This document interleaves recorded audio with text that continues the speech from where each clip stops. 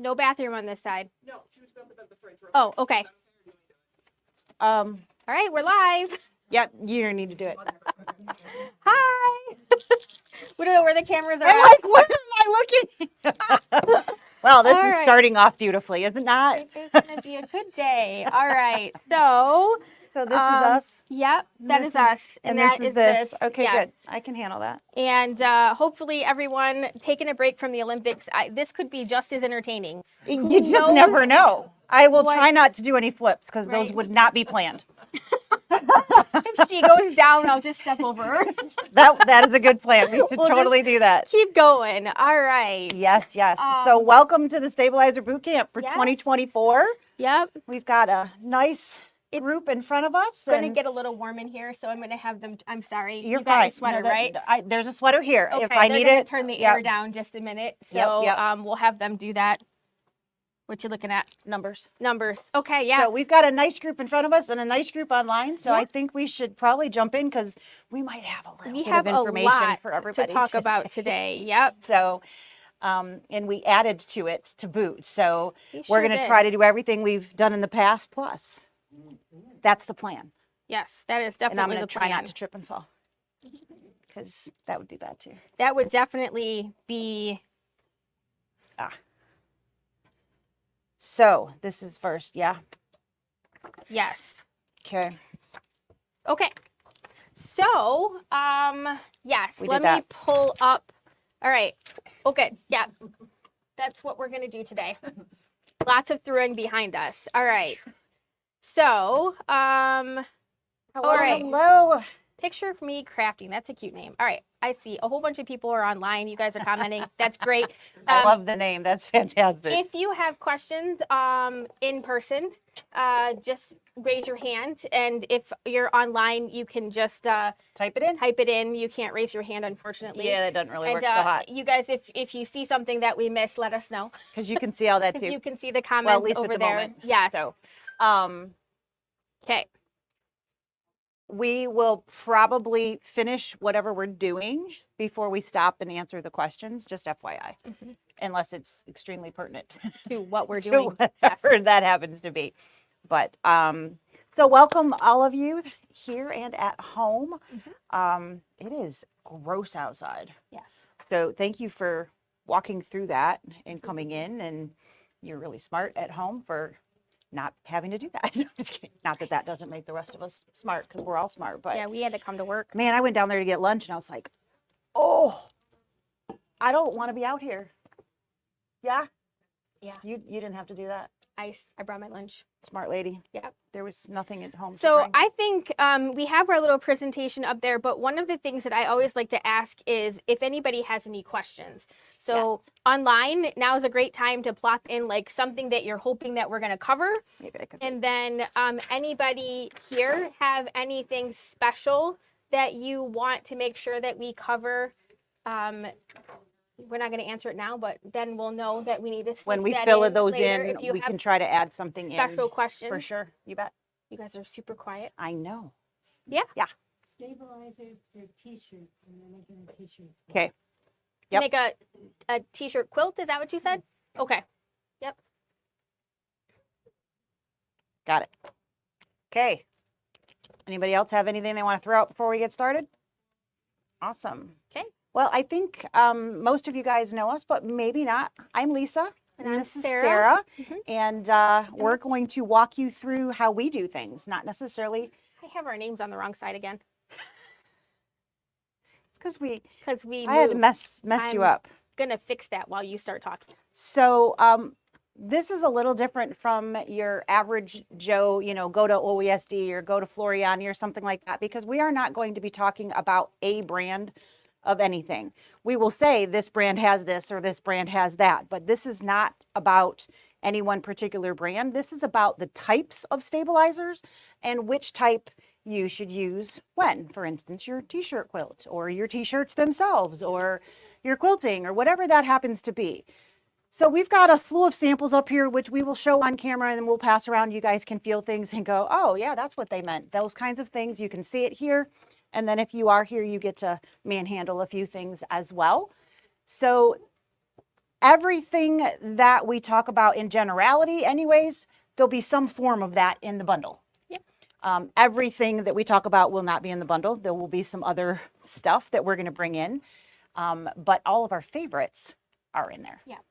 And I think our favorites change. They do, you know, because I mean, you don't do the same thing every day when you sit down in front of your machine. Right. You know, we go through fads and I'm into this right now and I'm into that over there. And then Yeah. I'm really tired of doing that. And now I want to do something else or something Yep. like that too. So for sure. Absolutely. And I think sometimes we forget to do this. We should probably introduce ourselves. I just did that. Did you? I wasn't paying attention. Yeah, because that's when you realize When I got the names right? Yeah. Okay. So I'm Lisa. and I'm And Sarah. this is Sarah. And they're on the right side now. So All right.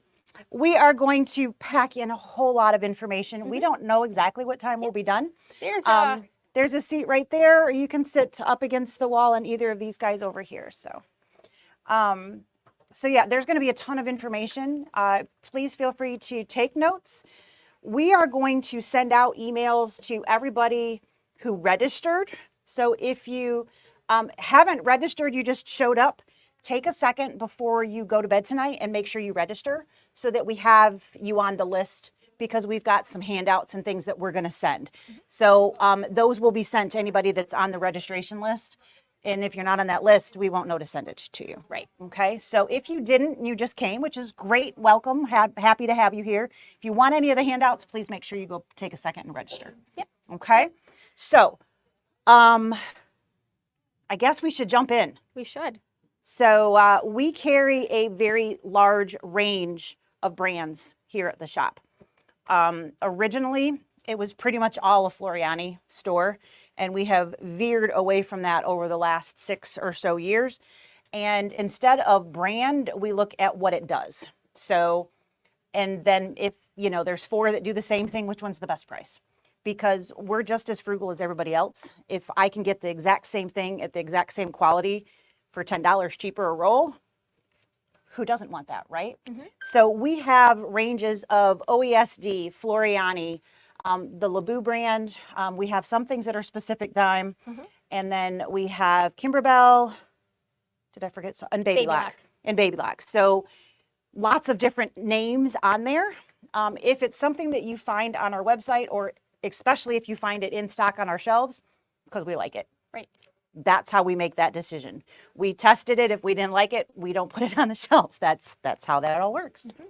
Yep. So sometimes there is something unique about a different brand. You know, every stabilizer manufacturer out there usually has one thing that theirs is their wow feature, and it's really different than someone else's. So a lot of times, you know, no-show mesh is pretty similar across the board. There are some that are nylon, there are some that are poly, you know, some a little bit different weight. Yeah. But big picture, they're going to all respond in the hoop the same. Yeah. One of the big differences that you get from one brand to the next is how much one might shrink when it's washed. So we don't always think of that when we're putting something in our hoop, is what's it going to be like later? Because if it's not shrinking or moving now, our brain's telling us that it'll be fine later too. So there are some things that will shrink afterwards. And that is where we have a favorite, because it shrinks the least amount. So that is our favorite no-show mesh. So that's how we get our favorites. There's a method to the madness for sure. Definitely a lot of madness, but there is a method to it at least. Yep. So, and there are some great questions coming in. Don't worry, we are going to come back and answer those. So we're just going to kind of keep going, but we will be going back and answering those as they sort of pertain to where we are at. Did we miss anything on here? I do not think so. Okay. So this year's bundle includes a variety of different things. Some things that we've never put in our bundle. And we did hear, we had a couple people tell us not to put in Badge Master, but it is one of our favorites, so it's in there again. Sorry. But it's a small amount. Find a friend, sell it. No, I'm just kidding. Don't do that. Use it. Use it. That's right. If you still have some, you're not using it enough. You're not doing You're enough not lace. doing enough lace. So we do have a variety of things in there, including some of our favorite tools. A lot of times we talk about the stabilizers that we use, and that's great. But then you get to stitching and you realize that there are some really things that you kind of need depending on the types of things. So we've included some of our favorite notions that we use a lot when we are at our embroidery machine. So that's part of what we're giving you this year as well. And there's a few things that aren't considered stabilizers that are basics, and we've got those in there as well. Exactly. So a pretty big variety for everyone to. What button does it want me to push? There are a lot of you guys who have already went ahead and pre-purchased the bundle. We've a nice selection of you, so thank you, of course, for all of your purchases. Those bundles, just to nip that question in the bud, will probably be all ready for pickup, delivery, whatever, that probably Monday, maybe Tuesday, depending on how crazy everything gets over the next couple of days. Yep. There are at least one, I think, maybe two things that aren't even being delivered until tomorrow. So it is much smarter on our end to have complete bundles going out the door instead of, well, I owe you that and I owe you something else. What was it that I owe? So we're going to complete everything and then ship and deliver complete. Yep. So if we sell past what we purchased bundles for, we will make sure that people know when we hit that number if there's going to be a longer wait, because then we would, of course, have to order the items again. Yes. So, yeah. But just FYI, that is what we're looking at is probably about Monday when all of that will be ready. Absolutely. Okay. All right. So did you want to read that, or did you want? We're going to come back to it later. We're going to come back to that and talk about it. I know, right? I'm throwing them on the floor. Right. Is that the same? She's not throwing them on the floor. I think I have 2 pages that are the same.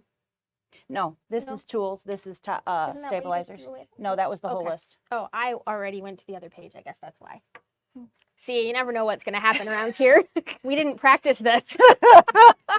All right. So some of the things that are in our bundle this year are going to be no-show, fusible, heavyweight tearaway, sticky tearaway, badge master, aqua mesh, fuse and fix, fusible fleece, soft web, Quilter's Dream batting, my favorite batting, Easy T fusible interfacing, which is our favorite woven interfacing, and we'll talk a lot about that. We will. Over the course of this. Some Aqua Mesh Plus, which is a sticky wash away.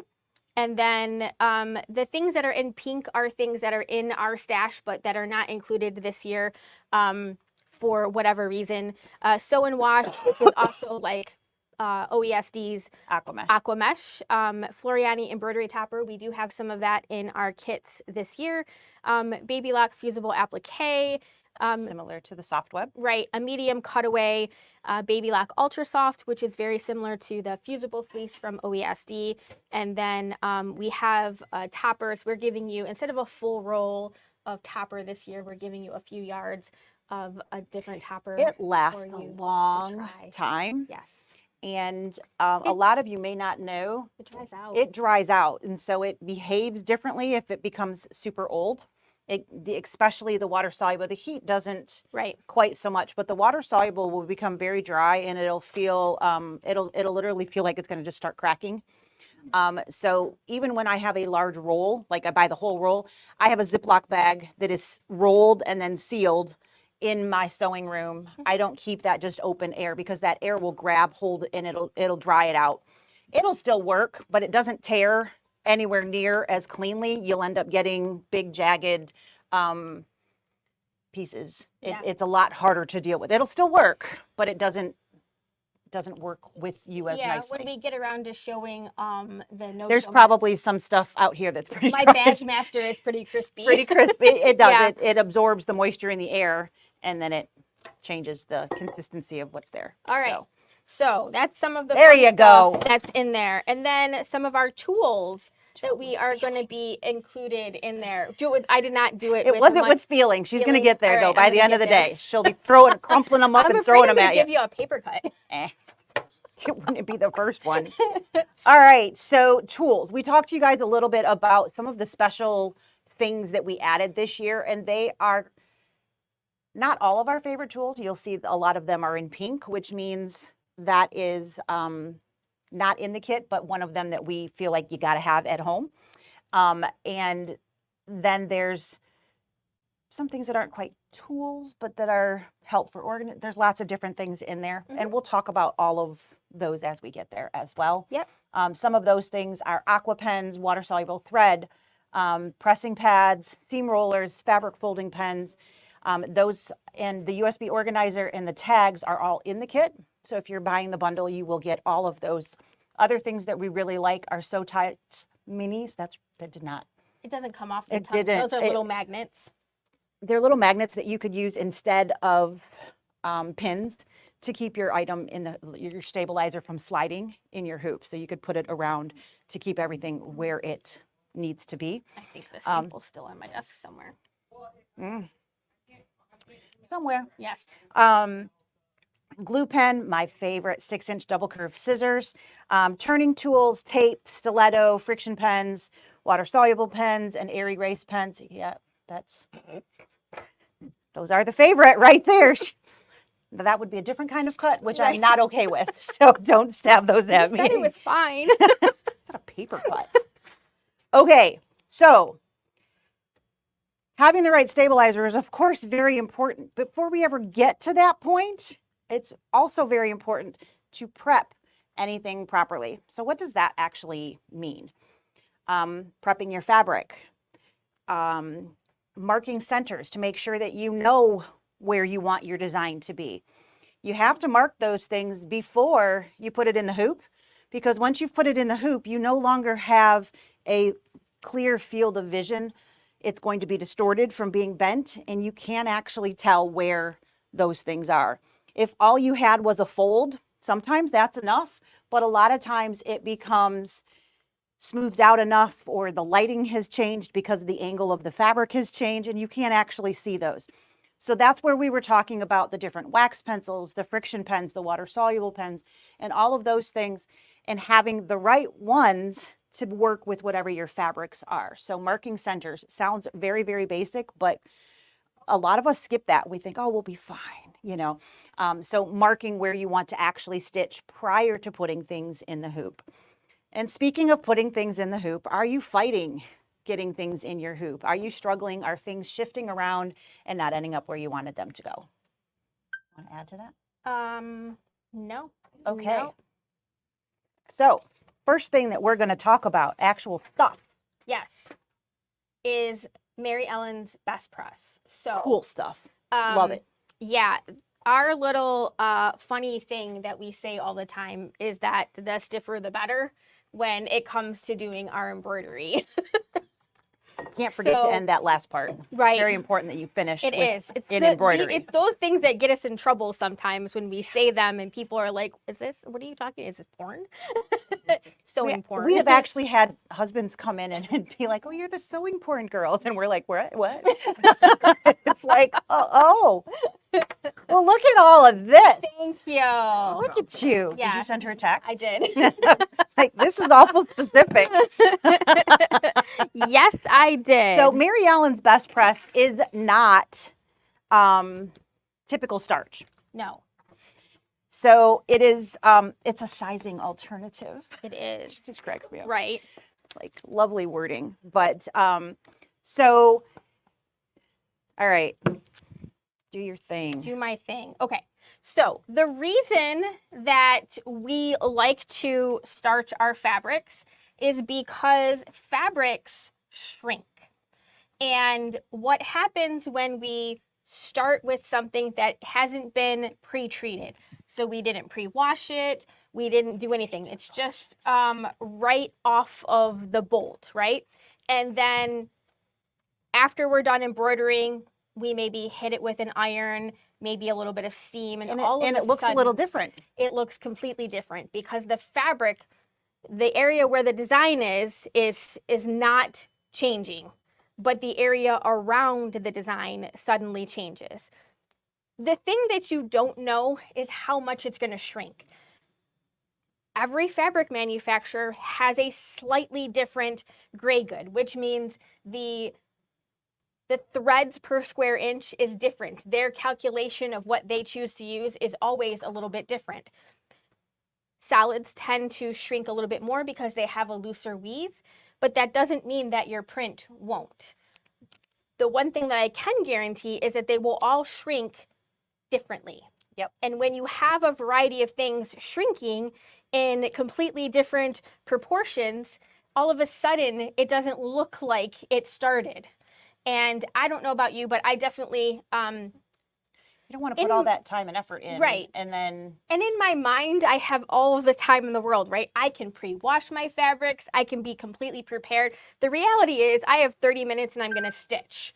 Nothing's prepared. Let's just go for it and see what happens. But I can do this because everybody can do this. You know, I mean, when you first get started, you don't realize that that's going to happen. You Right. stitch and it looks perfect in the hoop. You pop it out of the hoop, it still looks okay. Mm-hmm. And then you wash it the first time and you pull it out of the dryer and you're like, what just happened? Yeah. And it's not your fault. No, it's not. I mean, big picture, it's not your fault. I suppose something could have been your fault somewhere, but big picture, it really has to do with that prep. Yes. So let's spray the crap out of that piece. So we don't know, we didn't do this before, Nope. so we don't know what's going to This shrink. will and probably what's be the not. piece that doesn't. So Or maybe we already pre-shrunk it. Right. No. This is a 5-inch square, so we're just going to hit it with a little bit of water and we're going to see what happens. And it's not moving much. So we got not a lot of movement, just a teeny tiny bit up here. It's starting to shrink in just a little bit. So again, we don't really know what's going to happen. And a lot of this is it shrinks differently in the different directions. So you're not going to get, for instance, a 1/4 inch off every side. That's not how it works. So you can't plan how this is going to happen. Right. So this one Unfortunately. is That'd be too easy, right? about 10 inches by about 5 inches. Oh, that one's moving in. Oh, yeah, it is. Yeah, you can see that one's moving in a lot. You know how you used to do your shrink with your straw wrapper and you'd squish it all up and then you'd get it wet and it would expand? Well, this does the opposite. It shrinks in.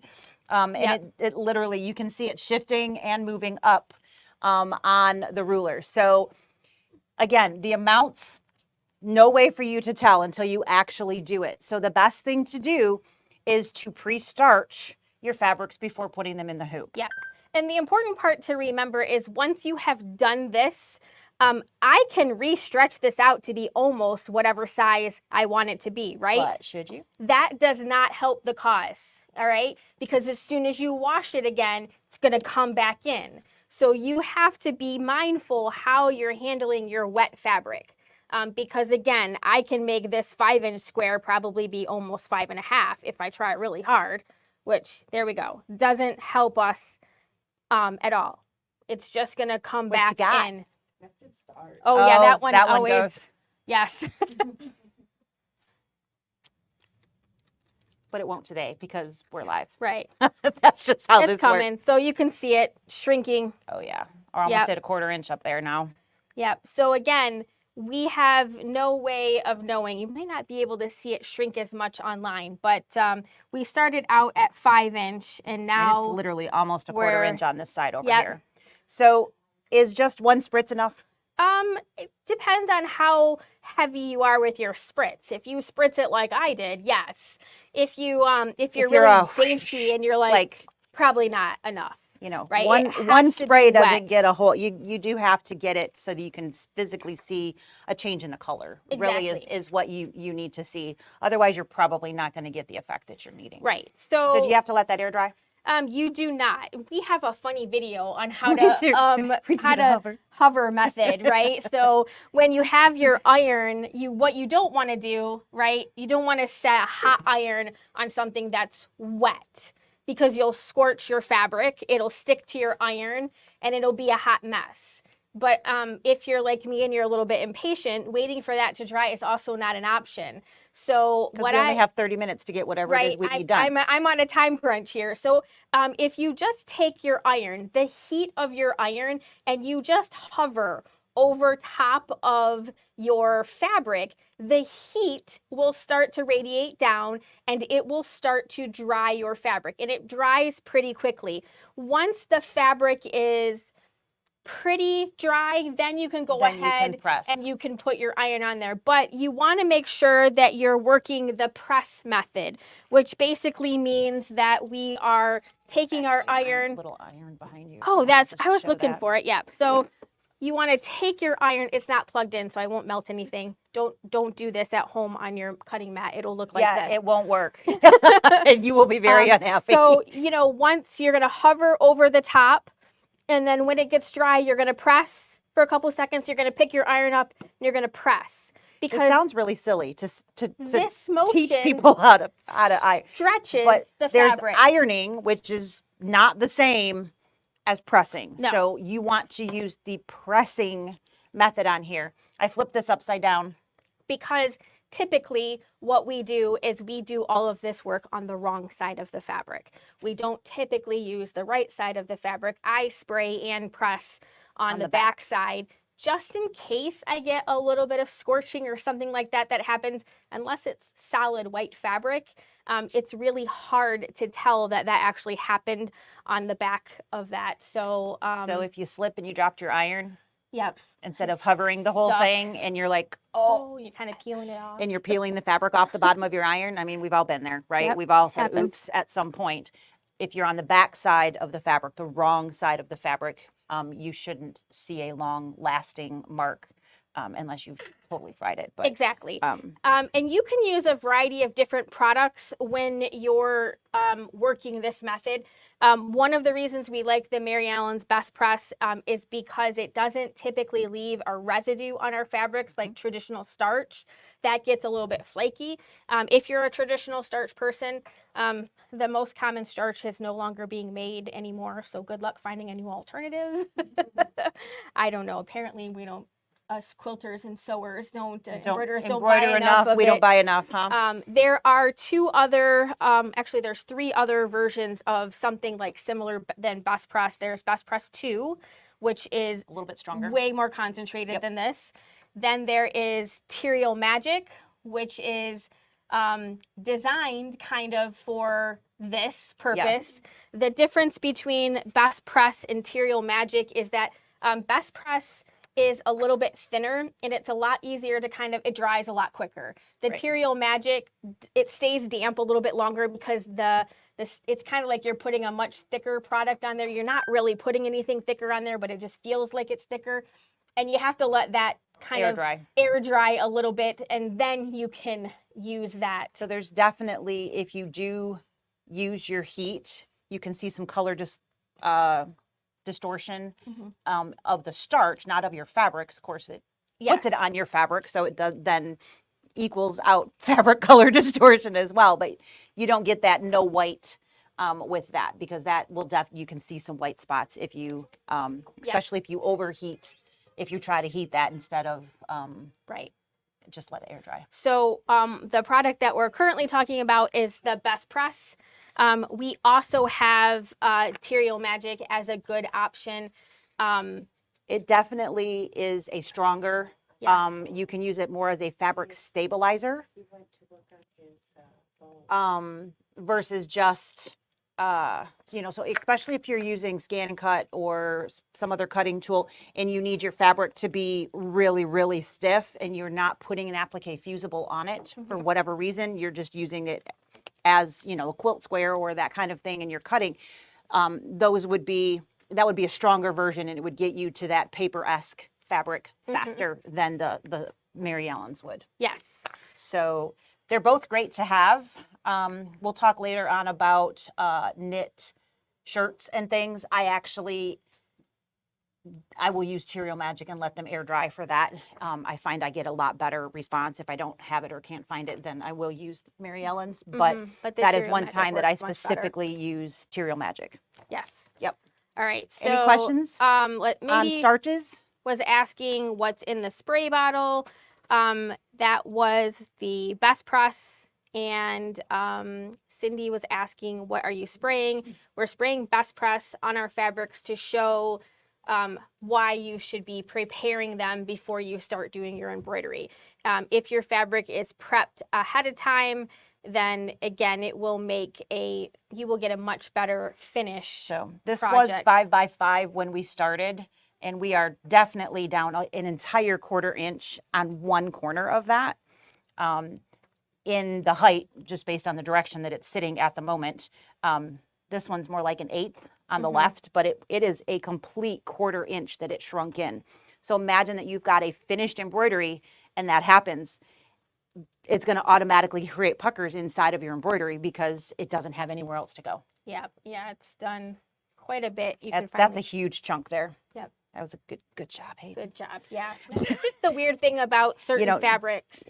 They all respond a little different. And sure. There's no real rhyme or reason from it. You can have 7 fabrics from Kimberbell and not have the same result on any of them. True but statement. For whatever reason, that Connected Stars one, it always, whatever they do to that particular one, it always shrinks up a lot. It definitely always shrinks up a lot. So. All right. So starch alternative and how important it is. Yes. Any other questions in-house? Anybody? Cool. So that starch stops it from shrinking. Is that what you said? It pre-shrinks. It pre-shrinks it. So it's as you saw that 1/4 inch change, it's not going to prevent it. It's going to prevent it from shrinking later because you will have pre-shrunk it before you stitched on it. Okay. So if you're cutting a kit, we said Kimberbell earlier, so let's just Kimberbell, and it has this whole entire cutting guide, and you get a kit that has, fat 1/8 and fat 1/4 and yada, yada. Do not cut all of your pieces and then starch. You need to starch all of the pieces of the kit and then cut them to size because you will not end up with the size that you started with if you do it in the wrong order. Correct. So take your pieces right out of your kit, whatever it is, whether it's Kimberbell or somebody else, doesn't matter.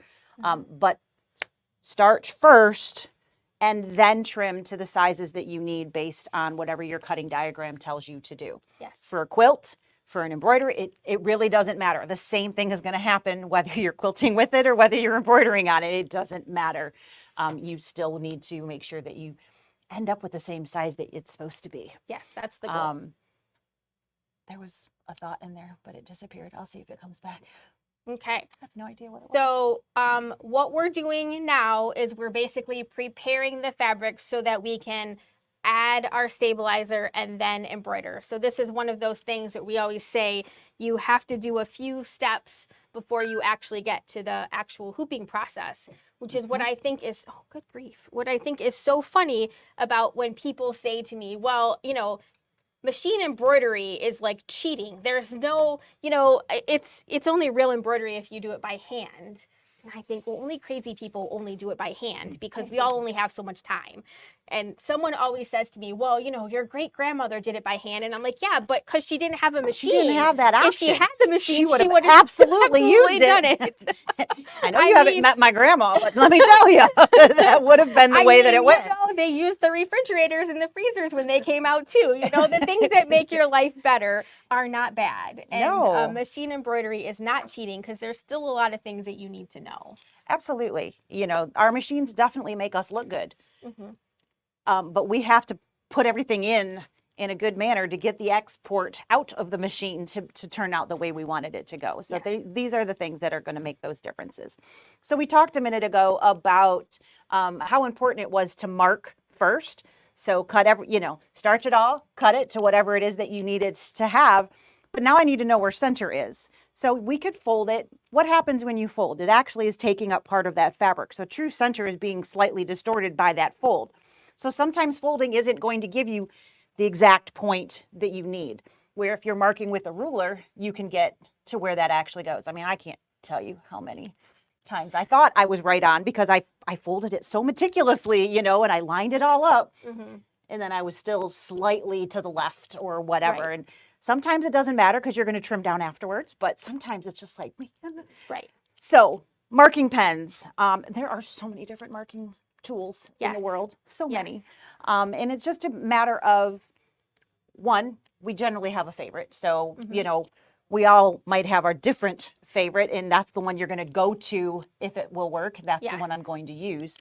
But there are water soluble, there's the friction, there's chalk, there's wax, there's so many different things that are out there. So wash away, heat away. dust away.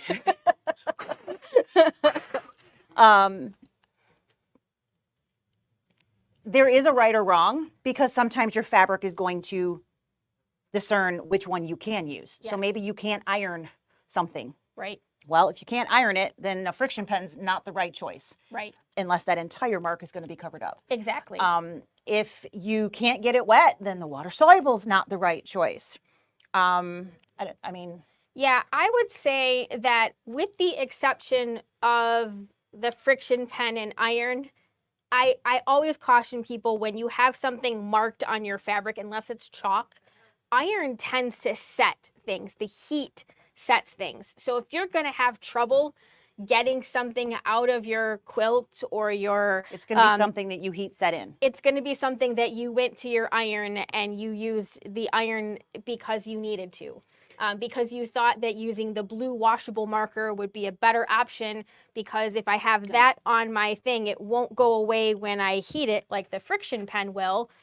But now we've set it into the material and we can't get it back out. Anybody here have a permanent blue mark on something because they used a water soluble pen and hit it with heat and then it can't rinse out to save your life? Yeah, We do have a tip for that. we do. We actually talked about it some Wednesday. We had yeah. a really good time Yeah. erasing set-in lines and things. Yep.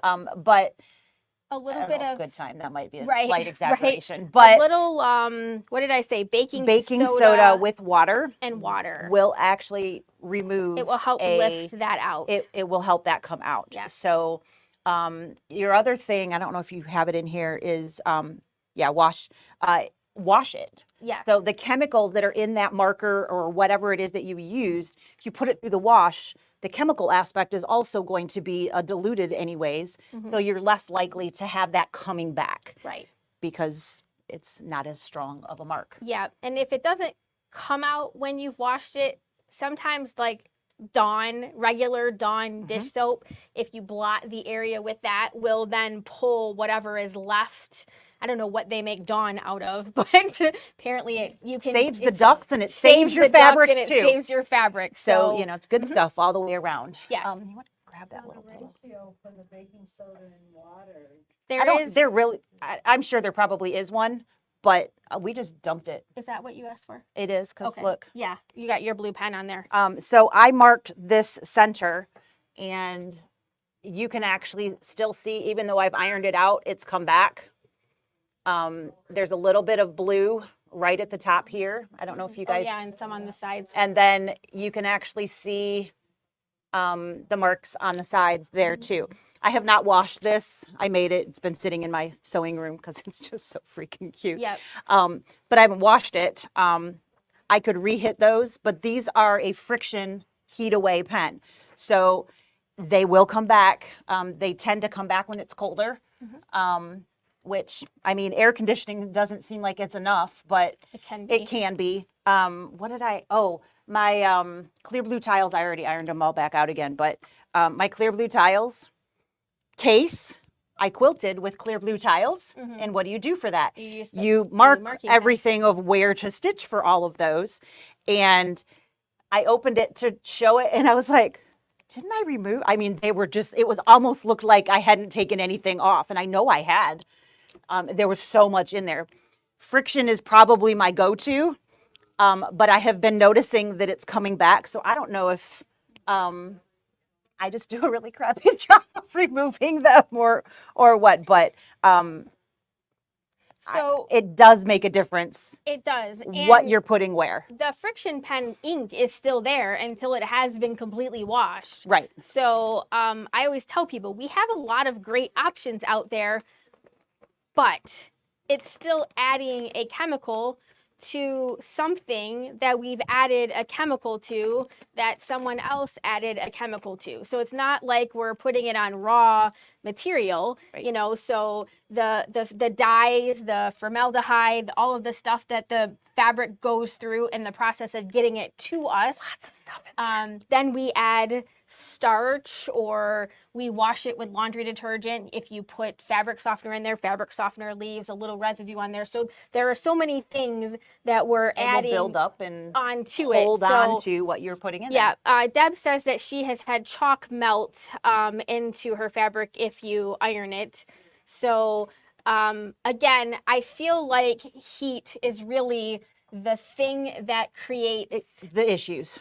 Most of the issues that we're having. So if you are marking something and you need to use a lot of heat, you're definitely going to want to try your marking pen on a scrap of fabric first. So, you know, you cut your project out and you've got some scraps. Yep. Try whatever you're going to use on that to see how it relates.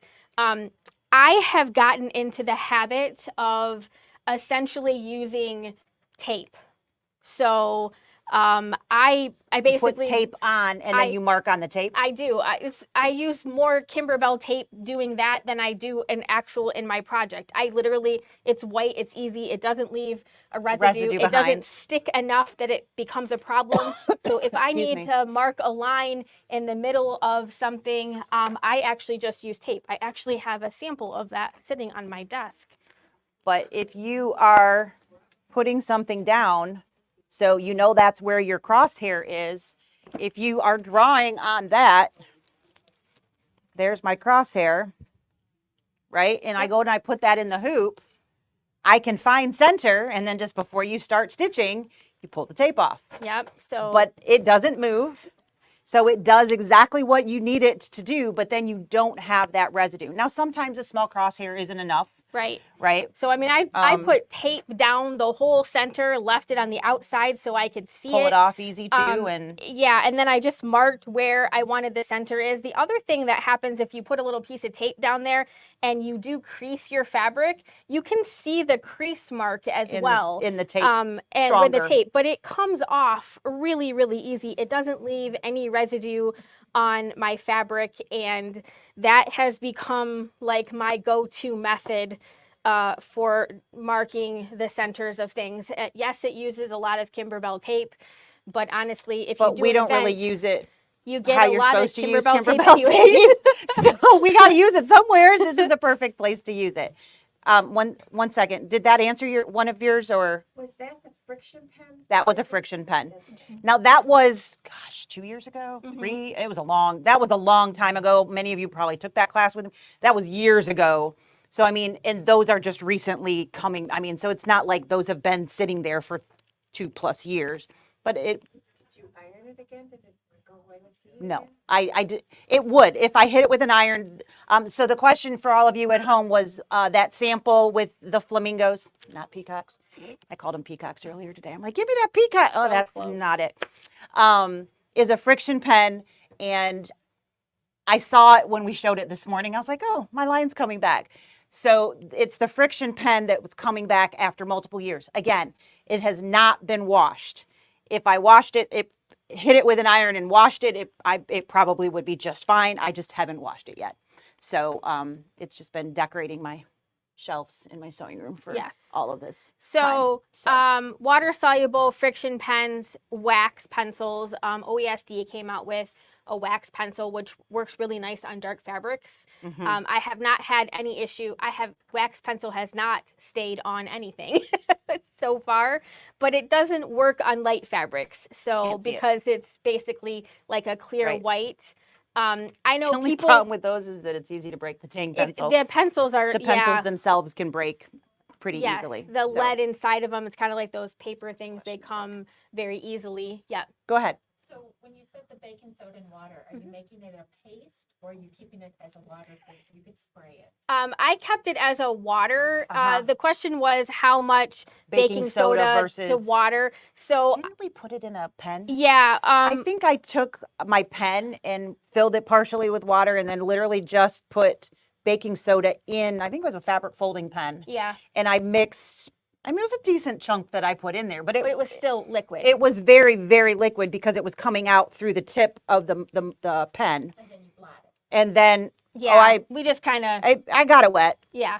It definitely, and then it completely, so we literally pressed a whole bunch of water soluble markings. And treated versus untreated and the difference of how easily they came out Yeah. after they'd been pressed. I So, know. I've seen people online that are like, you have to make a paste. I mean, I've never had one be that stubborn where just a little bit of the baking soda. I mean, like, I think I made mine in a glass. So I put like 8 ounces of water and like a teaspoon of baking soda in there and mixed it up. And I figured I'll just start with that, and but, see. like a paintbrush or, Yeah. anything like that, if you're absolutely be fine. Yeah. Yeah. I just dabbed mine with like a Q-tip or cotton ball whatever. or something Yep. silly. Yes. Yep. It doesn't need to be complicated. No. I'm sure your brains are all making it way more involved and complicated than Yeah. it actually needs to be. It was, Yeah. I literally just dumped it in a container and no measurement at Shake it all. up a little. I used a knife because the pen is only about, I don't know, half an inch opening. Mhm. So I used a knife and I was, Yeah. so, were until I was like, drug okay, dealers back there. now I did. What's that There was white white powder powder on all the over the counter? counter because of course I missed and I was like, wow, it does not look safe in there right now. It looks like something is happening in the bathroom. It is not supposed to be happening in the bathroom, but yeah, Oh, it just irons away. irons Yeah. away. Yeah. She said, how do you remove the wax pencil It and just then irons press away. out. Yeah. Yep. It just kind of goes away. I didn't put on here, but people have also been like on darker fabrics, people use soap. So you can actually kind of like sharpen the edge of a piece of soap and that will leave a mark on dark fabric as well. That will come off. Again, I feel like you either have a lot of good choices for light fabric or a lot of good choices for dark fabric, but they the same don't. things don't work They for both. definitely do not work back and forth. So I have a sample of a chalk pen that did not come out over here. So while she's digging for that, some other alternate options. Are we still on?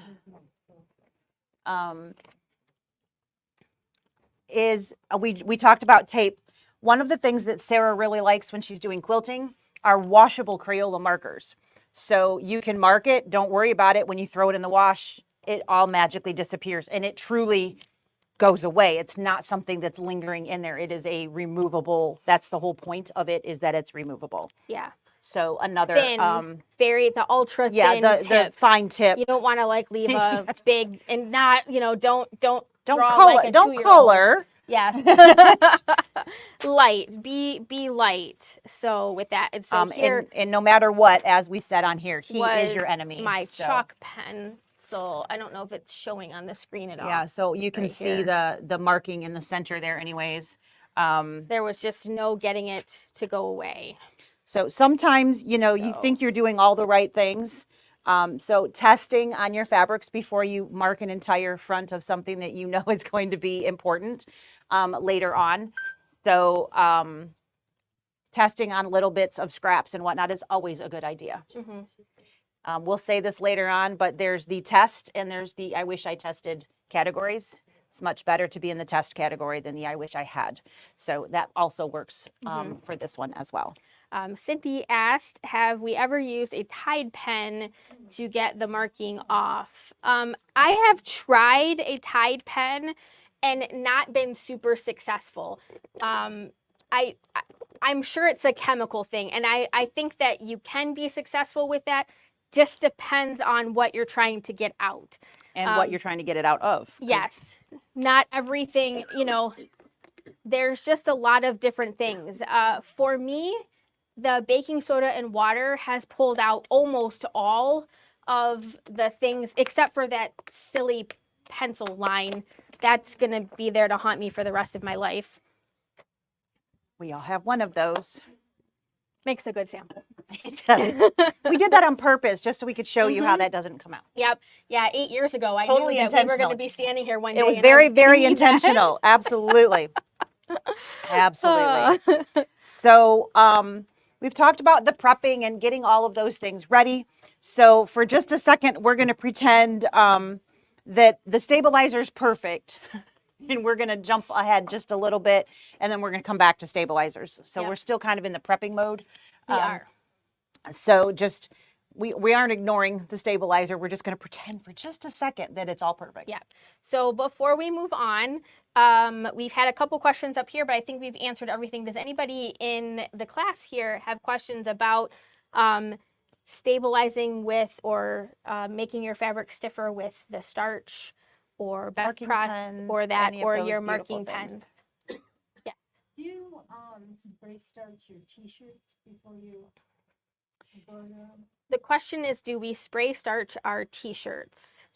So it depends on the fabric of the t-shirt. So, you know, there's the whole pre-wash versus don't pre-wash if you're actually stitching on clothing. So that would depend on what the fabric is. You know, is it 100% cotton and it's probably going to shrink? Then you need to do, it's the same concept, you know, where polys aren't going to shrink the same. If it's 100% cotton t-shirt, it's probably going to shrink. And so if you want to just pre-shrink the area that you're going to stitch, this would be an easy way to do it by using your starch and that kind of thing. Your other option is literally washing everything first, because then it would shrink in the wash and then it would be fine to stitch on. So do you want to add anything to that? There are some. I'm a big proponent of pre-washing your clothes. Pre-washing your clothes before you that. stitch. I have definitely been known to have something. I'm like, I'd really like to put something on this, and I've already worn it like 10 times. So it's covered that, you know, and then I can just put my stabilizer on and stitch. So, you know, if it's brand new versus, you know, if you're making it for someone, taking the tags off and wash, then it feels kind of, sometimes it can feel kind of weird. And in that instance, you could certainly use starch and steam or whatnot to shrink, for sure. Yep. Did that answer the question? Okay. All And right. we'll talk, we are going to talk about stabilizing clothes, and we'll talk more in depth about the different individual ways. types of Yes. things. There's one type of fabric that I starch no matter what, just because it's a pain in the rump to stitch on. So it just gives me a little bit better surface to stitch. So you have already been through our boot camp, and you already know all the proper stabilizer to use. And you're getting ready to put it in your hoop. What's that? Did we lose our grid? There was a grid. Did we over have here. a grid over here? We did. It was right there for a really long time. You know what? It got moved from our stabilizer thing with OESD.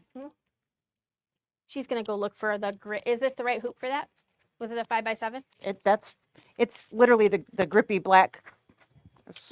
Oh, the grippy grid. Yep. I know what you're talking about now. I thought you were talking about inside the hoop. Literally Like, stuck to this to the table. Yes. All right. So we are going to talk about how to proper hoop, because no matter how well we stabilize our fabric, we can do everything right. I have seen people, this is the time when you're really going to muck it up, right? Do you want a 5x7? Do you want a grid? If we have one, it'd be great.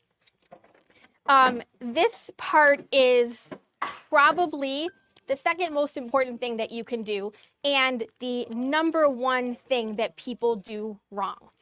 And when you show me your project and I say to you, did you pull on your fabric? I know you already did, because I can tell that that's the problem that you're having, but you're going to say no.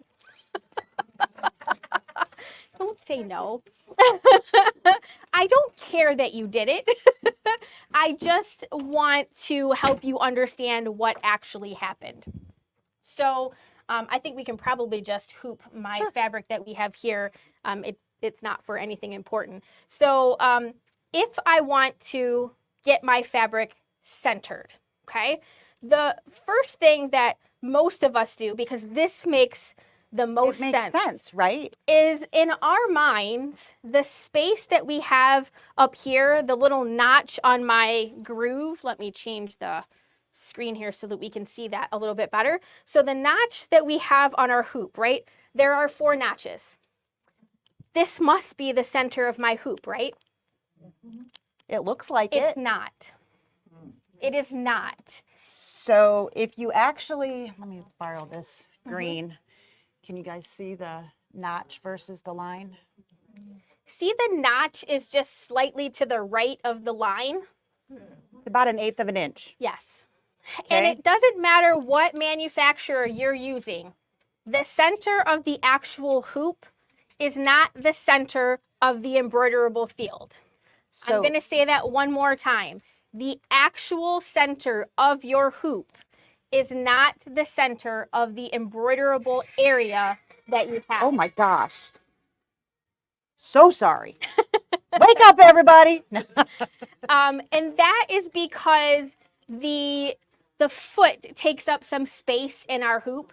Could the manufacturers adjust this? Probably, but it's always been like this. I assume it will always be like this. Agreed. So the center of our hoop, this will be kind of hard to see. So I'm going to lay the Piece of paper. hoop Or? here That's not on gonna the matter. center, okay? And then I'm gonna put the hoop grid. So not everybody's make and model machine comes with hoop grids anymore.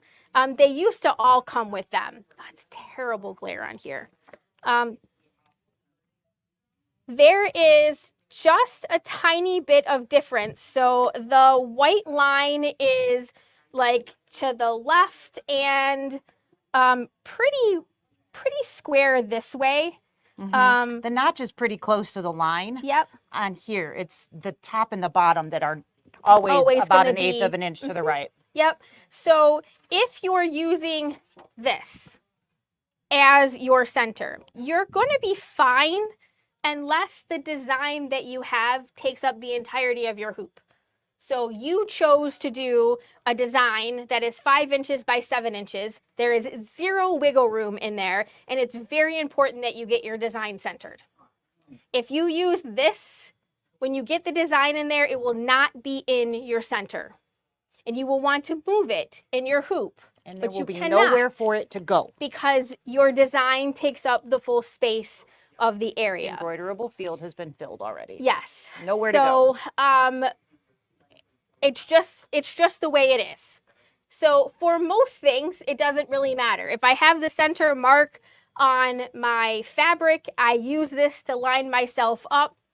When I go to put the design in, I'm going to check the center anyways. I just nudge it to the left a little bit. You'll be fine. Good to go. It's only a problem if the design takes up the entirety of your hoop, okay?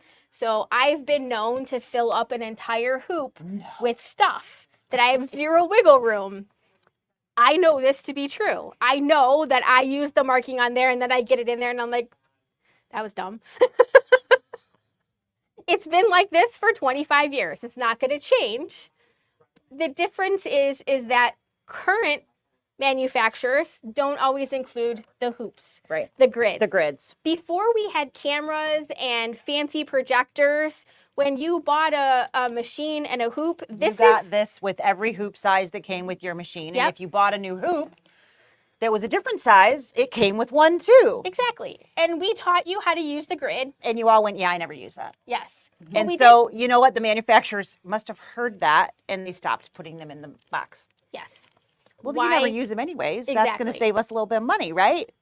So There you if go. you have a hoop that didn't include it, you can purchase the grids. They are Stupid. in priced. price. Yes, they They're- are it's dumb. ridiculously overpriced for a plastic piece, but it is the only real way that you would get something that is true to the actual center of your Right. hoop. If you aren't 100% filling your hoop and you've made the mark of where center is, it doesn't really matter. You can use the markings of the hoop to get it within an eighth of an inch of center and then just shift it to whatever your crosshair is that you marked and boom, you're still centered. Right. So it only matters if you're constantly doing things that are filling that hoop and you don't have any room to move it Yep. and you need to know where to go off the get. All right. So Yep. most of us don't have to use them because we can get pretty close. And then, you know, Right. on that pillow that I showed on here and then passed around, that we talked about a multi-hooping for that, which is why there were so many marks that were on there because that class was a multi-hooping option. Of course, I didn't multi-hoop it, but that's beside the point. So there was lines that I drew from one side to the other, and I used those lines to make sure that I was straight. So I was lining up, I drew it far enough that it filled my hoop so I had something to go with. Mhm. So sometimes it matters and sometimes it doesn't, but we Right. do have the ability to make lines and get pretty dang close and then make that minor adjustment if you need it. Yes. So you're using this grid and you're trying to find the center because that grid's showing you the center. Do you put it in and then put that grid in and then redo it all the time? Can I see your? Yep. So the question is, how do you use the grid? So we're going to talk about how you use the grid. So I'm just gonna, since the tape is a little hard to see on camera, okay. I'm gonna draw. I'm gonna put another piece of tape on there and make it even more. All right, so you guys should be able to see that crosshair, and I haven't screwed up what she's doing. It's not for anything. It's totally This isn't for your block of the month? it's already done. Oh, No, we okay. already did it. So All we right. can draw on it as much as It we wouldn't want. matter, but that's okay.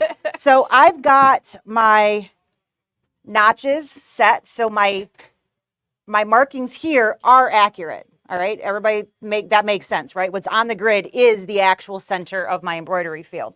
So I'm going to put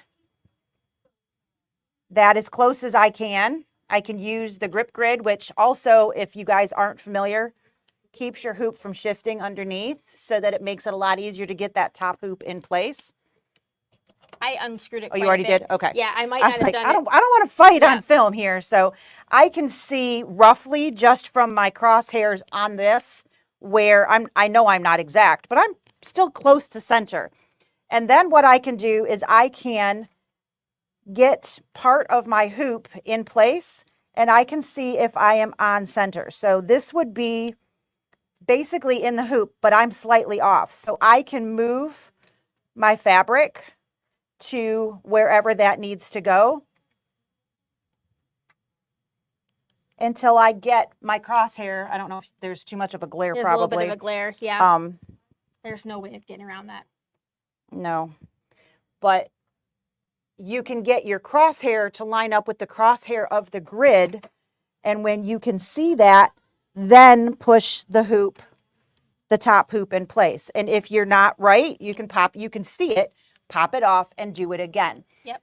So it's literally that straightforward. If I knew I had room to move, I'm close enough to center, I can shift that design. If I don't have any room, then I know I have to rehoop and make sure that I'm right where I want to be.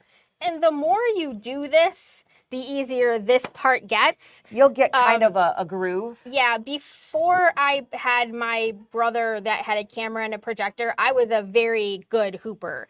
I could, and Lisa and I do this slightly different. So I generally will hold one side or the other, and I'm right-handed, so I like to move my fabric generally, unless Yes. I'm way over here and then I need to switch sides. Right. But I will line it up and then go, okay, I need to go a little bit to the right, and I will hold the hoop in place so it's not going a huge amount and give it just a little pull so I get, and I can do the same thing in holding the opposite end and shift it up just a little bit, but it will prevent a large jump and then you're like, oh crap, now I got to start over. Yep. So that's what I do. Yep. And then what I usually do is I move this off to the side just a little bit and I line it up like this. And then I grab everything so that I'm very much lined up in here. Then I grab this, and then I love this mat. I slide it into the top of my hoop and then I push down. And that is typically what I do. You're going to be pretty close. Only having a little bit of wiggle, if any. Right. And again, the more you do it, the easier this becomes. You'll get your own groove. I'm a sloppy hooper now because I don't have to be a good hooper. It's not necessary because I have all of those tools, you know, that I don't necessarily need this. But if you have a machine that doesn't have a projector and it doesn't have a camera on it, then you might need to know these things. But this is part of how you would do that. You use these grids to get yourself more accurate. And this grid, which is called the Grippy Grid, Right. and Dime also makes one that's just called their Hoop Mat. Theirs is blue, so maybe you have a color preference. They both do the same thing, and I don't know that one works any real differently than the other. They're pretty much the same amount of grip. Yep. It keeps everything from shifting underneath. Yeah. I mean, especially when you get to a bigger hoop, it gets harder and harder to keep things from shifting as you're popping in that 5x7's not so bad. You can get kind of your whole hand spread and you can keep that in there. I mean, I don't know It's about like you. yoga. I have actually laid on the table, you know, and held it with one arm while I'm trying. I mean, Yeah. the we've bigger all the been hoop. there where you're like, what am I doing? Right. I'm glad there's no one I hope filming nobody this. saw me do that kind of thing, you know. And you're literally laying on it trying to keep everything in place. But the grids definitely make a difference if you need to be exact. And this grid is a huge, huge helper from keeping things from shifting underneath. Yep. We did include that in last year's bundle, so some of you may already own one of those. If not, it is definitely worth investing in at some Exactly. point, for sure. And the one thing that I would like to point out, Lisa's method, if you're working with clothes, you're going to want to do her method. And that's basically the thing that's different, is that she What does we're doing. a lot of garments and I do a lot of quilts and flat things. And so you're not really doing this with a shirt. That doesn't really work because you need to be able to see what you're doing underneath it. So when we say we come at things from two different angles, it's because we really are coming at things from we two are, different yes, ways. where we both do. We do a ton of Kimberbell in the shop, but personally, we do a lot of different things on our own, and there isn't a better way to do a shirt or No, something that because is round. You can't put the hoop, your hoop has to be inside the shirt or whatever. So it's not the same. You're not starting in the same spot. You have different things that you're working with, which is how I develop my method, because that's what I generally work with. Yep. So but it does, what she said makes perfect sense. If you have the ability to do that, line it up first. I can remember very clearly when I first started coming to classes and stuff here, they would put adhesives on the back of the hoop, line it up with their grid, and then in theory, the hoop wasn't going to shift out of position on your fabric, that it would go into place. Well, that kind of worked. The adhesives weren't really sticky enough, in my opinion, to do that, but they were sticky enough to make a really big mess. So I never personally preferred that method, but that is a method that you might see out there somewhere. double-sided They make tape. a double-sided sticky tape that you could put on the back side of your hoop, and then with that you would, again, I personally don't prefer this, just to clarify that, but it is an out there thing. You would line that up and then press the tape into whatever it is that you're hooping, and then when you go here, the theory is that the hoop wouldn't move when you're putting it in. Exactly. And the other thing to point out is if you are using these, it does matter. It does. If you have There is a right and a left side. So if you do it this way, then the center is going to be shifted to the opposite side. So It doesn't work. Right, you'll still be off. So you do want to make sure read the ABC. ABC. Don't let that be backwards, because that means you're literally measuring everything backwards. Yes. And there are different, so if you have like an older style hoop, your template on the inside could be slightly different. Yeah. Depending on, so they're not all universal. So like This a is- 5x7 You template. can't just put in any 5x7 hoop. It does have to be the template for that particular Yes. field. Yes, Yep, exactly. for sure. But again, that ABC down there is what we're talking about. I don't know if you guys could see that with the glare at home. So that's what we're talking about. You want to make sure you can read that. Yep. All right. Does anybody have any questions about using a grid or about the center of their hoop? So long story short, center that looks like center isn't actually embroidery center. Yep. Unless you make it that way. And I promise that if you didn't know that, you are not alone. At least once a day, someone calls me and says, I have hooped this 12 times and I know can't get it I'm in the centered." center and it's not right. And I say to them, do you have a template? Some say yes, some say no. And I say to them, well, it's always going to be a little bit off. Put your template in and you'll know if it's off to the left or to the right. And they go, huh? Yes. But it's totally normal. But I don't want to do that. Exactly. So All we talked a lot about this mat. The only thing that is different between the OESD brand and the Dime brand, it's not really the size and it's not what it does. It really is only just these diagonal lines. So the OESD mat has 45-degree lines on the mat. I don't know what the circles are for, except for to make the diagonals look better. There's probably a reason.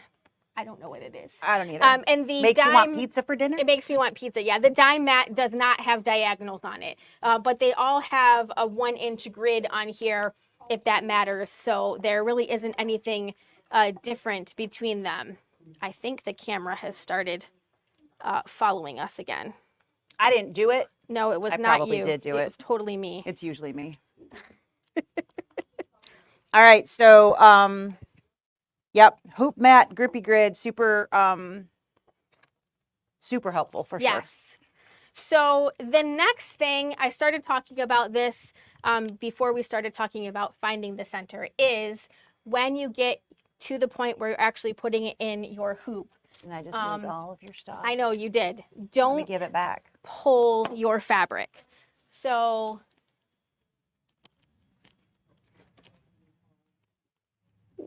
one of the things, Lisa, when she was like, I need to loosen the hoop. Well, I tightened it all the way, so you weren't going to get very far if I didn't. So we do something called pre-tensioning our hoop. And this is so that when I put my fabric in the hoop, You have some chance of actually getting the hoop to sink in. so, Not enough. well, and sometimes it needs to be super Super loose so that I loose. can be sloppy. It's going to be harder to be sloppy with this one because it's pretty thick. Yeah. So when you put your fabric in and you have a lot of play in it, right? It's not taut like you want it to be. The number one thing that we see people do is they take the edges of their fabric and they do this. Or they do even this. worse, they do this and They pull. And when you do that to your fabric, let me see if I can get the center to shift. So we've got a nice square line here. When I pull on the side, what happens is the fabric itself distorts. So we've pulled it off grain and we kind of get this little bowing thing that happens. It's going to happen on every single side that you do that. If you do it on the diagonal this corners. is quilted fabric, so everything's stuck together, so it's not moving very It's far. not moving But very if it much. was a t-shirt or just a loose piece of cotton in there, you guys all know what we're talking about. If you Right. pull on that to remove the bubble or the Right. wrinkle or whatever is in there, which all of us want to do, we look at it and we're like, oh, I got to get that out. Right. It needs to be, because I don't know where this came from. Like in the early 2000s, people Gotta be said drum it's tight. got to be like this, right? I got to hear this. And the only way to get that is to pull it taut. So what we started doing was we started telling people, well, make sure that your fabric is fused to your stabilizer.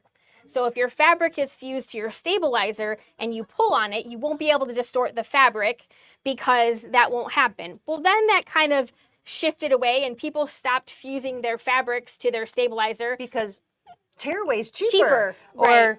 I'm just going to do this. Right.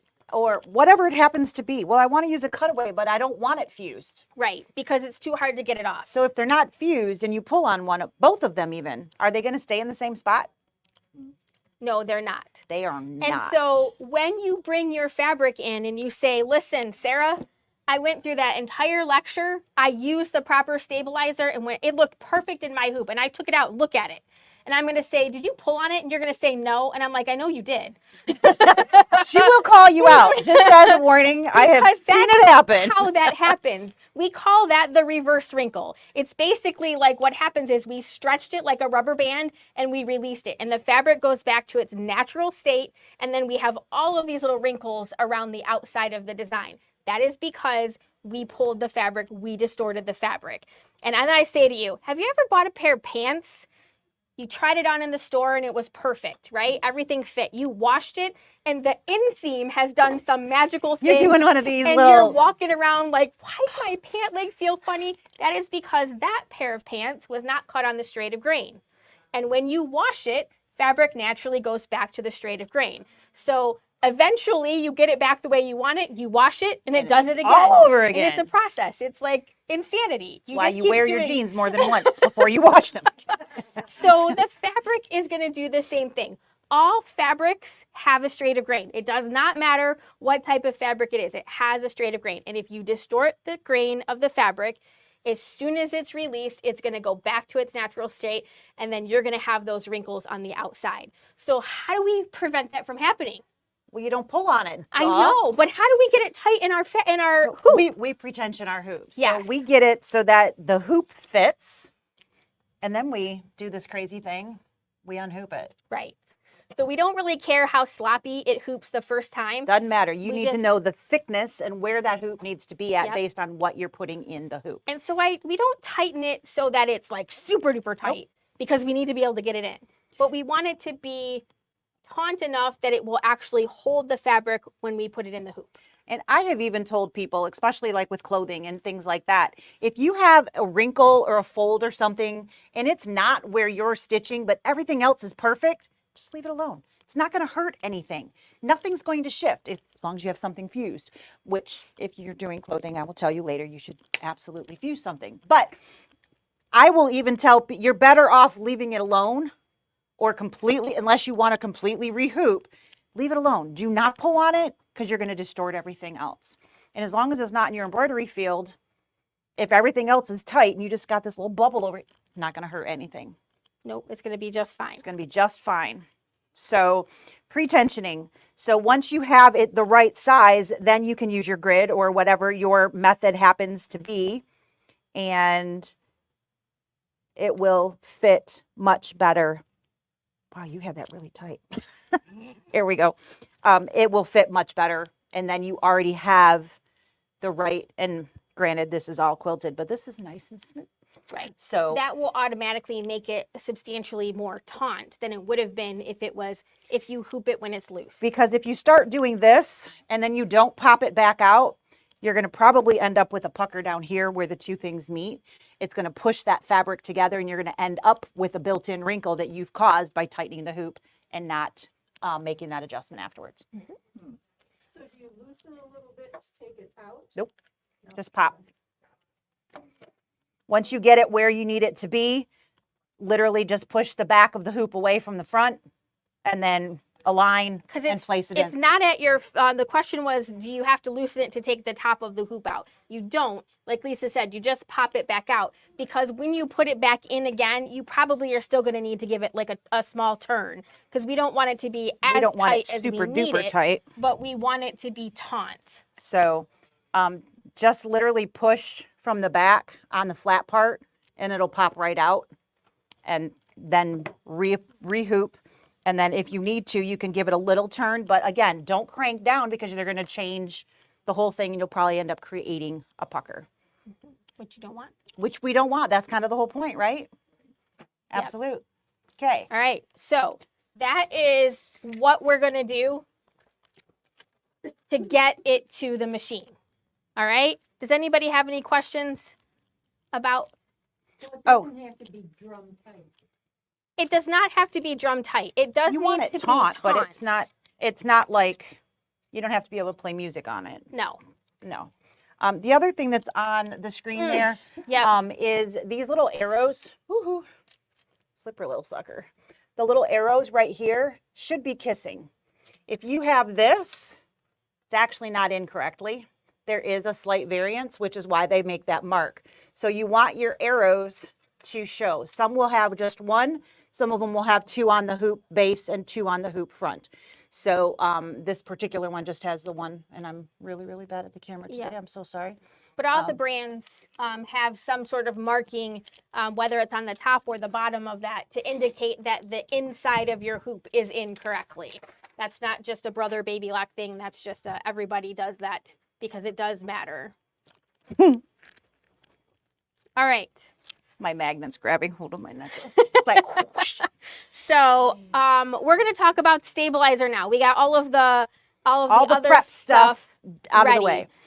Now this isn't the normal order. Here's your meat and potatoes. Yeah, you wouldn't normally do it in this order. You would do your stabilizer first, of course, but we wanted to make That's sure a lot bigger conversation. Yeah, we wanted to make sure we covered that stuff, because sometimes if we wait to the end, we feel rushed to do that, and this way we won't, because those are just as important. Very important. All right. So there are three main categories of stabilizers: cutaway, tear away, and wash away. You've got specialty things that are not those. And the reason that they don't fall in that is because they're not actually stabilizers. So if you're talking about a water-soluble topper, that is not a stabilizer, and it should never be used by itself. That's not how it was designed, and it will not give you what you need. You'll end up with a hot mess. So if it doesn't fall in one of those three, it's technically not a stabilizer. You're getting into another That's right. realm. Right, for sure. Do you need stabilizer? Like, what if I only have a small design in the center of my hoop? Does the stabilizer have to go everywhere? It should. Absolutely. That should is not even the right word. It has to. So if my design is 1 by 1, my smallest hoop size that I have is 4 by 4, my fabric of, not my fabric, the size, excuse me, of my stabilizer is not the size of my design. It is approximately an inch around the outside of my hoop. Now my embroidery field is 4 by 4. So does that mean my stabilizer is 5 by 5? No. No, because we all know there's field around that. So your hoops are, we get that phone call all the time. I've got my 4 by 7 or my whatever hoop. And you're like, you're what? There is no, well, yeah, I measured it. Yeah, that's not how that works. We get that all the time. And so then we're trying to figure out what hoop they're actually talking about and what Right. do you need? I was just going to say, if you have The your grid? yeah, did you put it away? The template on the inside is where Is the actual field. actual embroidery field that you have. So the area that is in this, The gridded area of that plastic is the actual field. yes, So that is the part that you can actually embroider. All of that other clear stuff that is outside of that grid, that's dead space. that's where your foot needs room to travel, Right. is really what that boils down to. So the stabilizer needs to be 1 inch larger than the bottom hoop. So for a 5 by 7, that is approximately 10 by 12 piece. Because that's how big the hoop And if is. it's smaller than that, it's not going to do its job right because it could shift because it's not being secured properly in the hoop. So, you know, we talked about doing clothes quite often. I get people all the time.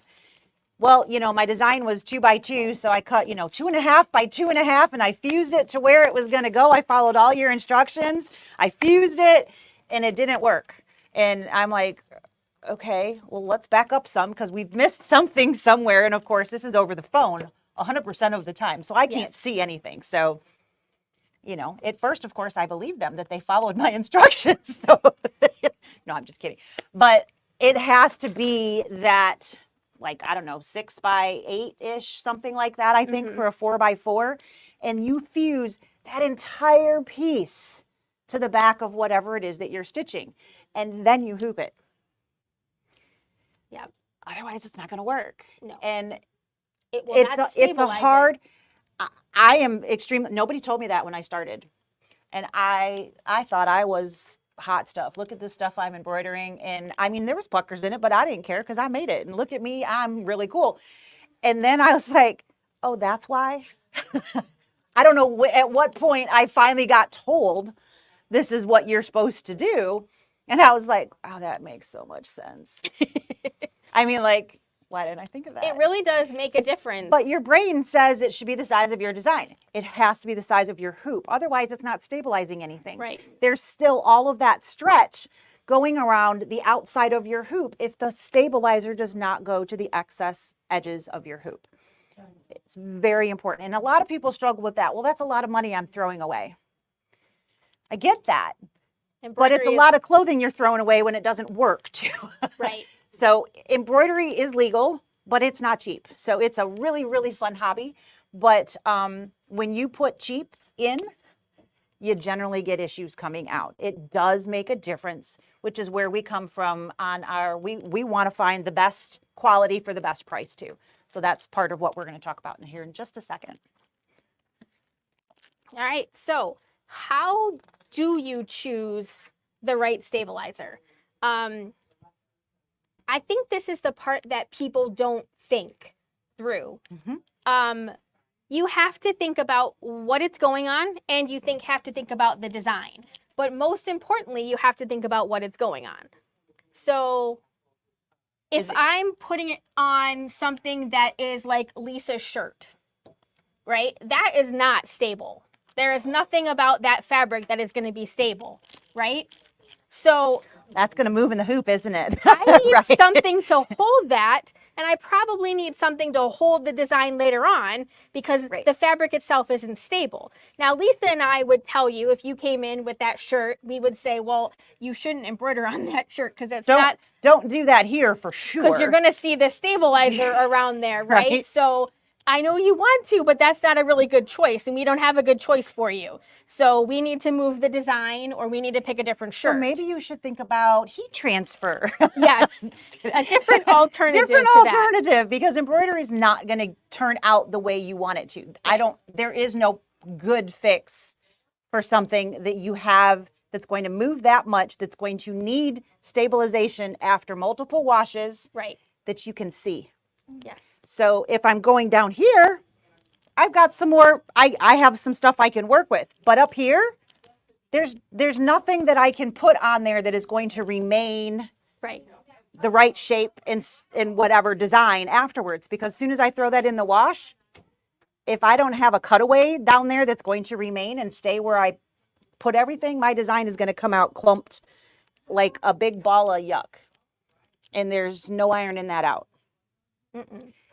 And let's be clear, the majority of the clothes that we can buy these days have some sort of stretch in them, which means none of the clothes are stable. That means they all need something that is going to stay with it. Clothing is almost always going to be some sort of cutaway. Even denim is going to be mostly cutaway. So this is, there's almost no stretch, which is extremely rare in buying any denim in this day. There's just almost nothing here. It is actually very, very stable.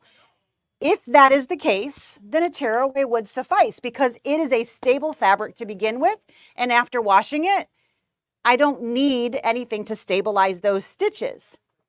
If, on the other hand, I have something that is drastically stretching, I mean, that is crazy stretch. This is denim.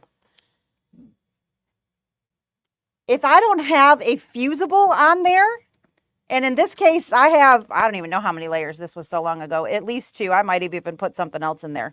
But there's 2 pieces of mesh that were turned at an angle to support even more. This has been washed, I don't even know how many times. I've had this for, I don't know, at least 10 years, somewhere in that range.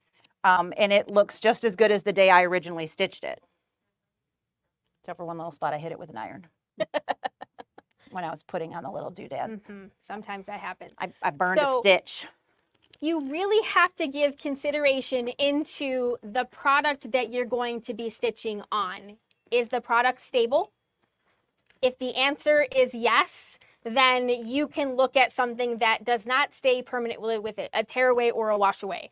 If the fabric or the product that you're doing is not stable, then you must have something that stays with it. So you are going to need a cutaway. We're going to talk about all the different things, but you have to start by thinking about that part first. What am I going to put the design on? How is that fabric going to react later on? Then once you know I need a cutaway or I need a tearaway, then you think about the quantity of stitches that you're going to be putting into something. Is it a heavy design? If the design is super heavy, then it needs to go on something that can support the weight of those stitches. Lisa's shirt is not a good option. My shirt is not a good option because it's fairly thin. A lot of t-shirts and knit things that we buy, they're very thin these days. They're not quite as thick. Quality is not what it used to be, guys, right? I mean, especially in clothing. I mean, you can get some good quality fabrics, but if you're just walking into a store, it could still be $100, but that doesn't mean it's got any real oomph behind it. So, you know, you really have to look at it. And do you really want to put that time and money into something that after 2 washes is going to look like I mean, not what you want? We've all bought something at a store that had embroidery on it, and then you washed it, and the design itself just kind of folds in on itself. It becomes like a massive ball of thread on your chest, on your shoulder, wherever. And you're like, okay, so 2 things happened. One, obviously they didn't pre-wash my shirt, so everything's kind of shrunk around it. Yep. And 2, there's probably not the right stabilizer in there, and these stitches were probably too heavy for the shirt. You know, sometimes you can flatten it out. Sometimes you can go in there with your scissors and you can cut around the areas of the stabilizer and you can make it look relieve nice. some of that and get a little bit of release that out. But, you know, if you go and pick up a sweatshirt, a hoodie, whatever, that's got whatever that season's decoration is, or, you know, Disney or whatever, and you look in there, it is not uncommon to find a tearaway when you go and you buy it. And you can tell because you can actually tear, you can see bits of it in there and you can tear it away. And if you're lucky, you got a cutaway that wasn't fused. Right. But it's almost never fused, even if it's a cutaway. So do not follow what the mass market people, that is the inexpensive, and they can, because it looks perfect on the hanger, but then you wash it one time and you're just like, what just happened? It's brand new.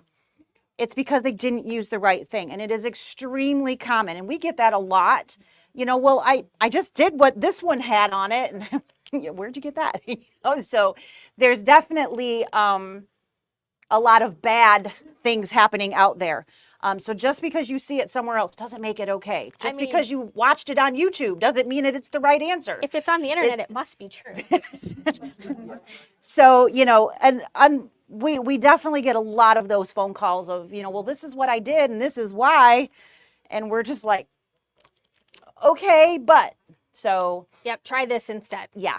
So a lot of times it's not just one stabilizer. Sometimes it's a combination of those. So we're going to try to explain that a little bit more in detail. We're going to start talking about the individual types of stabilizers, but they're going to fall into a variety of different categories. So I put sticky stabilizers first because I feel like sticky stabilizer is becoming the go-to. It is becoming, and it used to be the go-to, and then we kind of got out of it. So I call sticky stabilizer the lazy man stabilizer because a lot of times you use it because either A, you don't know how to hoop properly, B, you struggle hooping properly, or C, you just don't know. But there are definitely appropriate times to use sticky stabilizer, but it's not all the time. No. There are sometimes much better choices that will get you the results that you want. Typically, a sticky tearaway, for the most part, is relatively thin, so low stitch count type product. So a lot of times that it has to be on something pretty stable, like that denim jacket. So you know, that is a great one for sticky stabilizer because the jacket itself can support a lot of stitches. And it's hard to hoop. It's hard to hoop. So that, when do I use sticky? Mm-hmm. If it's hard to hoop. Will it work all the time just because it's hard to hoop? Nope. No. You know, and sometimes you need to use other things in conjunction with sticky. So that particular jacket that I showed you, I didn't need anything extra. But sometimes I will use sticky because of where I'm stitching and I can't get, you know, there's seams, there's buttons, there's something. But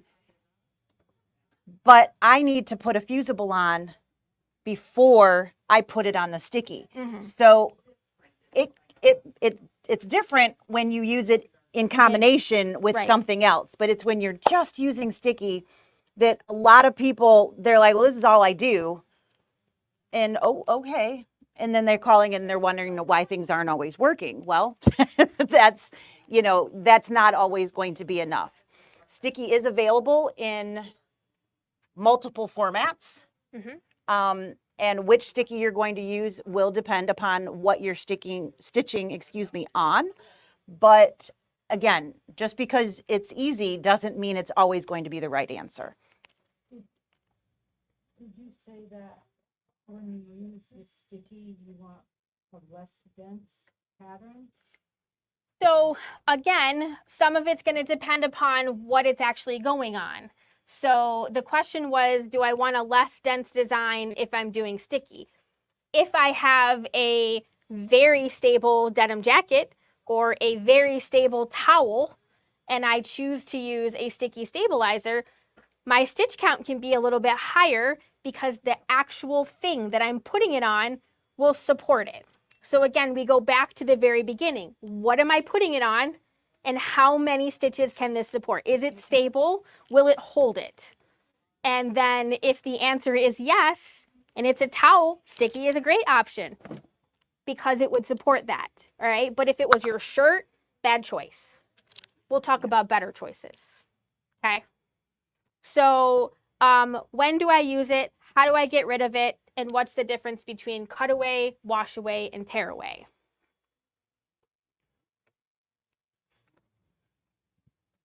OESD, stable stick, tearaway. There's a variety of different sticky tearaways. One of the things that we try to do on our shelves, as opposed to putting them by make and model, we kind of we group them together, and we try to break them down into this simplest thing. So sticky tearaway. And it could have any of these 5 brands in that section, whatever happened to be what we were ordering, or whatever had happened, what was available and in stock. You know, we do generally try to, of course, has to be available and in stock. Yeah. But what is the most economical of all of those things too? And we might have 2. Sometimes we even have 3 different brands inside. It's very rare for all 5 or whatever to be all the different kinds in there. That's pretty rare. Yep. But if it's in there, it's a good one, because Right. we don't sell it because we don't want to use it. We're not going to expect one of you guys to Yep. want to use it either. So this one happens to be in your kit. And this is the OESD brand. As we show the slide show up here, the things in pink below it, those are the other brands name for the same product. Basic product. So if it is available in that brand, we'll have that listed below. Sometimes that brand doesn't make a particular type.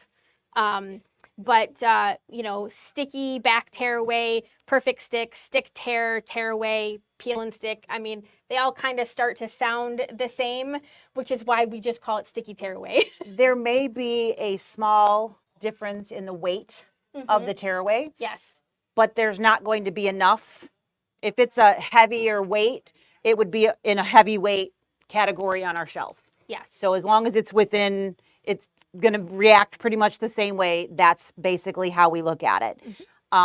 One of the things that's really nice about the OESD is there are some little bit smaller rolls that you can get that have some of our more expensive items in a smaller quantity. So you're not outlaying $80 for a roll of stabilizer that you're just like, okay, I just needed 12 inches. You know, you're like, oh, I really, you know, only need that little bit. So that is one of the really nice things about OESD is they do offer small rolls that we're either able to bundle, or we do sell some of them individually there as well. So that's a nice option that they have, which is great because you get to try something without making a huge investment. Right. And some of the stickies, when you get that adhesive built in, you're adding to the cost of the stabilizer. So just tearaway is one of the least expensive things that you can buy, which is why a whole bunch of companies use that to do their stitching that they put out in all of the different stores, because it's inexpensive and it looks good. Okay, out of the hoop, right? It's after the fact that it becomes the problem. So when you add that sticky, it also is adding to the cost of that product. And so it can be a deterrent to getting the right stabilizer for whatever your project is if you have to buy a $80 roll of stabilizer and you really only needed 12 inches. Right. Also, the thing about sticky stabilizer is that with time, the sticky adhesive does get a little bit more gummy. And if you're working with it, and some things that are pretty common to happen, like your thread might start to shred, you might feel a little residue on your needle, things like that. So that is common to happen with tearaways that are sticky, washaways that are sticky, because of that residue. That stickiness sometimes it can transfers. cause some other set of issues. So not having super old things can make a difference as well. Yes. I know we're not there yet, but I do definitely, and I know you feel the same way, sticky washaway is stickier and gummier than sticky tearaway is. So I am, not only because of cost, I will generally use the tearaway unless I absolutely need the washaway for whatever my project happens to be. It's easier to work with. Exactly. I would almost rather, I know you don't use a lot of like temporary spray adhesive, I don't. but I would I use rather my glue use stick if I'm like, gonna need it. yeah, I will use like a 505, the temporary spray adhesive. I will use that very lightly on a water soluble, Instead of using, a sticky wash away, unless I absolutely have to. anybody here still Um, have that lovely web bond that we used to have here? It actually sprays like a web. And so there's no, it's not an aerosol, so it doesn't get gummy and any places that you don't want it. It goes just where you spray. Oh gosh, that's, so I'm just a little bit left and I'm like, I hoard it like, it's funny when you find that one product. Yeah. Darn Pam California. was asking, when you say cut, do you mean a mesh? I'm not sure if you're referring to when we said cutaway, tear away, or wash away, but this is a, it's more of a non-mesh. So it's more like a medium weight cutaway. Yep. It just has a sticky, It just has a sticky top surface. top surface. Yes. That you would, score and remove the top paper, and then you have, and then what is underneath. And sticky comes in all 3 types.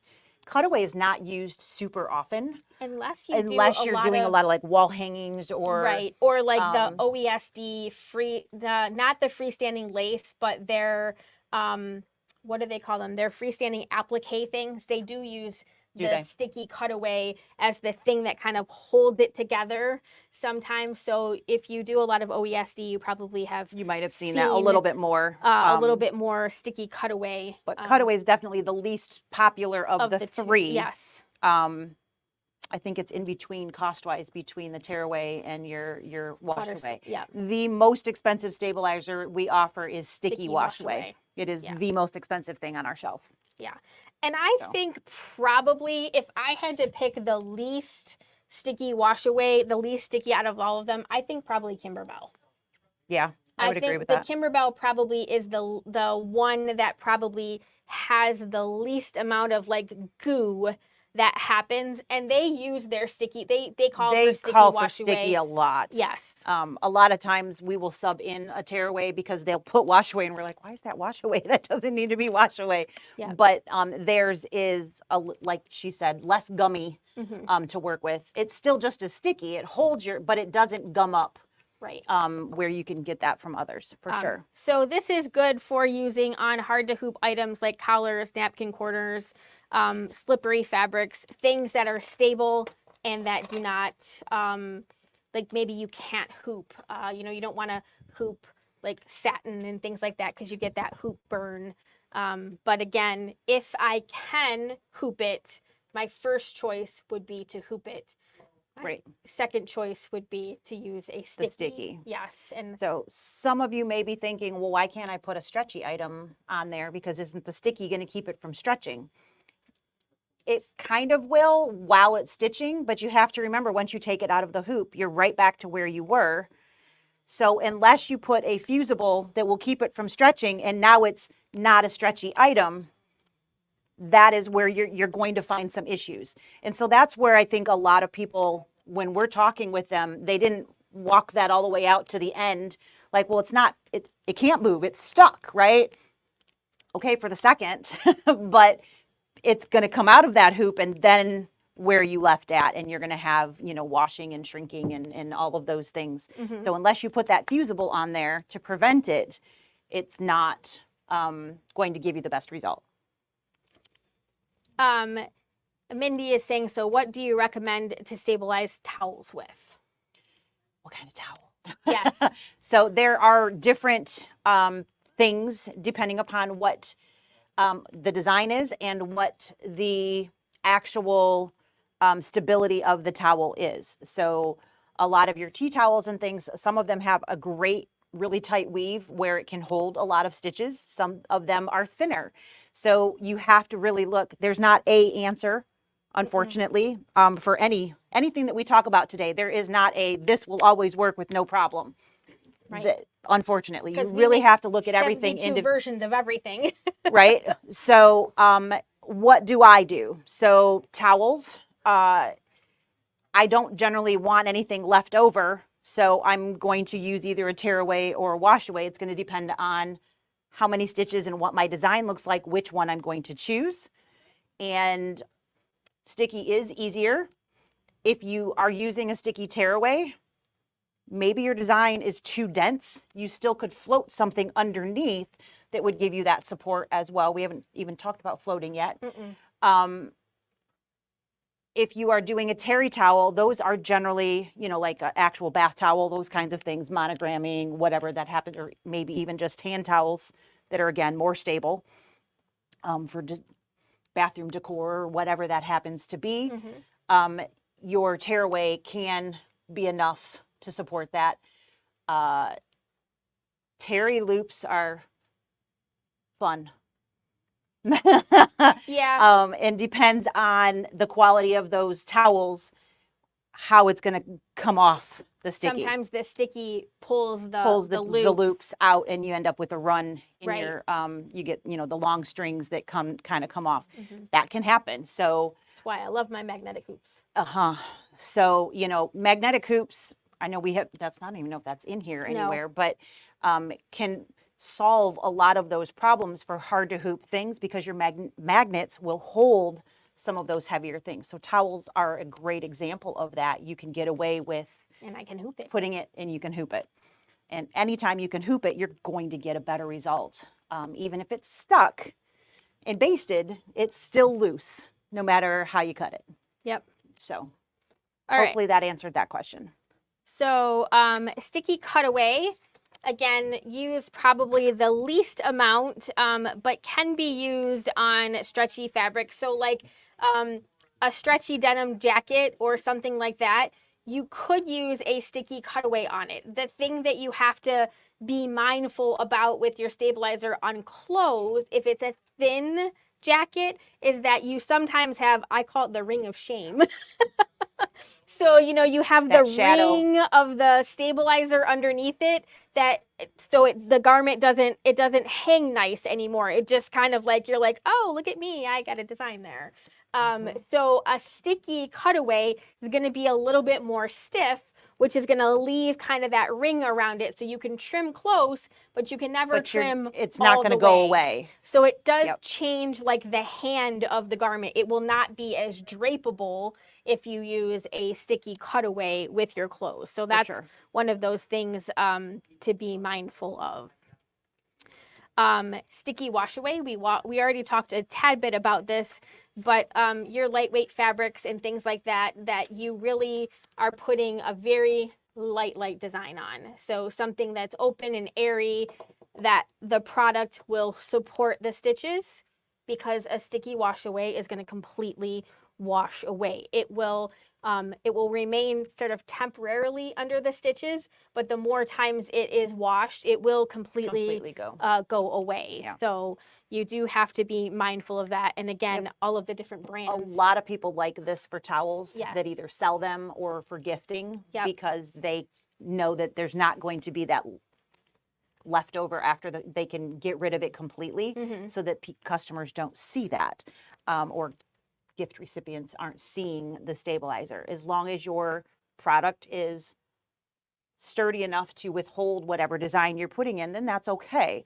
But you always have to remember what's going to happen when I wash this, or when they wash it. And if it's going to pull in or shrink because that product isn't dense enough to hold all of those needle punctures, it's not the right choice. Yeah. Just because you want to use it doesn't mean Yeah, you should. and if you're working on like a tea towel or one of those waffle weave towels, pre-wash that before you embroider. Those really move. You will definitely, they shrink and distort a lot, and you will oftentimes be very disappointed if you wash that towel later, because it really does make a difference. Absolutely. I don't know why they can't make those more stable. Agreed. And a nice tip on here is check the instructions for the temperature that they recommend that you rinse in. Different products do recommend different temperatures. So hot as you possibly can get it is not always the answer. Right. So might dissolve it fastest, but sometimes it doesn't. Right. So sometimes it just lingers. do check your package. Don't just chuck the packaging because you think you know the answer because you've used that type before. Different brands can be different. Right. Any questions? Anybody have any questions about sticky stabilizer? we are going to talk about like recipes for success at the end, where we're going to really delve into what we use for towels, what we use for shirts, quilt stuff, that kind of thing. We're just kind of giving you the cliff notes of what the stabilizers are for, when you can use them. So we will talk very specifically about that. So again, now we're at water soluble stabilizer. When do I use it? How do I get rid of it? And what's the difference between sticky, rinse away, clear, and mesh? So we have a lot of different water soluble stabilizers, and it's really easy to get a water soluble stabilizer and a water soluble topper mixed up, and they are definitely not the same. I definitely have taken that phone call more than once. Yes. I was stitching this and it didn't work. It just perforated everything and it all fell apart. And I'm like, well, what did you have? And I can't figure it out because in their head that was stabilizer that they put in there. So that's what they tell you over the phone. And so I'm like, send me a picture. And then the light bulb goes off. So it is important that you know what the different pieces are. Either tag them, which if you buy a bundle, we can help you out with that. Or they have the straps. There's all different ways. Maybe you are comfortable with looking at most of them and knowing, roll it up and put it inside the cardboard tube so that you have something to refer to if you're having an off day and you just can't remember. So don't throw all of the information away. Especially like a wash away or a fusible, because the manufacturer's instructions will give you an idea of like the temperature and the water temperature and all that stuff to use. So how hot to fuse it, how hot to rinse it, whatever it happens to be. Same. Yep, absolutely. And heat away topper can definitely vary from brand to brand what temperature you should be using that at. Yep. And again, our brain says hot as possible, right? Because that's going to make it go fastest. That is not the answer. Ask me how I know. So, if you aren't following those instructions, and again, they can vary from brand to brand. So make sure that you're paying attention. So we use a lot of, if you do freestanding lace or maybe some quilty projects, things like that, you might use a lot of aqua mesh sort. This is a mesh, but it is water soluble. It is definitely different than a... Oh, that's crunchy. I told you it's been hanging out for a while. Very crunchy. It is definitely different than like a no-show mesh that's a cutaway. Because I promise if you do your embroidery design on no-show mesh, no matter how hard you try to wash it out, it does not go away. Nope. And I know Lisa and I have both put something on a no-show mesh because we weren't paying attention. We grabbed it, we know better, and stitched it out, and it was not a mesh. So it does not go away. I even know exactly when I've only done it once that I can remember, like literally picked up completely the wrong thing. Yeah. And it was that stupid Polypro that looks just like wash away. So my little secret to know what's wash away instead of a mesh like cutaway is cutaway has a grid. Like there's literally lines that go through that. Wash away has dots, like water droplets. That's my brain. That's how I figure that out. Well, Polypro looks just like it. It's white and it had dots in it.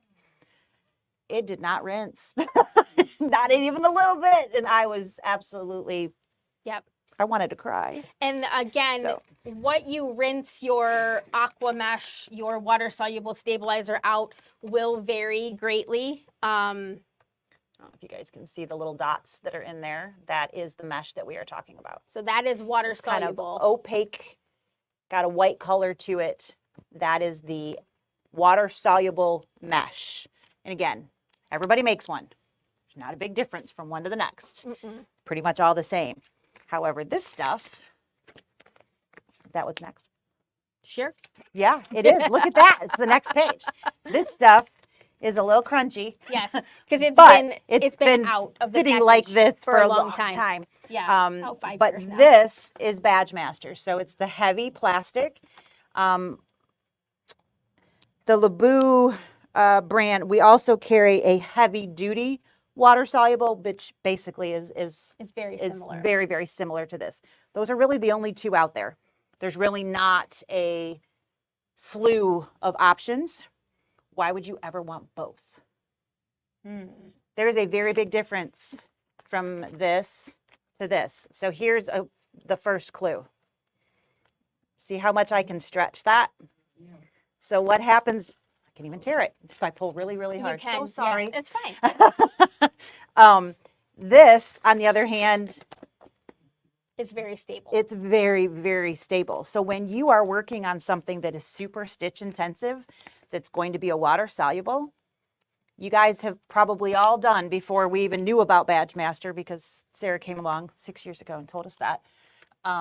You need almost 7 now. Almost, I was Yeah. saying, You I don't need think, I don't Badge think, Master in your life. I don't think 6 is the right. Yeah, I'm like, how did I not? I mean, I love lace. I'm like, how did I not know about I know. this? Nobody told me. And that's about all I use now. But I had made lace, and you've got your circle, whatever, and by the time it does all of the heavy stitching, when it comes back to close that circle, it's stretched enough that the center pulled in and it no longer lines up. I mean, I don't know if you guys have ever made lace. It's not a quick process. Takes a lot of time, a lot of thread. It's very easy. You just basically hit go and then change your bobbin or whatever when you need to. Mm-hmm. But 2 hours later, and if everything didn't match up and you got to do it all over again, you're just like, oh, So I mean, I don't even know. Started with 1 layer because nobody told me anything different. And then I went to 2 layers because, I don't know, somewhere along the line, I'm like, I heard 2 layers would make a difference. Well, okay. I think I've had up to 4 and still had issues of just the mesh because it stretches. It will shift in the hoop. There's nothing in there for that stability. So when you have something super stitch intensive, it makes all the difference. Yeah. So a lot of times, if you ask me, I will tell you that is just 2 mesh. regular layers Yep. of mesh. So this one here is, this one had Badge Master, and this one is just 2 layers of mesh. So and sometimes it comes out and it's perfectly fine, right? You're gonna be golden and you're like, that was great, because I was if you've ever bought a bundle from us, you shouldn't be out of Badge Master. no. But if you haven't, you make lace like I do, and then you got to. But essentially, what Badge Master does bring is my jacket. Badge Master gives you the ability. It will perforate, so you can't just use Badge Master, right? Because it's kind of a thick plastic part, and so if you put enough stitches in it, it will actually. It doesn't shrink, and it doesn't pull away, but it will perforate around it because you put so many holes in it. So when you put the combination of Aqua Mesh and Badge Master together, it's like magic happens because they support each other. Such a wonderful day when I learned that. I'm so excited. They just provide a perfect combination of magic that happens, and you can put a ton of stitches on these 2 pieces. The Aqua Mesh keeps the Badge Master from perforating, and the Badge Master keeps the Aqua Mesh from stretching and distorting. And so it becomes this really nice union. Perfect marriage. And you just don't get the same kind of issues. So I get a good bookmark if I use. Yes. Yes. The question was, I'll get a good bookmark. Yes. And all of those will line up and it will be a beautiful thing. Yes. So which one do you put on top? We'll talk about that a little bit more later. But if you're using applique, which one goes on top makes a difference. So if it's just thread or if it's something that you have to put fabric on, because Badge Master is very slippery. So if you are using fabric and you need the fabric to stay in place, if you put it on that Badge Master, it's very slippery and it can shift before all of the stitches come around. So if you're doing fabric, you want the Aqua Mesh on top instead of, otherwise we generally both will stitch with the Badge Master on top. Yeah. Yeah, it's just a smoother finish. Yep. Is the Badge Master water soluble? Yes. It Yep. is?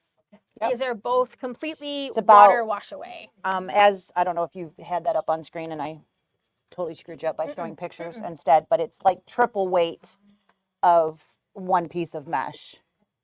So just to summarize, if you're doing lace, you Mhm. want the badge master on top. Yes. If you're doing something on fabric, you want it on bottom.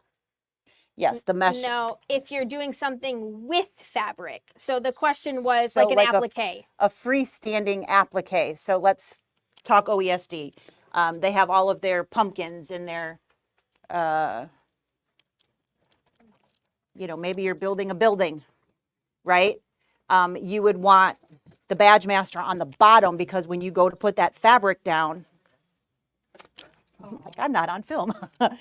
When you go to put that fabric on, it can just slide. So it doesn't necessarily stay because the badge master is so smooth. So if you put the badge master on the bottom and the mesh on top, if you're doing something like what's on screen here, that would give you, that's just the quickest, there's many samples out there that would fill in for, but if it's just thread, then badge master on top. If you're using applique fabrics, then Yep. mesh on top, badge master on the bottom. Sometimes you need to stick the fabric down. Maybe you're trying to use a glue stick. Maybe you're trying to use a temporary adhesive. No matter what you do, nothing sticks to the badge master. So you try and you Slips try around and it's and- just very slippery. So if you have to attach something inside the hoop that is fabric or vinyl related, you want the aqua mesh, the fabric-y feel part, to be on top for the best results. But otherwise, if you're not putting any fabric in there, you don't have to worry about that. You want your badge master to be on top. Yep. What she said.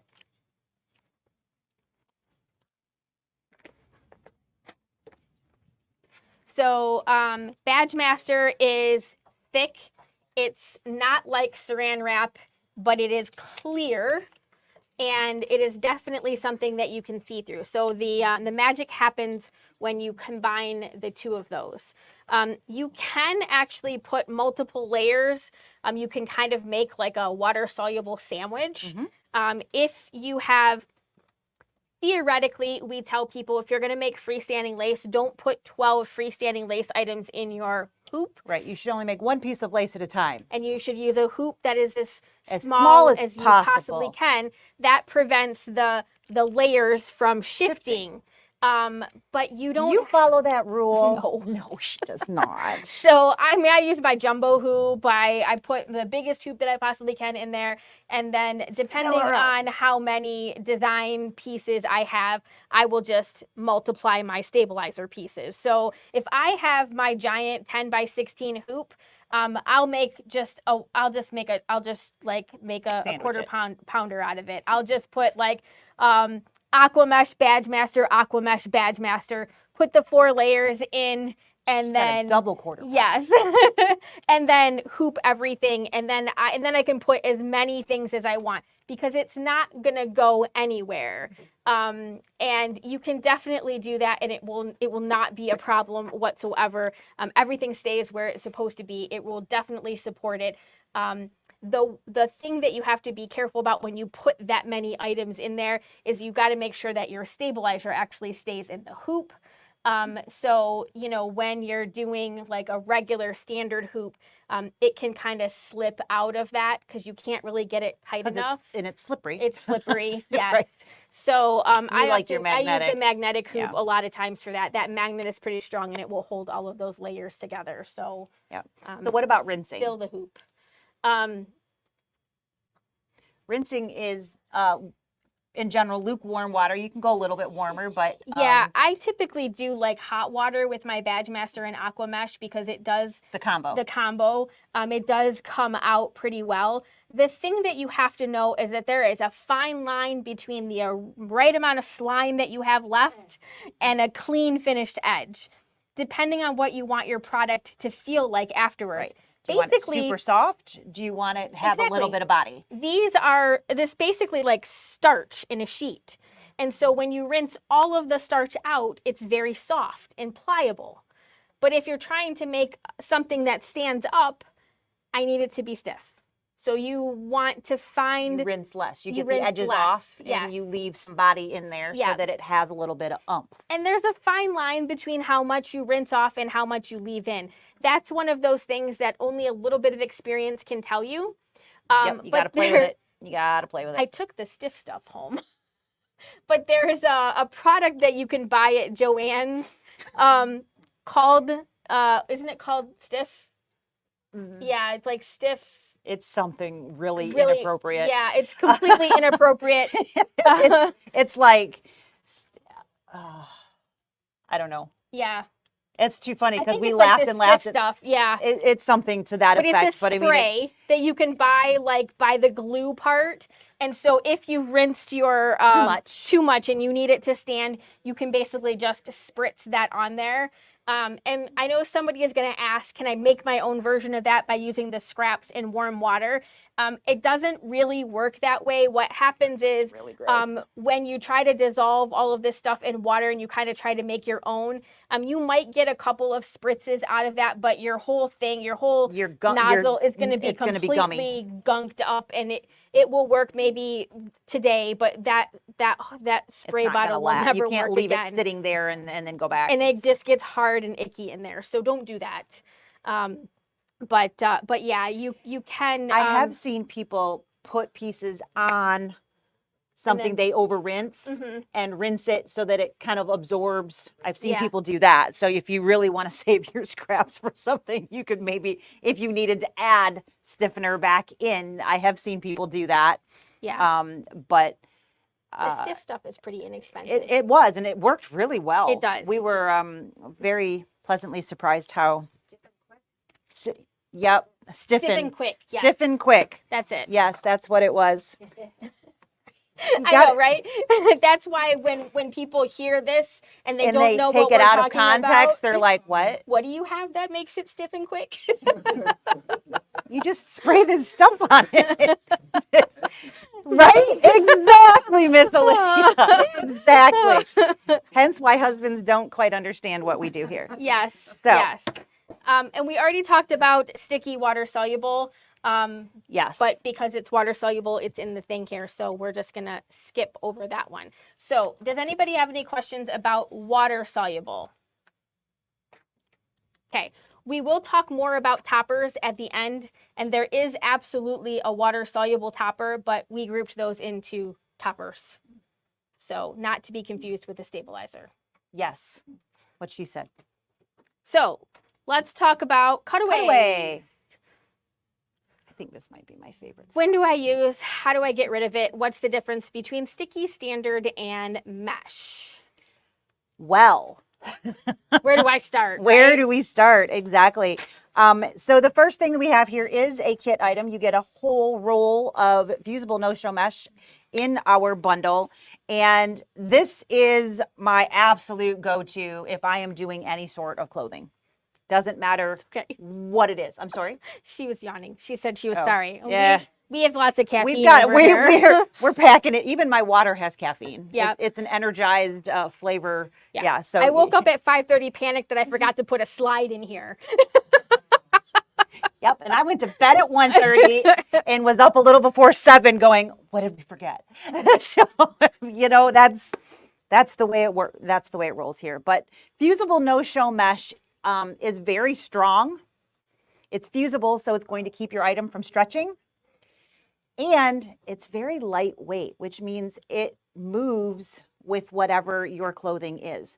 So we wear stretchy clothes and fabrics because they're comfortable, right? If we put a stiff cutaway medium, which we'll talk about here in a little bit, underneath, and we briefly talked about even your cutaway stabilizer sticky that we talked about earlier, it's going to kind of leave it like a shelf. It's not going to bend with the body of whatever your fabrics are. This will. So even if you layer it, like I talked about a little bit ago, I had one piece sitting straight and then I had another at a 45-degree angle. So I'm crossing the weave. It's going to give you a little bit stronger. Even doing that, you still have a very flexible end product that will move along with whatever the body of that fabric happens to be. So it is ideal for all of those things. You can even use it as a cover-up after the fact. So if there's a lot of knots and it's kind of rough and you can cut a piece that's the whole size and just cover your whole back, the entire thing up. They do make a product. I don't think it's in our, it's called Soft Stitch, kind of does the same thing.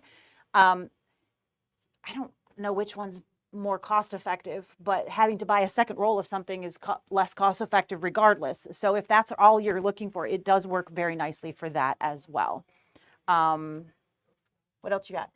I would say until probably maybe 4 years ago, maybe 4 or 5 years ago, a lot of times if we needed if we were quilting or we were doing a project, an embroidered quilt or something, we would use no-show fusible mesh as kind of our base, sort of what we do with fusible interfacing these days, because a lot of people hadn't glommed on to fusible interfacing yet. The only problem with using a no-show mesh is that after a while, this bag right here, and of course it's a bag so it doesn't matter, there's a fusible no-show mesh in as the base of this that I just left with the whole piece. So you guys won't be able to see the crunch online, but I'll pass this around. You can't hear the You crunch, can't hear it. really. But what you're saying is it can stiffen over time? After a while, yeah. So because it's not completely covered with stitches, it's Right. just on there. It just gets a little bit stiff. Like the whole product itself isn't as soft as like a fusible woven that we put on something these days. So while it does work, it's probably not my favorite thing to use underneath something that I want to be soft and cuddly later on. And we did talk a lot about making sure that you know if your stabilizer is going to shrink or something like that. Yep. Sometimes the fusible no-show mesh that you have will definitely shrink. I'm 100% sure that that is an OESD poly mesh in there, and it does shrink. And I found that out the hard way. One of the very first things that I ever embroidered was the band of a shirt. So I bowled, and we were doing a little tournament. So I put my name on the back, and then I put little bowling balls and pins around the bottom of it. And of course I used a band of the fusible. I didn't pre-wash my shirt, so everything was fine until I washed it. And then when I got it back, the band between the fabric and the stabilizer had shrunk around like 2 inches. And so I'm like with a pair of scissors trying to get in and out of all of the pieces to try to relax the shirt. Well, there was really no hope for it. That was a good, I used to have that as a sample, but we had a house fire and it didn't make it out of the house fire. So I don't have that as a sample anymore, but I do very vividly remember what happened, and when things go bad, we learn a lot more out of it. So it's one of the times when I learned that poly mesh has a lot of shrinkage to it. And also my clothes will shrink a lot. So you can use just plain water and Yes. spritz your stabilizer prior to fusing it. So just let it air dry and it will shrink in so that you can pre-shrink that stabilizer to prevent that from happening. And for that particular type of thing, that's huge, right? Yes. I mean, you can totally save a shirt by just a couple water droplets, and then, hey, that's phenomenal. The other thing that I hear a lot, because we talked earlier, you want your piece of stabilizer to be approximately 1 inch larger than your hoop size, not your design size. So I have this beautiful, this one is a peacock. Yes. Stitched. Evidently have peacocks on the brain today. I don't know. And, I get all the time, well, I don't want all that stabilizer in my whatever it happens to be. It's fused on. What am I supposed to do with that? It will, you can pull it off and then it leaves these little white dots everywhere, which are the fusible that continues to be stuck. Multiple washes will make that better, but it isn't a nice feeling. It has kind of a gritty feeling when you rub your fingers over that. But if you repress around the outside edges after you have stitched, it remelts that adhesive and you can then peel that up quite simply and it doesn't leave that residue behind. So I did that with this because, of course, this was a dream stitch. So 9.5 by 14, and it filled the hoop. So as a very large piece of stabilizer that I had on this jacket, And there was actually 2. So I had a huge piece that went this way, and then I had a huge piece. I mean, it was just this massive amount of stabilizer. So fuse all of that and pull it back, and then you can trim next to your design so that you don't have that excess. The no-show mesh or whatever poly mesh, whatever it happens to be called, won't give you that shadow for the most part. So if you have white on white, you can still sometimes see that ring. There's just no way to get rid of when it's a thin white type shirt. There's unfortunately no way to fix that. Out of all of the different meshes that we carry, the Leabu brand shrinks the least. That is my go-to.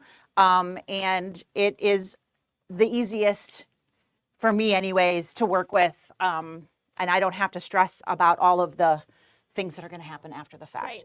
So that is our favorite. It's also, I think, pretty good priced comparatively.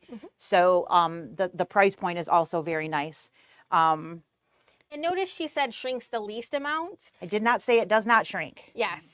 It will have a tiny bit of shrinkage. But it's minimal comparatively yes. to, for instance, your bowling shirt. Polymesh. Polymesh shrinks a lot. It's a nice product. That's the So, OESD version. You guys know we had OESD here in, what was that, June? Was it just a month ago? Holy crap. Yeah. How was that? Month and a half ago. May, Okay. June, something. I don't know. It was a blur, but it happened. That's right. It was June. Yeah. And we were talking about shrinking, you know, pre-shrinking. And they were like, well, what do you mean? We were like, haven't you ever I don't mean to be rude, but you do know that your stuff shrinks, right? we're both like, how do we say this nicely? And they were like, well, maybe you should talk about what you do about that. So we had this whole thing during the event about pre-shrinking your stabilizer, and they just sat there very politely, and they were like, yeah, we didn't. It was interesting. No one told me that. No one told us that. So I was like, oh, okay. You know, because a lot of times when you're making samples, like that little pillow, I haven't washed it. It's been sitting on a shelf. So I haven't run into any shrinkage issues because I didn't wash it. It hasn't gotten wet yet, you know. So a lot of times when you're making samples, you don't run into that problem because they sit in a bin or they, you know, those kinds of things. So they're not real life in that aspect. Right.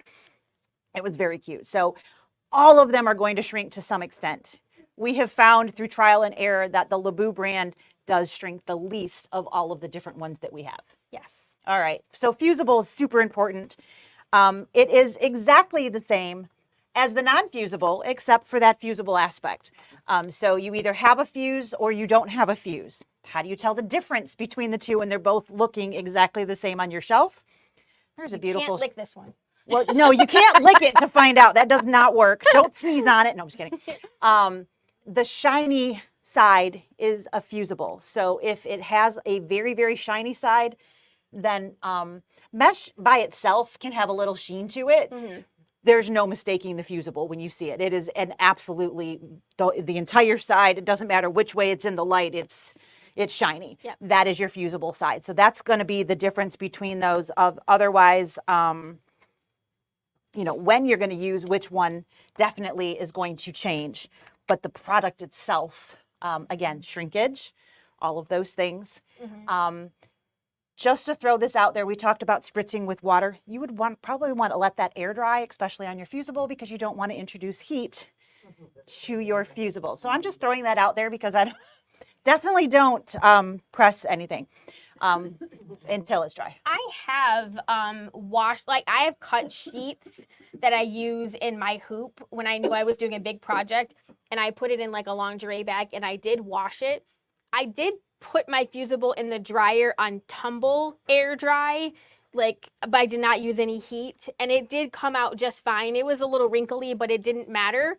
But my regular no-show mesh, like if I have a big project and I don't want to take the time and I really want to make sure that it's going to do that, I'll just cut the sheets that I need, lingerie bag, and I just wash it and dry it. And then I just slide them underneath my cutting mat to make sure that they stay nice and flat. Then I just pull them out and Pull use it out them. as you need it. You know, I don't do that if I'm doing a one of, but you know, like when I'm making a Kimberbell quilt or something like that, Or I know something like this, and you know you need, you're gonna use a hooping gazillion after of hooping them. after hooping. Right.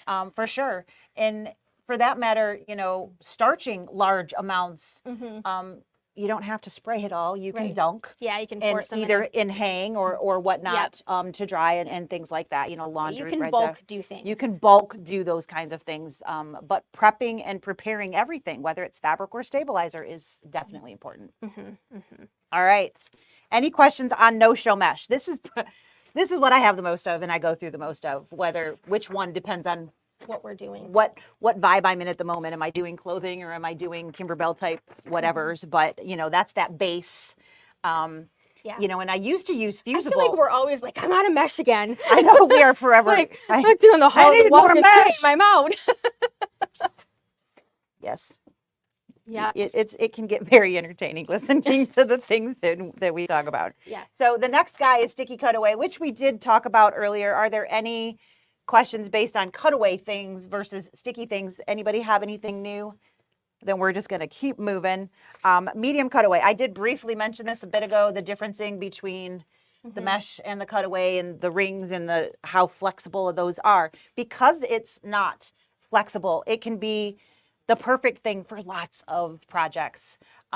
It's just a matter of projects are perfect. In the hoop things. For instance, your zippered pouches, a mug rug, even the pillows. A lot of times, depending on how flexible you need that to be, that is, and it will hold just as much stitch wise as mesh will. I know that there's stuff in here. Yep, I think. So this.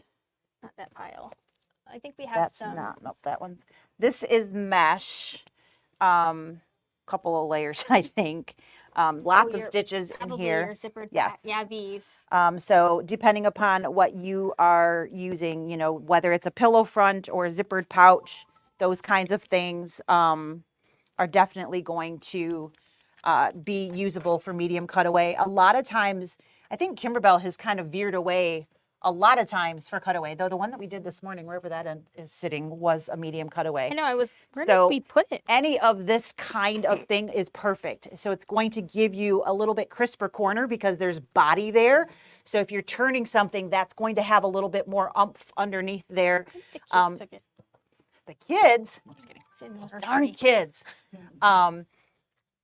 Zippered pouches, I have no idea what I used for this.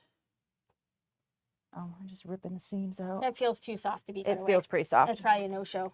But that's where, you know, a lot of cutaways, whether it's a no-show or a medium, are going to come in, are things that need that extra body. But those points in your corners here, if it's a medium cutaway versus a mesh, you're going to get a little bit more structure to whatever that happens to be. Yeah. I do think that originally zippered bags, and I don't know if maybe that was coming from Anita Good Design, but I think even originally their mug rugs and their zippered bags had medium cutaway in it instead of mesh, and they've kind of I think they got a little switched bit. that a little bit. Right. The projects got a little bit more complicated. Yeah. And now it kind of matters in your seam allowance how much bulk you end up with. Because they tend to be a little bit thicker, it does take a lot more space in your seam allowance. So Yep. I know there's definitely at least another wall hanging over there, another Kimberbell one. But if you do like I like to do the wordy thing. So the ones hanging on the back, the autumn, winter, summer. Wall Yeah. hangings like that. This kind of thing. Yeah, medium cutaway is great. We're going to talk more about it. I usually use some sort of batting or fleece with it, but a medium cutaway gives you a little bit of stability. It kind of gives it a nice body to hold and be sort of firm Are on these the the wall. ones you were don't want talking it to be wimpy. Yeah, Oh, those here we ones go. down there. Those are. That says medium cutaway. Yep. So these were other projects that were done with. So in these cases, are you using cutaway but not actually cutting it away from the stitching? That is correct. It is staying Leave it in the project. with the project. So there is a medium cutaway in here. So, and again, those points are going to have a little bit more bodies because when you're pushing that out, you've got more in there. Sometimes that's a good thing. Sometimes that's like, oh, that makes it harder to turn. So it just kind of depends on what it is that you're working on. This one's got a medium cutaway and batting in it underneath. and there is definitely a cutaway in here. Yep. There is a lot of stitching on this one, so we did a couple of different things on that one. Yeah, We'll there was a lot going on there. talk more about I think those. this one is a mesh. Yeah, this is a mesh, but that is also cork. I know that for a fact, I have made a lot of notebook covers. And usually I use a medium cutaway because you need that body Mhm. in the cover. Otherwise, it just kind of falls. It gets pretty wimpy, but with cork, It has a lot more body. It has a lot more body by itself. So, in the hoop projects are a definite time to use a medium cutaway. Exactly. I kind of feel like for me, no-show mesh is usually something that I'm using and something that I'm going to wear or something that I want to be soft and cuddly. If I'm wearing it, I'm trimming the excess around it so that I don't have the bulk in it.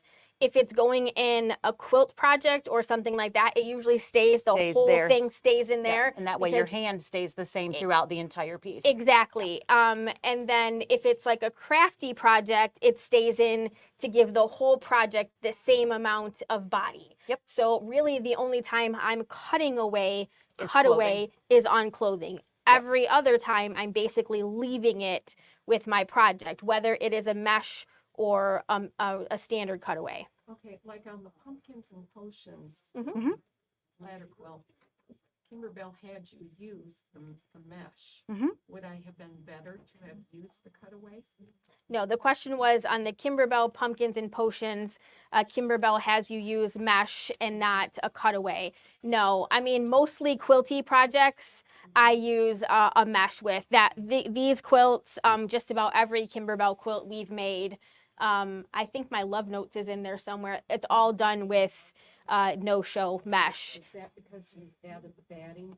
Yes, because Kimberbell designs tend to be stitch intensive in the sense that there's lots of satin stitching and sometimes stitches on top of stitches, but they tend to be very stable because we have a combination, kind of like we're going to talk about recipes. So their recipe is to use woven interfacing on the fabric to give the fabric the ability to support more stitches on its own. And then they're adding batting to it. And then on top of that, they're putting the no-show mesh in there. So you've got 3 layers of essentially stabilizers in there, which make a big difference in the whole scheme of things versus one thing that doesn't have it. So I have, if anybody is allergic to cats, don't touch this one. Obviously the cat was sitting in this bag this morning or the other day before I brought it in here.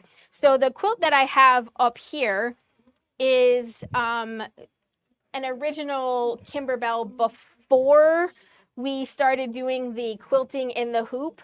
And let's get rid of that. And this one, you probably can, I got some, what do I have in here? I got fusible batting, Some fleece in there. fusible fleece on the back, and then the front of this has regular no batting in it. So this was done before they started doing the quilt as you go method. So the top was finished and then I started quilting it. So we're going to talk about how ugly the back is in a little while, so you can look at it while you pass it around. But this is, it pretty much feels the same as a Kimberbell one that you quilt in. Maybe just a tad bit softer because there's one less layer of stabilizer. And you don't have all of the seam. Right, bulk. I don't have definitely the seams lay flatter when you're doing it this way. One of the other things that we're going to talk about is some toppers, and ooh, I got sticky notes everywhere. Not anymore. We used the toppers in here. Yes, as we'll talk well. about those. So we'll come back to that part. Where do we have like the ultra soft? Towards Is that part of the extra stuff? yeah, it's not in it's in 2 from now. But you want me to? I can go to that one. That's fine. I'll just pop them back over there. Okay. I was like, 'cause Technically, it's a cutaway, so I wasn't sure where we. They're separated, but I can go to that. No. Okay. All good. So next thing that we're going to talk about is tearaway stabilizers. We use a lot of tearaway stabilizer, but we don't use tearaway as our main It's not usually there by itself. for a lot of things. Does anybody have any questions about cutaway stabilizers Before we move to tearaway? Your book there, Mhm. what is that made out of? cork, That black is cork? it's navy, but yeah, I'm like, is it black? What? Oh, Yes, that is cork that was embroidered on and folded, and then the inner lining is fabric, because otherwise it would never fold. But the pieces that are holding the, yep, we had that cork here, and I just absolutely, We fell in love I with- might have bought a little bit of cork because I don't remember where I found that design. I really don't remember, but just thought I would relieve you of your burden. All right, so tearaway stabilizers are something that does not stay with your project. It is designed to be removed. Because I do a lot of quilty type things, most of the time I'm using quilt shop quality type fabrics. Most of those need some sort of stabilizer to hold the design later on, right? That denim was stable, so some sort of tearaway would be good for that. A canvas bag that doesn't have a lot of stretch, a tearaway would be perfectly sufficient for that. But if you have something that is soft and it has stretch, cotton fabric has stretch. We have bias, which has a lot of stretch to it. So it's not considered a stable fabric. So you need something that stays with it. Whether that be the original stabilizer, I don't know what's in this one. that has Easy Tea and it was wash away. Okay, Well, So- it wasn't Easy Tea then. It was but that similar type. similar type thing. Okay, you said quilting, so I thought Yeah. I'd grab it just in case that was the right one.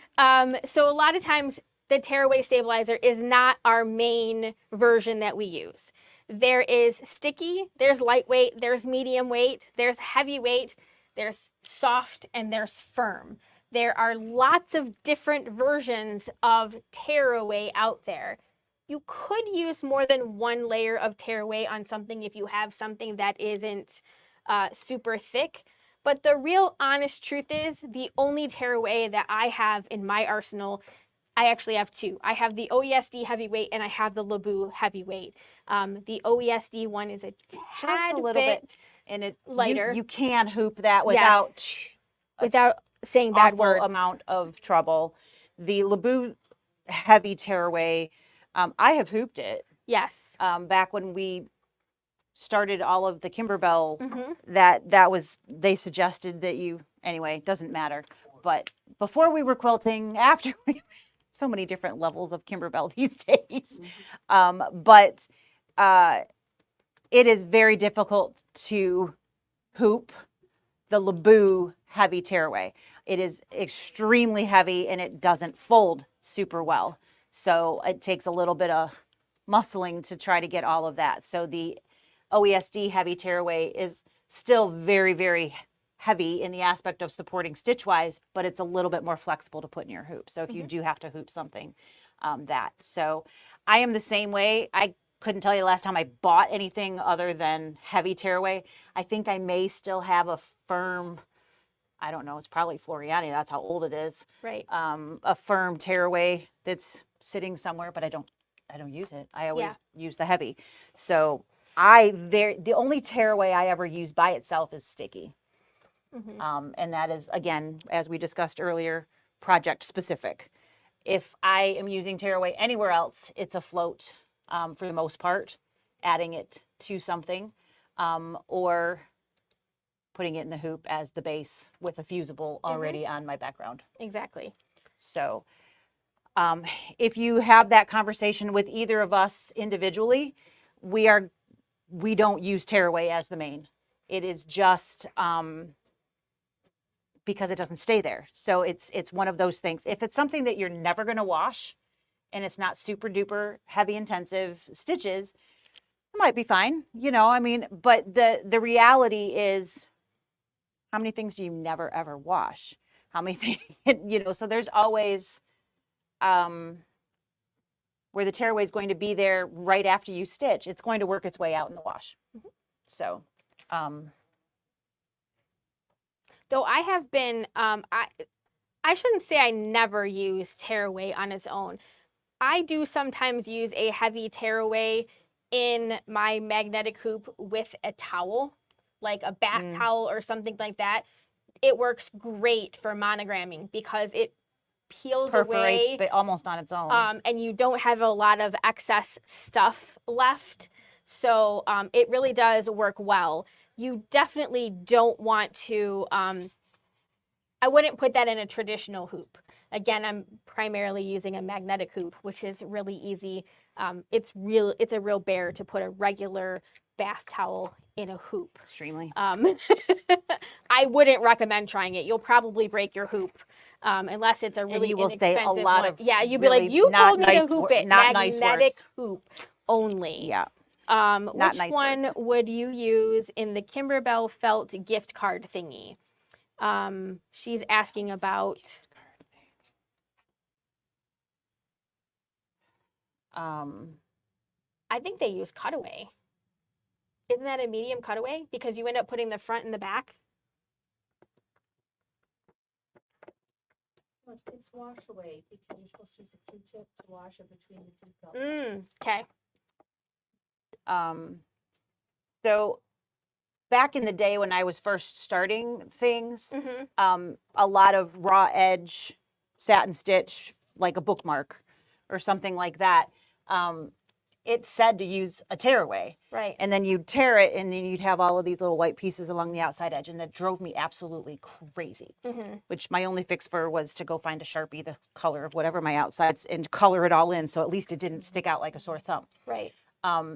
So I don't generally use, because of too many bad experiences back in the day, I don't generally use a tearaway for anything that's going to have an edge that I'm going to see. So unless there's like, sometimes you can tear and then your felt is, you know, you cutting so that you don't see, that would be the only reason that I would ever use a tearaway in that. I would use a wash away. Yeah. I don't know that it's cutaway though. I don't know. I'd have to read the instructions and see exactly how it's made. I'm sorry. That one, I don't know if I answered that well enough. I mean, if you want to tear the stabilizer out, you have to use tearaway stabilizer, and I would use a heavyweight. Absolutely use a heavyweight. Because the felt should hold it. I wouldn't use sticky because sticky will not Then come you off wouldn't be of able to that. tear it out easy. And I wouldn't use a wash away because even though you can get the felt wet, it's still kind of a gooey mess. So I would definitely use, and again, I wouldn't use anything but a heavyweight tearaway because it perforates so much easier. I can't think of any other reason. Yeah, because I have torn firm away and gotten little bumps around the edges or whatever, and I'm like, oh, that's stick, and then you're trying to pull it out and you end up pulling on the stitches or something, which none of us ever want to happen. The heavyweight tearaway tears very clean because it's practically perforated as you're stitching, so it's just a little tug, God bless, and it, boom, you've got a nice clean edge. Yeah. So and the only thing that I would say about using like felt and a heavyweight tearaway, felt does have a tendency to stretch.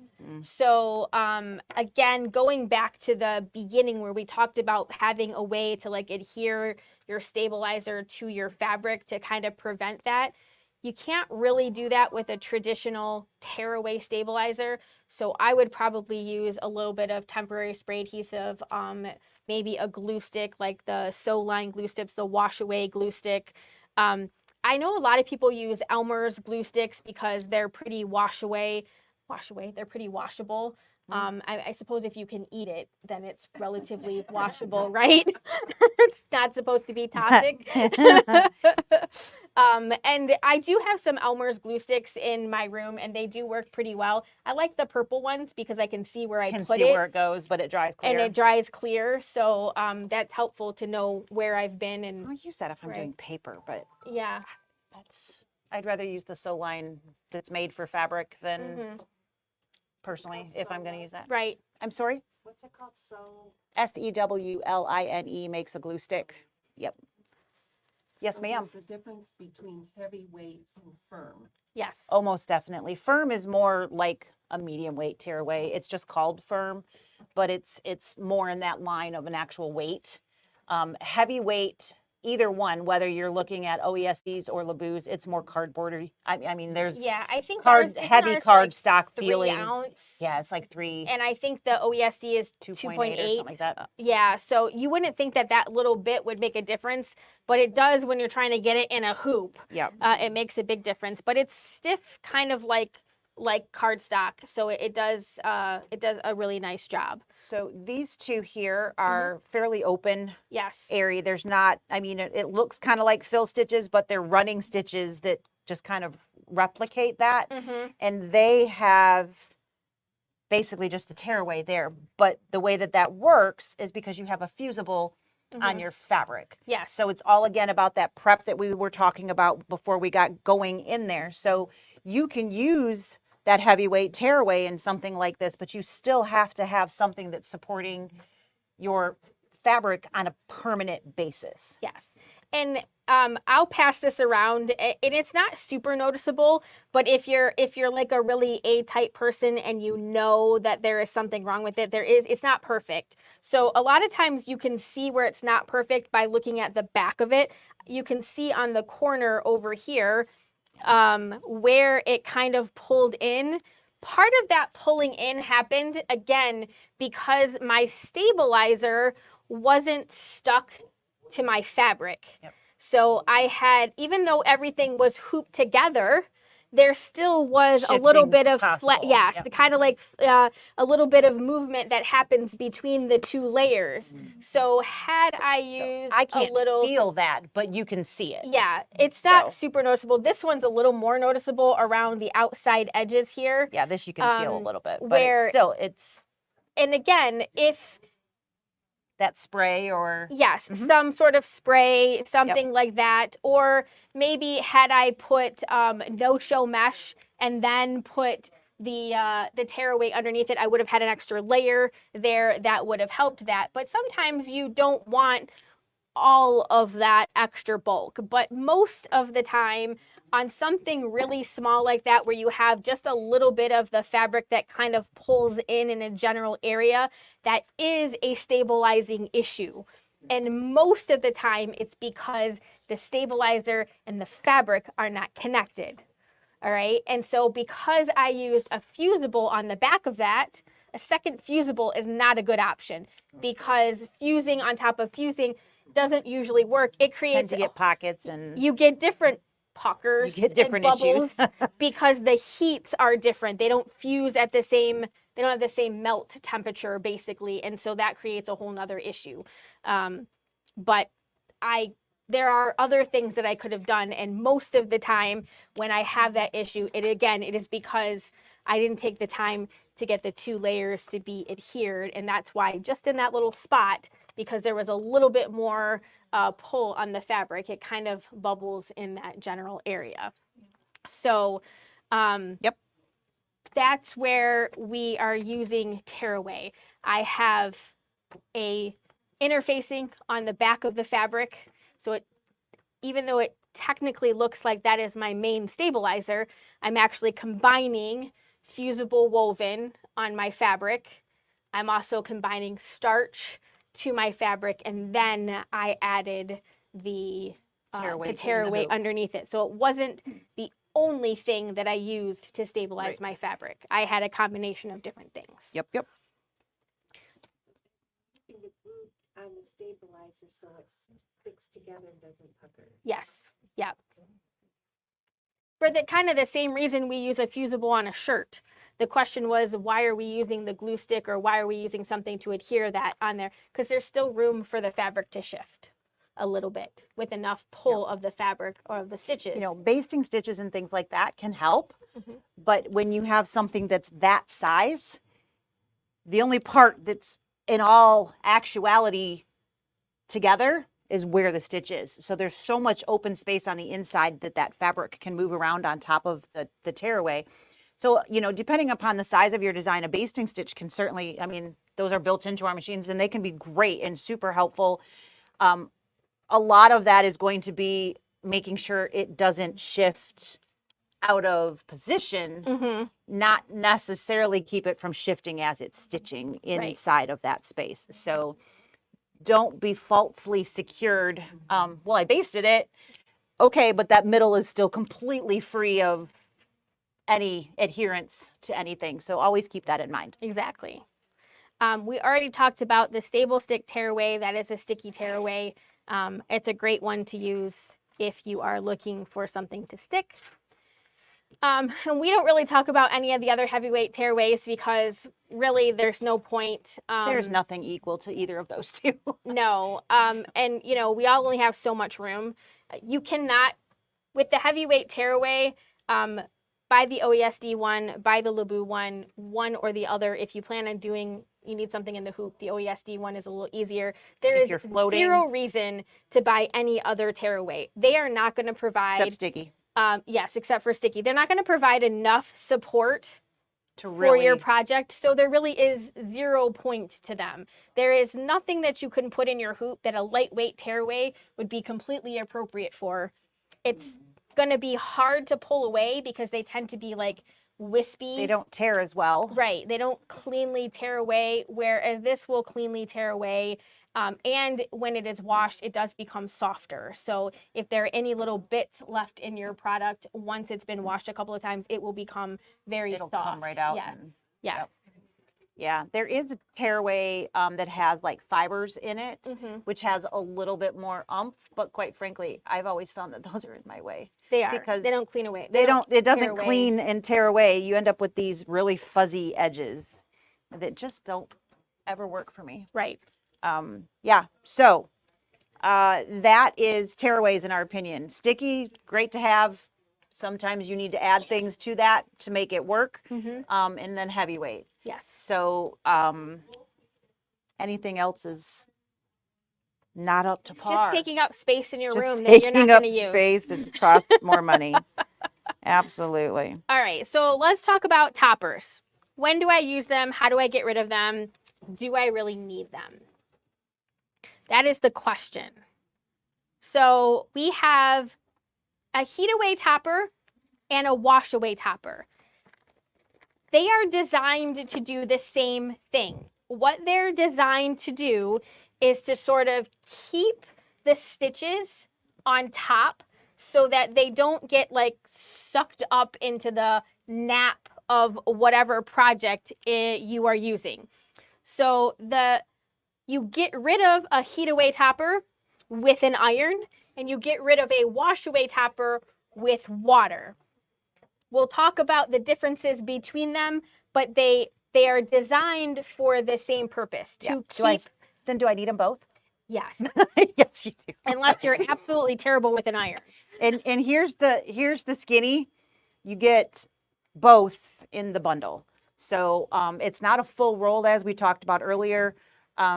It a little bit goes a long way. This is one of those things that can be the size of your design, not the size of your hoop. Yes. So you don't need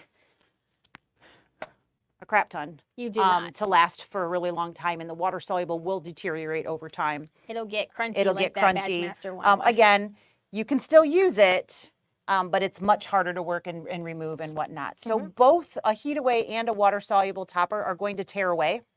So it's always recommended that you tear the bulk of it away. You don't want to rinse all of it, or definitely don't want to heat all of it.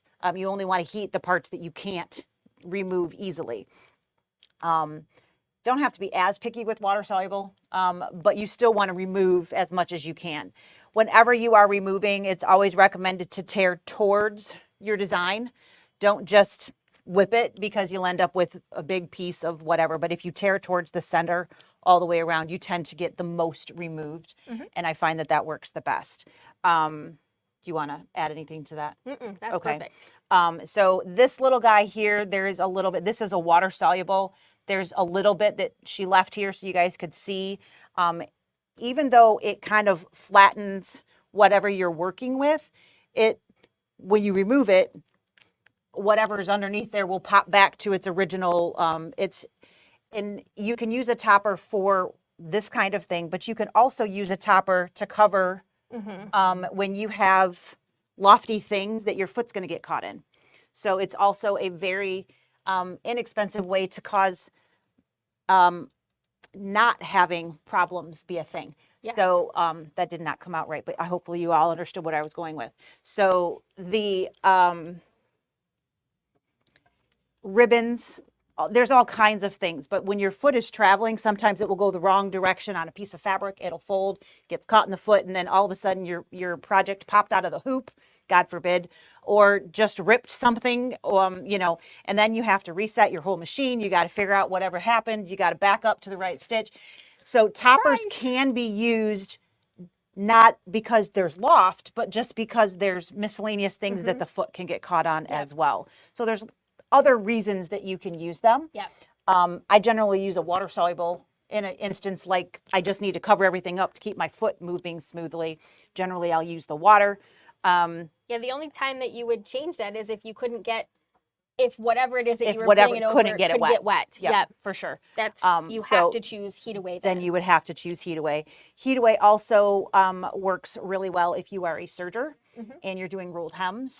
You can put heat away topper in your rolled hems and it gives them a lot of body, and it actually stays in the rolled hem because it doesn't rinse away. So it continues to look beautiful instead of rinsing out or anything. You would have to melt your thread in order to get that out from underneath there. Right, because it tears, you know, right at the seam, it tears right off. And of course, the excess is cut off by the serger, so you can't even tell that it's there, but it kind of fills in the gaps between your threads. It's a wonderful thing. So topper doesn't have to just be used as toppers from this perspective. Was that the heat away? The heat away for serging, yes. Yep. I generally would use the water for keeping down 3D things in the hoop, that kind of thing. Water's certainly easiest, but it does wash away. but it washes away. So sometimes your topper, you don't want it to wash away. Right. So that is, as long as your product that you're stitching on is not heat or water sensitive, do I need it to stay there or can it go away is the next question. Right. And why might I need it to stay there? Terry towels are the perfect example, and it's Yes. something that we can all picture in our head because we've all used them, right? So we have a lot of terry loops. If you are stitching on a towel that's a terry towel, it's not a flat, even surface. So the topper is going to give you a level playing field so that your stitches all are at the same height. So that looks really pretty. If I use a water soluble topper, which depending upon my design might be super easy to tear away and just spritz a little bit and then I can get rid of the excess. But over time, first time I wash it, anything underneath the stitches is going to get wet and it's going to also dissolve, which means I don't have anything that's staying in the project. So over time, my terry loops that are part of that towel can start to work their way, and you can see terry loops coming up through your stitches. They peek through those. They little do. satin They will push even through fill stitches. I've seen. I mean, it can push. Thread is amazingly strong. It can find its way out of all kinds of things. So if I had a heat away topper, okay, picture a Christmas tree and it's, you know, all filled in. I have outside edges. I pull it away. The water soluble is going to wash away. And over time, I'm going to have miscellaneous ornaments on my tree. Maybe some lights. I don't know. Whatever you want to call them. It's going to start popping up over time. It's not going to happen in 1 or 2 washes. All right. I mean, let's get real. Right. But if it's a hand towel it's going to get lots of washes, you will start to see something like that happen. The heat away, I still tear it away, but now it's underneath that tree. And it has to have direct heat from your iron to go away. Can it get direct heat underneath that thread?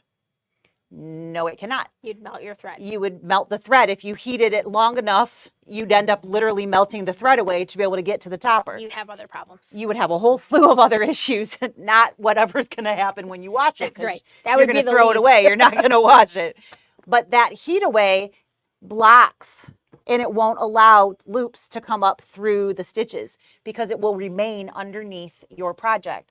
So depending upon what it is that you're working on, heat away could be the absolute best choice. Doesn't mean that you can always use it. So you always have to look at, can I press this? Because it has to have direct heat from the iron. It can't be through a press cloth and just crank the iron. It doesn't equal, that doesn't work. No. It has to be a direct heat. Now, all of that said, How do you get rid of it? What do you do? Do I iron? No. No, don't do that. What's going to happen if I do that? I'm going to have Balls of I'm going to shame. have balls. We're going to have some problem with our balls Yes. because there's going to be little hard, very hard plastic balls everywhere. So doing this to get rid of heat away topper is the absolute worst thing that you can do. Having your heat on high is the second also worst thing. very, very bad. It actually can set it into your project and then it won't go away. So I've seen that happen. So it's usually, and again, check, as we said, different manufacturers will have slightly different settings, but it's usually a medium heat iron and you're going to press. You're not going to move the iron. When it's time to move it to another spot, you pick it straight up, move your arm, and press in that spot. All right. I have turned and like, okay, I got to get in between, but be careful because you can burn your thread doing that. So be very careful if you are angling because you can adjust like where the heat is actually going. So pressing, and you want to push. Don't just leave it sitting there. You do need to put pressure on it, and then that heat will directly do it away. So do not have a high heat and do not move your iron. It is literally pressing and lifting. So if you cannot put direct iron to something, heat away topper is not for you or for that project. Okay? A couple of very important things. All things that you will learn when you do it wrong. And then you'll start doing it right because it's very frustrating when you can't get a topper to go anywhere. Yes, ma'am. It should always be dry heat too, not steam. Correct. The question was dry Good heat, point. not steam. Yes, dry Do heat. you want to add anything else? Mm-mm. Okay. So you guys can see that I'm going to pass this around. The bunnies that are the minky here, you can see the feet over here have toppers still on there. So Dryer won't affect it. dryer, no, it needs the question was, will a dryer affect a heat away topper? And it will not. It literally needs the direct heat from that iron, and your dryer will never be hot enough to make that happen. Mm-mm. Even if you have a house fire, your dryer will not burn. The drum of that stays. It does. Go from experience. I do. Unfortunately, she does. The clothes that were in the dryer were fine. Nothing around everything else was okay, but yeah, they stayed fine. So both a heat away or a water. Okay. Okay. So both a heat away topper or a water soluble topper will do basically the same thing in the big picture. It's going to keep your stitches basically on a level playing field so you get a really nice piece. It is very common to use a water soluble topper like on leather. Stitches like to sink into leather, so you can get a much prettier stitch if you put a topper down over leather. Even though it's technically flat, sometimes, I know a lot of you have been to a lot of our events. We did the spooky something, and we made a leather house on a towel. And it was this spooky house. And it had like gables and scrolls and things coming off the roof and whatnot. So it was partially on the leather, partially on the towel. And quite frankly, it was kind of a hot mess. So the topper is really the only thing that something like that, you need to have that level field so that the stitches will all sit at the same height and not sink into the different places. It will also help prevent that big bump that you get. It won't completely eliminate it if your item is super, super different, but it will help it lie much, much smoother. Unfortunately, leather is something we can't apply direct iron to. It definitely will leave a mark. Anybody want to? I tested it, I was like, come on, I really want to use the heat away because I wanted that to stay there, especially on a hand towel, right? I wanted it to be in there so that it would lay. Yeah, that does not work. And there is no making it go away. I've tried everything under the sun to make something go away with heat without having it. It does not work. So you definitely need the direct platen of your iron on the project. So if whatever materials you're using it on is not able to have direct heat applied to it, unfortunately, a press cloth in between is not going to do the trick. All right. Anybody have any questions?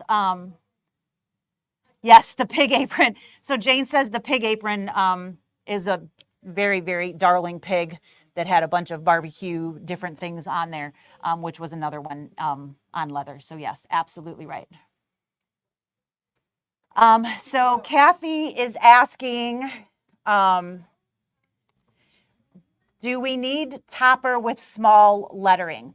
So a lot of times a small lettering, it's a great question, is a very thin line and it can get lost in whatever fabric that you're using. So a lot of times it's either a running stitch, which just kind of sink in and then it's hard to see them if it's not a fabric that's going to allow it to sit up very cleanly. The other thing that can happen with small lettering is really tiny satin stitches, and it kind of eats the fabric a little bit. So they sink in because of that. Will it always work? It's definitely going to help keep those up above the fabric so that they will stay there. I like to use heat away topper because it will stay underneath there, especially those little satin ones. However, that said, depending on how tiny they are, the little tiny inside of an R or an A can be very difficult to get that removed out of. Because again, that's where tipping the iron to get to a little tiny spot, sometimes it's very hard to get that topper out of the inside of the circle of the A or the top of an R, the B's, those kinds of things. If they're really, really tiny, so is that circle, and the heat just can't get where it needs to go to really remove there. That said, sometimes your tweezers can get it out. If you have those precision tip tweezers, you can grab that. So water soluble is easier because you can just rinse it away. You tear away the bulk and you can rinse. And again, I'm talking about specifically those small lettering. It can be difficult to get the heat away out, but I do like the heat away because I know it's going to remain there. So I know that they will stay on top and it's not going to sink in over time. Great question, Kathy. Thank you for bringing that up. It is definitely a thing that you can use whenever you want. So you go to a Floriani event. I have heard it multiple times, and I'm not saying that this is a bad thing. Use a topper on everything. Okay, they're trying to sell you stuff. I mean, that is their goal. The more topper you use, the more topper they're going to sell, right? Do you need topper on everything? No. Is it going to help everything? No, there are some things that it will make zero difference at all. And if you have a topper on there, you will see absolutely no difference. And you've just basically put some coins in your hoop and then ripped them off and threw them away when you were done. So I definitely wouldn't use topper on everything because it doesn't have to be there. That said, you can use it on anything that you want. It's never wrong. Like you can't put topper on. There's never a time that it's going to do that. The times that you want to do that is if you do not have a level surface and you need to level the playing field, or if you need to keep things from sinking into the fabric based on the type of stitch that it actually is. So I think that was all the questions online based on those toppers. Anybody in here have any additional questions? So the other things that we have here are the specialty items, and there definitely are, okay, the arrow didn't work. Oh, I have to load a new one. Okay. Well, she didn't show me how to do that. Okay, let's see.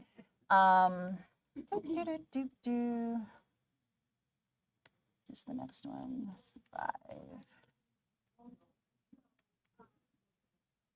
Yeah, we'll go with that. So specialty stabilizers. I don't know. We seem to be missing a slide, but this will work. So there are a lot of specialty stabilizers. And I say stabilizers because some of them are stabilizers and some of them are not. But just remember the word specialty because that's the main thing there. So they're all going to have a specific reason that you want to use something like that. Fusible web. This is a heat-sensitive sheet that melts between 2 layers of fabric, bonding them together, commonly used for machine applique. So we have soft web, and there is some soft web in the bundle. We have fusible applique. Those are the two that we really use here the most. For the most part, we have been basically saying fusible applique for a long time. That's been our favorite. There are a slew of different types out there. How do you know when you need it? Well, can you do applique in the hoop without fusible web? Absolutely. It's trimming in place. So you're going to get a placement line. You cover that placement line up, and then it tacks it down. You trim around that line, and then it does either a satin stitch or whatever else edging trim. There's lots of candle wicking, blanket, all different types of things. When you're trimming in place, you're not generally going to have fusible web. If you are pre-cutting for any types of projects, for those of you, actually you guys can see this at home too, all of these, so all of the applique pieces that are on this quilt that's hanging here behind us, those were all put fusible web on there, and we cut those on our cutter. So basically, we're not trimming in place, we're pre-cutting those designs. Those are going to be the most commonly times that you're going to be using that, is if you're pre-cutting. It doesn't have to be with a cutter. It could be freehand with a pattern and you're tracing. You can trace onto the paper part of that. So basically what that is, when you pull it out, whether it's on a roll or on a sheet, one side's going to be fusible. You're going to take your fabric and you're going to put it on that and you're going to press. Now it's fused permanently to your fabrics. All right. On the back side of that is a paper. If you are drawing from a pattern, you're going to trace your pattern. Do that before you fuse, but you're going to have that on the pattern there, and you're going to cut literally with a pair of scissors, and you'll cut that. Then you peel the paper off. The paper reveals a sticker. All right. This is double-sided. The sticker is temporary, so you can place it to fit into whatever your applique shape is. If you then take your iron and fuse a second time, that fuse becomes permanent. Can you get it off? If you try really hard, but the whole idea is that that's not going to shift while it's being stitched on. So you've got the original fuse, then you remove the paper after it's been cut, and then when you place it, you do not have to permanently fuse because your outside tack down is going to hold all of that in place. So that is not a requirement. It's just an option. And if you are doing something like one of these, having some sort of fusible, which these particular pieces, they're vinyl, they're not fabric, so these don't have, but if this was fabric, they would absolutely have a fusible web on the back to keep them where the right shape and size when you put it in there. So there's definitely a time and a place. Most people will use this for applique, whether they are appliquing in the hoop or in sewing. Doesn't matter from that. You can use it in both sewing and in embroidery. If you are going to use pieces that you're cutting and then sewing together, you do not want to have a fusible web on the back. So I have had scraps of fabric that I had fusible web on, and I'm like, it was big enough piece. I was like, I really don't want to throw that away. But then when you go to use that, when you peel that paper off, it's now sticky. So trying to trim around when it's sticky, that's not super fun. You can do it, but it's a little bit more of a pain in the bum, just as a heads up. Not yet, Cindy.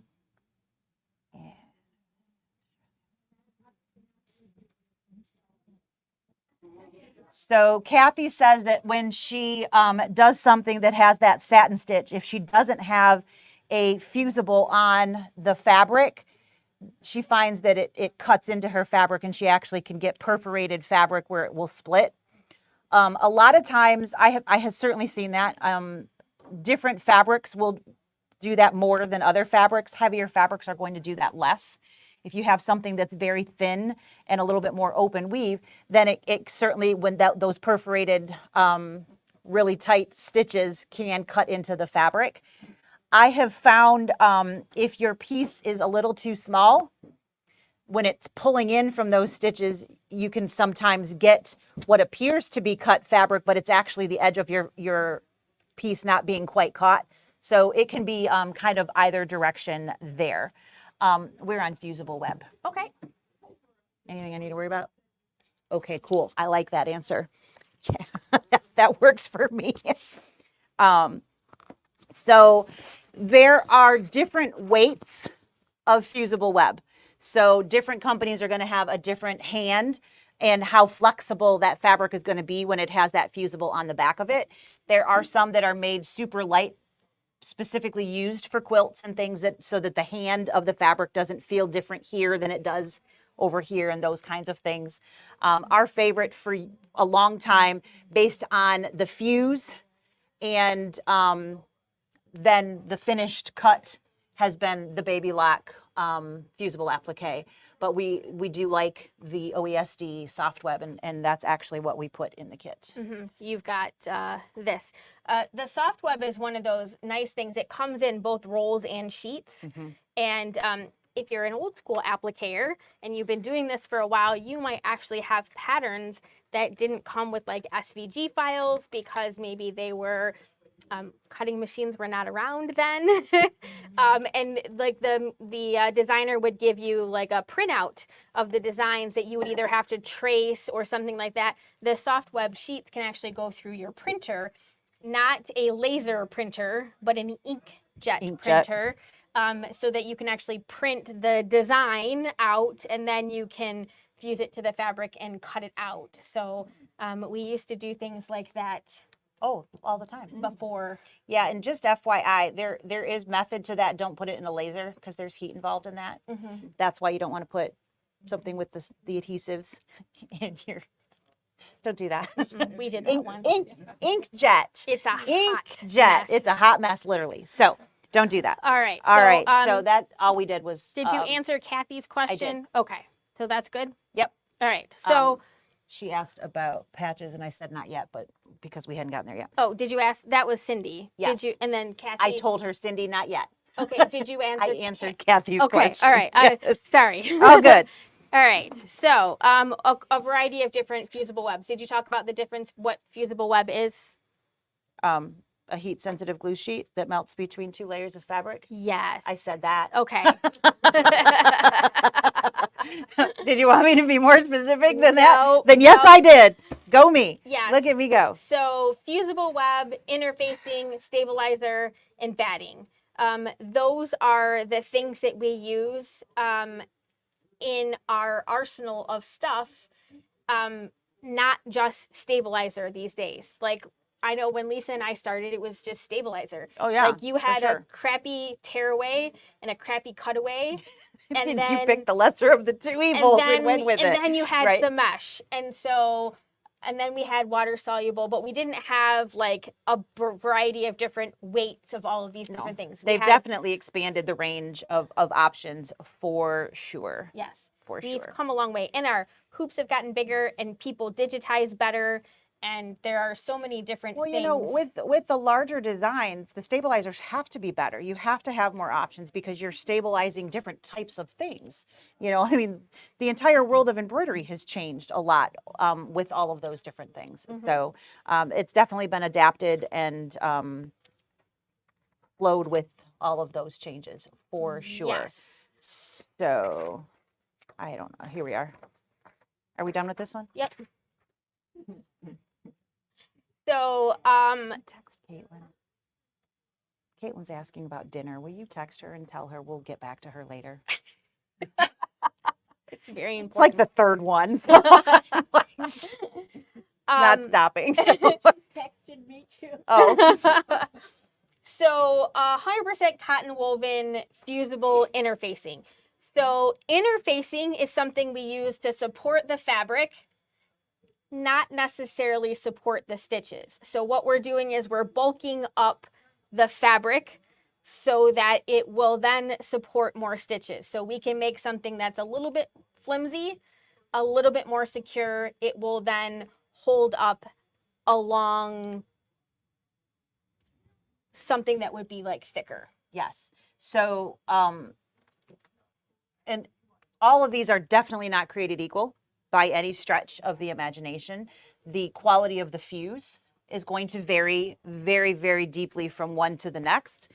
And the reason that we like the one that we like and we put in your bundle and we sell here, and we will sell other ones if you specifically ask us for it. We don't generally keep other ones in stock unless we had to order 6 or whatever of them to get them in here. But this particular one has a fantastic fuse and it's pre-shrunk. So we've talked all day about how important it is to know what you're putting in your projects and know what's going to happen to them after the fact. This is basically the work has been done for you. So that's just one thing we can check that box without having to stress about. So there's a big, big difference from one to the next. So Easy T is available in a basically kind of like a flat fold roll, so 14 inches by 25 feet, or in a large piece that is 60 by 72. Yep. So depending upon how you're using it. So if you're needing to fuse to a large piece of fabric, then the big one's probably better. If you're using it to fuse to backgrounds for a quilt like this, then maybe the flat fold roll is easier to manage rather than trying to cut both sides. You're just cutting one and then maybe trimming a little bit here or there, that kind of thing like that. So that is definitely great. We had a question earlier about, is it available in black? It is. We don't carry it regularly, but it absolutely is available in black if that's something that you would like. So Easy T fusible interfacing is woven. It is pre-shrunk and it's wonderful. It is. So we showed the kind of fall stitch outs earlier. Those had a fusible woven on the back. So the idea behind that is, again, we're giving extra support to the fabric so that it has a little bit more body so that it can take the beating of all of the needles a little bit easier. It is not a stabilizer. So you're not going to just put that fusible on there and call it a day. Right. It is not going to be enough and you will definitely still have some puckering. That said, in conjunction with a stabilizer, whether it's a heavy tearaway or no-show mesh that's got batting on it and whatever else, all right? So we use this a lot when we're building things like this. Our background, so the white backgrounds here all had a fusible woven fused to that. When we do a Kimberbell quilt, our background pieces, we put fusible woven on there so that it can take, and we have a lot less puckering. And that's really what that's the whole name of the game, right? Is to get that best stitch possible. Yes. The question online is, Easy T used instead of SF 101? Yes. You couldn't pay me to use SF 101. There is no amount of money in somebody used to, right? Yes. No amount of money in the world that would make me go back to that. It shrinks. It has a terrible fuse. And it's not consistent. So the consistency of the fuse, you have some spots that just don't fuse at all. Yes. And so what happens when you put that in your hoop and you stitch on that and you've got a super intensive spot and you've got one spot that is beautifully fused and then you have basically a pocket of air. Right. Everybody picture that in their head. We've been talking about this all day. What's going to happen at the pocket of air? You're going to get puckers. You're going to have a mess. You're going to have a gap between your fabric and your stitch, and you're going to have some issues. So having that consistent, beautiful fuse across the entire piece, it's worth it. It's totally worth the difference. A lot of people, you told me this, Joann's doesn't have first runs. Right. So when you go buy a bolt of SF 101 at Joann's, you are getting seconds. You're getting the stuff that somebody else wouldn't buy. So when the company think about that makes SF 101, right? They sell it to us or somebody like quilt us. Shop quality manufacturers, people that wholesalers who we buy it, and then they sell it to places like Walmart, Amazon, and Joann's. So a company cannot make money if a product that they have is really good. If they sell it to, let's say they sell it to our wholesalers for $5 a yard, they can't have a $5 a yard product that they sell to Joann's for $2.50 a yard and expect it to be the same. It's not. Nope. So if you think it's the same, it's not. If you think the Kona solid fabrics or the Robert Kaufman fabrics are the same, or the thread, it's not. It's not. It's a different quality. They manufacture to those big box stores. And they manufacture it specifically to that. Yeah. So there's different factories. It's not even made in the same factory. There's a factory in Mexico that makes thread that Joann's buys that does not have a Mexican name on it. That's all I'm going to say. So there's a big difference, and there's a reason to buy quality, because you've all run into the problems when you have poor one. Yeah. Because we've all cut a corner somewhere. And then after the fact, we went, why did I do that? Right. I couldn't find I it. couldn't, I right. needed it. It's a great I didn't have price. time. I could, it was on sale, whatever Right. it happens to be. Amazon Prime got me. Right. We weren't educated. Right. Absolutely. If you don't know, you see a name brand that you think you know what that is. Maybe you think it's made in Europe because of the brand that's written on the outside of the package. It's not the same. So it definitely matters, because the consistency and the quality is going to change based on what you're purchasing. So it might look the same, but is not going to respond or act the same in your hoop. Yeah. And there are starting to be, because This is the soapbox. Sorry, guys. We're Right. both on the soapbox, Right. and I'm sorry. But because the embroidering world has really caught on to using interfacing as something that we prepare our fabrics for. So more manufacturers are jumping on the bandwagon. I'm going to make And some of that too, because everybody will buy Every it. time a new one comes out, I try it, because I'm like, if it's better, I need to know about it. I promise you, I have tried them all. This is the one one you is want. far superior. They might say it doesn't shrink. It does. They say it's an even fuse. It's not. The reason I think that these guys do it right is because it's Heat and Bond. Heat and Bond has been making fusible webs since the beginning of time. So they know that glue matters, and they know that the consistently matters, and it has to fuse even. If it doesn't fuse even, It's not going to do its it's job. garbage. It's Not just gonna going do to its job. cause a problem. I passed around that the pumpkin and that stuff that had Easy Tea on the back of it. I mean, that's been on the back of that for 3 years. So You can't and even it's see. You can't there's see no any bubbles, variance there's no anywhere. nothing. It gets manhandled around here, gets thrown in my drawer. It gets put all kinds of different places. That fuse is stuck. It's stuck like glue. Stuck like glue. So that part really makes a big difference in the whole picture of what it is that you're doing. So we sometimes get stuck on that a lot, because Yeah. Sorry, soapbox. that matters. It really does. It does. There And- are lots of times when we're like, and yeah, we it's feel okay. for you, because we get it. We've all been there, and I'm really sorry. Whatever you just bought's crap. Here, buy this again. It sucks to have to throw something out, or you see it sitting in your drawer or whatever. But it will absolutely make a difference in the big picture, Yes. for sure. And I mentioned this earlier. I put fusible woven on the back of my fabric. So that really means that at this point, I should not introduce a second Another fusible. So it does limit sometimes your second stabilizer option, because if you try to refuse something on top of that, you have to now fuse from the back. You got a different heat, and the glue maybe not adhere to that part. So then you end up again with bubbles, air pockets, and things like that. So refrain from double fusing. So do not double fuse. And One fusible. not that this is perfect for almost everything. One thing I have found that this is absolutely not perfect for: do not fuse this to the back of fabric and then throw it on your scan and cut and want to cut shapes. It does not work. That is not what this is for. Don't do it. Yeah. It separates it out, and you end up with a hot mess. So this is wonderful for all kinds of things in the ways that we told you to use it. That is not one that we recommend. If you want to try it and see why, you'll find that out, because it has happened every time I've ever tried. I'm like, I must not have ironed that very well. It's got to be, this is great stuff.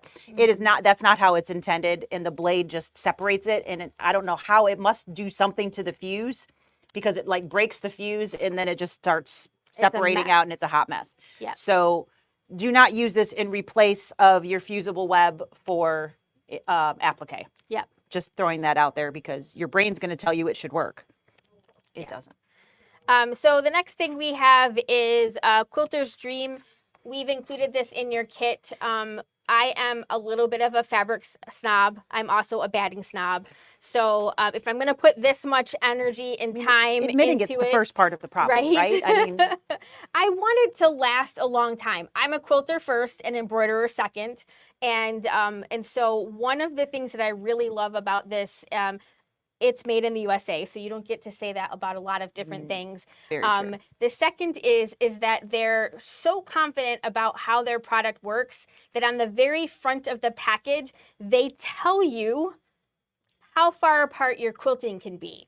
Some of them are up to 8 inches, which means that if I wanted to quilt this and I only wanted to put lines around these blocks, they're guaranteeing that the batting inside of this is going to stay together and It's not gonna ball up. It's not going to be a hot mess as long as you follow whatever rule they tell you on the outside front of the package. Yes, and they are proud enough and they stand behind their package enough to tell you that. Very few batting manufacturers will tell you what you should do. And if you call them because there's something wrong with it, they'll say, well, you didn't quilt close enough. Well, you didn't tell me. How am I supposed to know? So we use this all the time. It is what's in the backs of all of these. It's in all of our quilts here. It's what we use for Kimberbell. Yeah. Kimberbell batting is great. It is. It's great. But it is way more expensive. And I mean, it's great. There's nothing wrong with it, except it's more expensive. So the weight-wise of your embroidery batting from Floriani or your project batting from Kimberbell, they're all about the same. They're about the same weight of what we carry here. So you're not going to feel a difference from that. You will feel a difference of bunching if you use a poorly made, low quality batting. Yeah. Anybody ever bought a roll of that big old roll of batting from Joann's? Yep, I did that once. It was on sale. And I'm like, I'm making all kinds of things that I need this in my hoop for. Right. This will be great. I can just cut a strip off and then boom, boom, boom. Yeah, it's like, I mean, it is just like, holy crap. You don't realize how bad something is until you compare it to the yeah. What did we put in? We put a bigger one in. We put a 60 by twin, 60. right? Didn't we put a twin? Maybe we put a twin. We put a big No, size. they asked for a twin. I think it's I don't 60 remember. by 60. I think 60 by 60. It's a big Good piece of flat batting. size. It's going to last you for A good while. Yes. a good chunk of time. And They're usually about 30 yards, right? 30 yards in a row. these are flat folds, so it's by inches. The embroidery batting or the Florian. Oh, you mean the one from Joann's? Yeah, it's a lot. Yeah, I ended up using it to cover outdoor seating because I'm like, this is crap anyway. So it's like layering it up and then put some outdoor fabric over top of it and called it a day. Yeah, I bought a roll of Warm and Natural probably 15 years ago. And I did a project that had a lot of white. It was like more solid white background in it. And everything was beautiful. And there are cotton seeds still in there. And it bled. The oil from the cotton seed bled onto the white of my fabric. There's nothing I can do to get in it. And so no one else ever looks at it and says, oh, what is that? But I know it looks like somebody snotted on my quilt and I can't get rid of it. And it's right where I go to every time. So I still have that roll of batting because, I will use it for like really inexpensive things that do not have anything that you could possibly see that oil behind. Because I can't bring myself to just completely throw it away. Will it make popcorn if you throw it in the microwave? Probably. Just asking. I was just curious. I have never used it in a quilt since then. So one and done, and that was it. That was enough of that. So, so again, Kimberbell and Floriani's embroidery and project batting, great quality. It's about the same weight, and they're both blends. compared to what we've got is a blend. Weight's going to be pretty equal. Cost efficiency wise, it's way better. Plus, as she said, it's made here, and Right. it's really great from a so many perspectives. Yes. So, okay, what else we got? We have Fuse and and Fleece Fleece. next. So while you're grabbing that, the quilt behind you, Lisa said the white squares had fusible on the back and the background, and did the shapes cut out on the Scan and Cut have a fusible in them? Yes, they did, but because we did them in the hoop, and we used fusible applique, which is like a sticker on the other side, so we were able to stick it down, not fuse it down. Yep. So we fused it to the wrong side of the fabrics before we cut them, and then we did not refuse them when we put them on our thing. So Could have, but we could didn't have, need to. but we didn't need to. But because we broke the double fuse rule, but because it's sticky, it doesn't count as the same. And we're basically talking And that's about separate. They're on a not. separate- They're not together. right. One was under the fabric. One was over the fabric. right, So. and there's batting and And there's all yeah, kinds of stuff in stuff there. So Yep, yep. that's why that rule was slightly different. So Fuse and Fleece and Baby Lock Ultra Soft are two very, very similar things. Basically what they are is they're an embroidery type project that comes on a roll instead of like a big package that you can use to add a little body and dimension to your projects. I am slightly addicted to fonts, and Did I get the right ones? yes. Okay. And so a bunch of these, this is regular fusible It fleece. I think this is actually, I wasn't sure. I think this is the OESD one, and this is and this is the ultra soft one. They Yep. feel slightly You can different. feel the difference. Ultra soft is softer. It is a little bit softer, but they all have the same basic idea. It's idea and quality Yes. of what you're doing, what it's doing for your project. yes. So instead of putting like an easy tee on the back of my fabrics, the fabrics were starched first because I She starched starches everything first. And then I fused this onto the back of the fabric.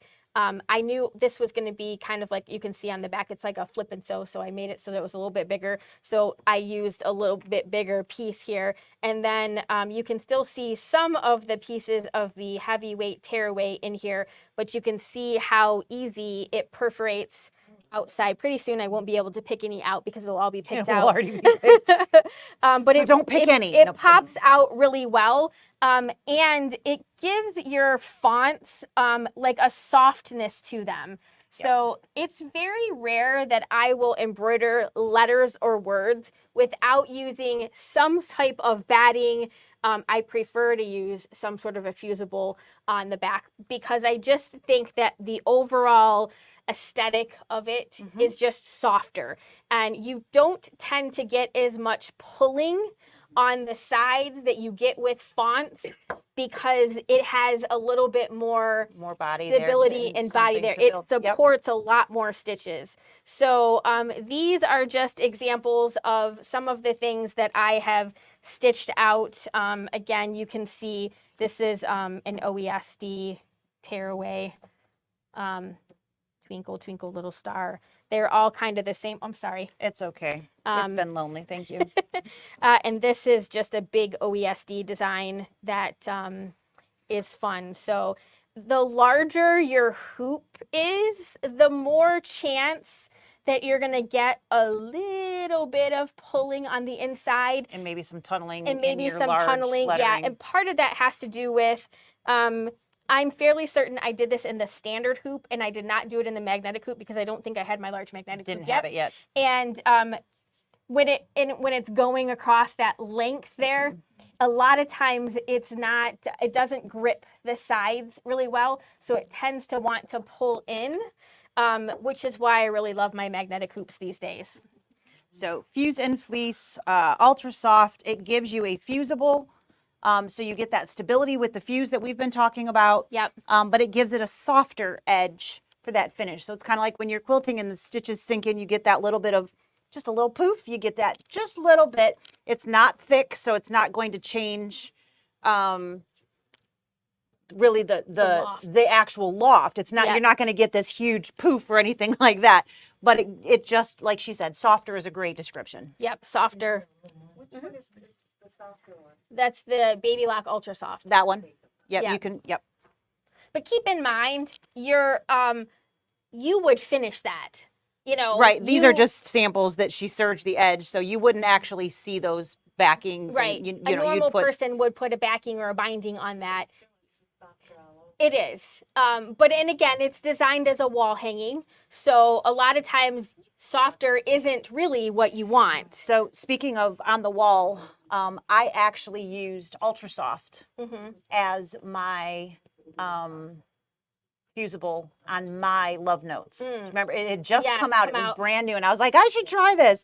And so that's what I put in here was Ultra Soft. So the Love Notes that's up on the wall in the other room actually has Ultra Soft as not really. I don't know if I used it as the quote unquote batting. I'm trying to remember what I did now. And that was I know a you long time added ago. another layer of batting. I in there. added Yes. another. I don't like super Um, thin. I like it to have a little I'm bit just. of weight to it. Kathy asked if I was talking about the dime or the Instead of brother. easy too. Either or, So you don't You wouldn't use both. You wouldn't use. because that would be a double. That would be a fuse. double It's a fuse. double fuse, Mhm. okay, okay, Yep. got that Double, straight, okay. double Toil and trouble. I have a question. Yes. Someone You said they got have. the Quilter's Dream. Mhm. And the fusible. Hayden took them yesterday. Ultra soft. Sorry. Thank you. Are we talking about all the same thing? So Quilter's Dream is not fusible. It's just a standard batting. Ultra Soft and the OESD fusible fuse and fleece are very similar. They are both a fusible fleece from two different manufacturers. They have a Fairly slightly thin, different feel to them, but basically the same End thing. result is probably going to be And the Yeah. pretty much. Quilter's Dream is just. It is batting. Can Traditional. be used in a quilt square in the hoop. Can be used as regular quilt. You know, spray based or pin based, whatever. Regular batting. It is available from project all the way to king size. So varying from the embroidery batting, which is only available in specific sizes. So you can get a little bit more bang for your buck. Just cut the sizes that you need, and as we were saying, fantastic quality, and it's USA made. So Ultra Soft comes taller. it's 20 inches. Fusible fleece, I think, comes in two sizes. I think they have like a 15 and a 20.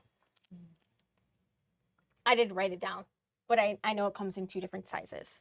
So Okay, skinny and tall. there you go. So the next one we have is Fuse and Seal. Press and bond or patch attach are also going to be basically the same things. This is to answer Cindy's question that was asked this is what you would use for your patches to permanently fuse a patch to whatever the end product was going to, your jacket, your And- hat, your whatever. Not sewable. It is not sew through, so that's not needle friendly. That is a non-sewing permanent fuse. It's iron on, and you can put it in the wash, all of those things. So as long as it's heat acceptable, you can use it just about on anything. So, you know, hats, backpacks, doesn't really matter. It makes a permanent fuse. It is a permanent fuse. So you would make patches, cut the piece, fuse it to the patch, and then fuse the patch to wherever you're putting it, that kind of thing. It is clear, so you don't see a film or anything like that. I don't know, and not a whole lot to say. It does what it does. That is in the bundle. You get a few sheets of your that. needle will not like it. Yes, it is not. So do not get that confused with Softweb, which is also in the bundle, just in case you are a bundle purchasing the bundle. There's both the Fuse and Seal and the Softweb sheets that are in there. So the applique fusible and the patch fusible, basically, for lack of a better, don't get them confused.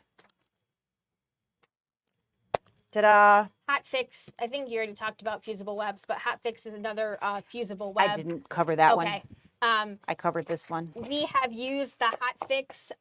We used it a bunch in this one. We were pre-cutting pieces. It is a little stiffer than like the Baby Lock fusible applique, but it is one of those ones that you don't necessarily have to stitch. So it creates a permanent bond, and you can definitely leave it and You not, do not stitch have around to, it. you can but sew you through can. it, but you do not have to sew through it. That was a lot of fun when we found that. That was a fun little, Yes. So I did talk about fusible applique. One thing that we did not talk about that is a That's not what I wanted to do. kit, bundle, whatever you want to call it, item is embroidery topping. So it's not a topper, it's topping. And the difference is this would be a, basically it looks like a piece of plastic, kind of like one of those plastic tablecloths. Don't use plastic tablecloth in place of it. It's not the same thing. It's just what it kind of looks like. All right. In the kit, we have given you both a little bit of black and a little bit of white. And what that is going to do is fill in the space behind the thread of a fill stitch. When you have something that is, for instance, white stitching on black fabric, you would see the black fabric coming through that white. It would make it look a little bit more gray. Might even see, depending upon how thick the fill stitches are, you might actually even see blank spaces of the fabric showing through. So these keyboards here have white topper underneath the keys and the space bar there, and it just makes those pop. You can use it for anything that is really a fill stitch. Tea towels, you can use it on your All towels. those and things if to you don't like keep the heat color away. block, all kinds of things, and it will lift them. So if you're, you can kind of feel, we'll pass it around for those of you that are here. You can, are you okay with? Of course, Okay. yeah. Sorry about You the can, cat hair. Achoo! Yeah. But you can feel a little bit, so it does push those up a little bit, and it stays there. It will not go away, and then you would tear away the excess. It is really great, and you can really alter the way that you have that finished. It gives, you know, maybe hair a full body instead of seeing whatever is behind it, or a tree, and you can see whatever you have coming through the trunk, or, you know, those kinds of things. Yep. You can use that. It comes in a range of colors. You can get it in neutrals, you can get it in primaries, and then the black and the white. Black and white you can put under just about anything, but to be perfectly honest, you do want to match as close as you can to get the full effect of what's there. Right. But we wanted to give you some to play with. We had to start with something, so we went with black and white because that seemed like the most obvious there. So seems like it's pretty popular to put white thread on top of a black or vice versa. So the keys in the space bar there have. Oh, I think in these little guys too. All right. So all of those, I think that's all of the stuff. We did have a question earlier about what stabilizer you would use for a t-shirt quilt, which we talked about the one that we would use, but we didn't say that when I was there. I'm sorry. So I would absolutely use the Easy Tee. It's actually designed for that. And so that fusible woven, that's the pre-shrunk, all of that's what you would want to do. So the idea behind that, whatever size, you would cut that piece, fuse it to the back of your shirt before you cut the t-shirt. And then you would, when you cut, you won't get that draw in and the hot mess of the t-shirts afterwards. Yeah, that really prior to that, I would have probably used fusible no-show mesh, which will also work. The Easy Tee will work better. And it'll be softer. And it'll be softer. And would you use that on a t-shirt that you're gonna wear? You want to embroider on it? So no, I would use the no-show mesh if I'm embroidering on the shirt. Specifically for t-shirt quilts, when you are cutting everything apart, that is what we would use. Yes. Okay. Did that answer the whole question? Okay. Thank you so much. Of course. All right, so everyone will get emailed a design bundle from SNL just to let you know. There's some new stuff in there. Some of you might have this, but we've updated it and we're giving you more stuff. We did a really cute specialty design that has SEW on it with some fun flip and sew stuff. These are some of those extra designs. This is plaid. This is ombre. This is, it kind of looks like it's fuzzy, but it's not. And then this is what the embroidered block can look like when you're finished. So we did a little piecing in the hoop. How am I doing? Yep. So that's the actual quilt. So there is a quilting file of just a basic stipple that can go over top of that. So you'll have your batting placement lines, which if you choose not to use batting, just skip those. All right. And then you would get the folded fabric technique, everything that's there for that. So that is that border that you are seeing around there. That is done. It's a 4.5 by 4.5 that finishes to 4 by 4. So you do need a 5 by 7 hoop, not the 4 by 4 hoop because of the seam allowance that is in there. And it's all folded fabric. And then there's quilting that, again, just skip it if you don't want the quilting stitch. Yeah. There. So you won't get the files until next week when the bundles are ready. We had grand plans about being super organized and being completely finished, but it didn't happen. No, you went to Florida. I went to a We had wedding. a wedding. I had 7 classes. We had a whole bunch of classes. It's been absolutely nuts in here. So not Right. complaining, mind you. Just So I know we are running a little bit late. We will keep going. So you don't have to pack up and be ready to leave if you have time. We still have intentions of doing the rest of the stuff. We're just lagging. So we're not kicking you out because it's almost 5. We'll just stay a little longer. If you have to go, that's totally understandable. You can pick up the rest of what you might have missed in the, guess I should in have the, put some water in there, huh? maybe there's a bathroom behind you. Can we still buy the bundles? Yes, Of course. yeah, Lisa and I, while we don't do a lot of checkouts, we're still capable of doing Yeah, it. we can probably figure that out. Maybe. Yeah, no problem. But But sometimes, as a reminder, especially if any of you at home do have to head out because you expected us to be done, like I don't know, now. Don't forget, if you didn't already register, make sure you register so that we do send you all of the stuff that we're about to talk about. yes, So, all right. Will this be posted later on YouTube? it's already there. It's- Yes, as soon as we finish it, we'll be As there. soon as we click off, boom, Yep, it goes. So Yep. you can rewatch and all of those good things. yes, we'll not go So- anywhere. Nope. I do have a stabilizer question. Mhm. What would you use for fleece? In what manner? Where are we putting the fleece? Are we talking a fleece sweatshirt? We're making a quilt with it. And we're embroidering on it. Yep. I would put either probably easy tee. I'd probably put easy tee on the back of it. But definitely a fusible. If easy tee is not an option, I would do no show fusible and then stitch. That will keep it from stretching and will keep it And put a topper on. and put a topper on. Yes, ma'am. Because it's not going to be an even keel. So nice to see you, Miss Sue. You too. The good news is hanging around a little bit, you'll miss most of the traffic. Yeah, getting out of here at this time of day is not Crazy, super yeah. quick. So no mad rush because you're not going to go anywhere Yeah, you're fast gonna not anyways. go anywhere, You're just yeah. going to sit somewhere. So might as well sit here. So we talked about the SEW and we created this folded fabric block. One of the tools, and we'll touch on that a little bit more, that we have in your bundle is the folded fabric pen with a seam roller. So that is a really great piece that allows you to not have to go back and forth to your ironing station or anything like that. But maybe you still want to press in the hoop instead. The mini iron is a great option. It would allow you to press in the hoop.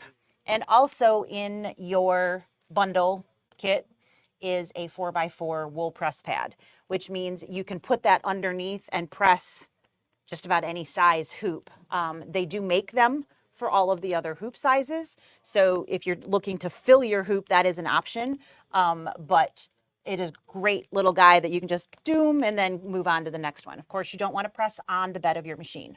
Just going to throw that out there. We have a cute little 4-inch pressing pad that comes in your bundle kit. In the bundle. Yeah. Yep. So you can press on that. You can press on that. So, and if you decide you like that, we, like I said, do have other sizes that are available. I have a 5x7 one at home because that's my kind of go-to hoop size. And so it's definitely a really nice thing. But the fabric folding pen is what I used to make this sample when I was stitching it. And you literally just run, it's basically a concentrated starch and water mixture that goes in the pen. You run it along the seam, fold it, take your seam roller and run it over that. And it's almost, sometimes you can actually get a better seam than with your iron. I mean, it's a beautiful, because that starch really gives it the body. So you could even use the fabric folding pen with an iron and press. You could go either way. So, but the fabric folding pen is one of those tools that we do have in there. In addition to, I don't remember where, we have mug rugs, there's little pillows, there's basting botches, there's patches, different sizes that you could then put your design on the different patch sizes. There's some basic background quilting, and then also blank batting tack down. So if you have decorative fills, it would be easy to fill those in. Those were actually, we already had those. That was in the 23 bundle. We added all of the specialty technique designs, so the plaid, the varsity fill, and the chenille, and all of that, and the gradient, those guys that she's showing right there. And then in addition to that, you will also receive this cute little rainbow, which you can see on the little side picture. I'm sure she can change it here in a second. So there's both chenille, so the purple and the yellow are a chenille. There is a new tool that's just been recently sent out from Dime that we are available. There's different tips, which is really nice because depending upon how tight your stitches are, all chenille tools won't necessarily fit in any seam.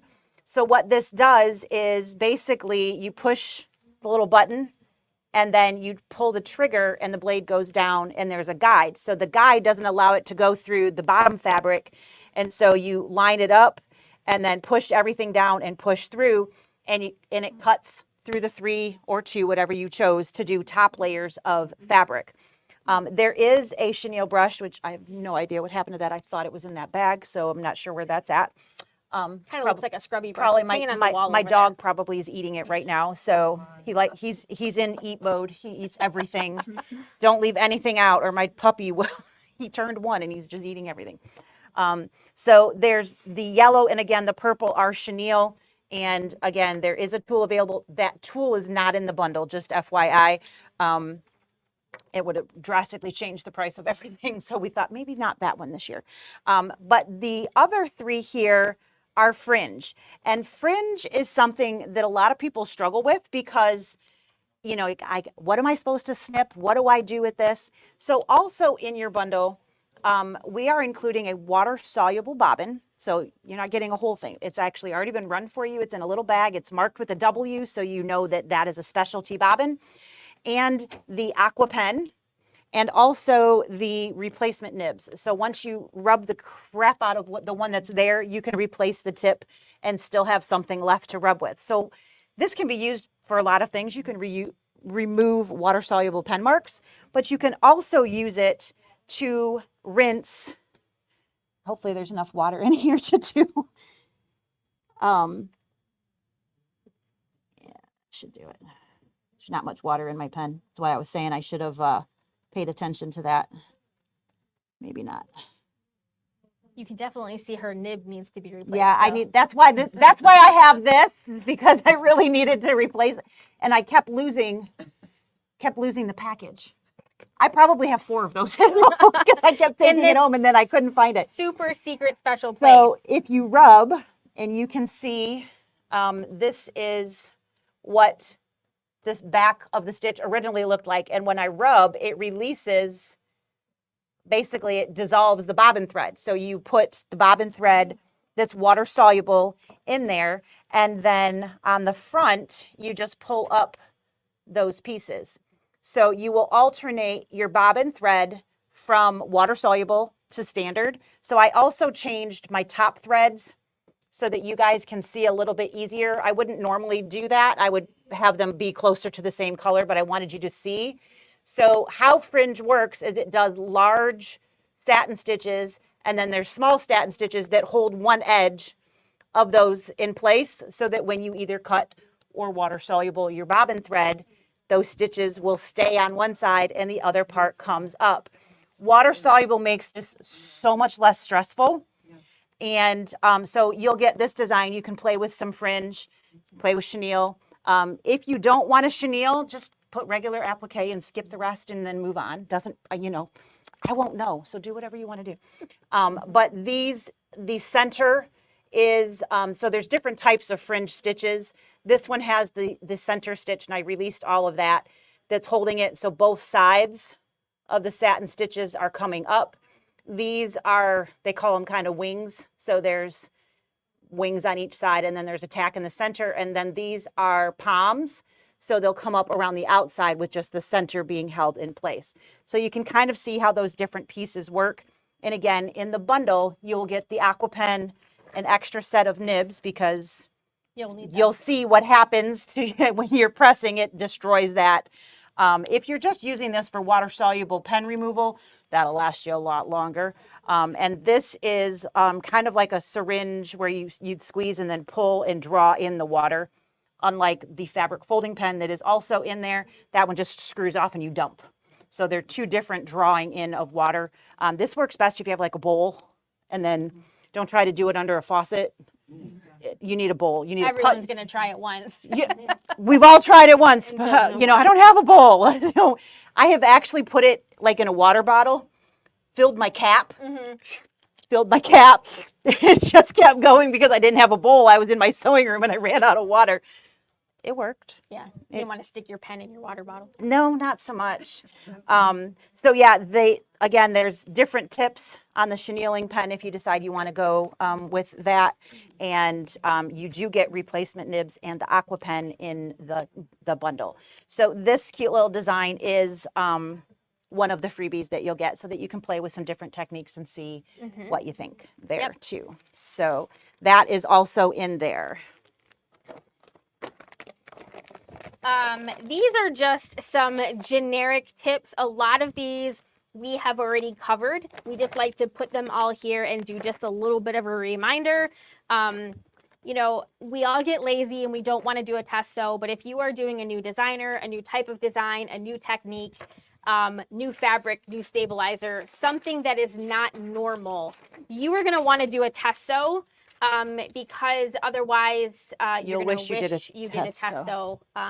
There are really only two types of people, those who did and those who wish they did. If it's something that you've done repeatedly or a designer that you know, and you know what to do, that's not quite the same thing.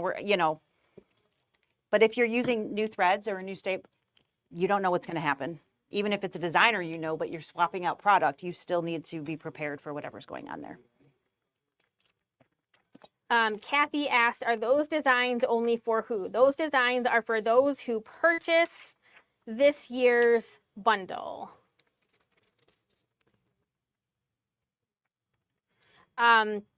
So if you are a little bit like me and maybe you think you don't have time for a test sew, when I am preparing to do a project, my first block is always the block that I'm prepared to redo.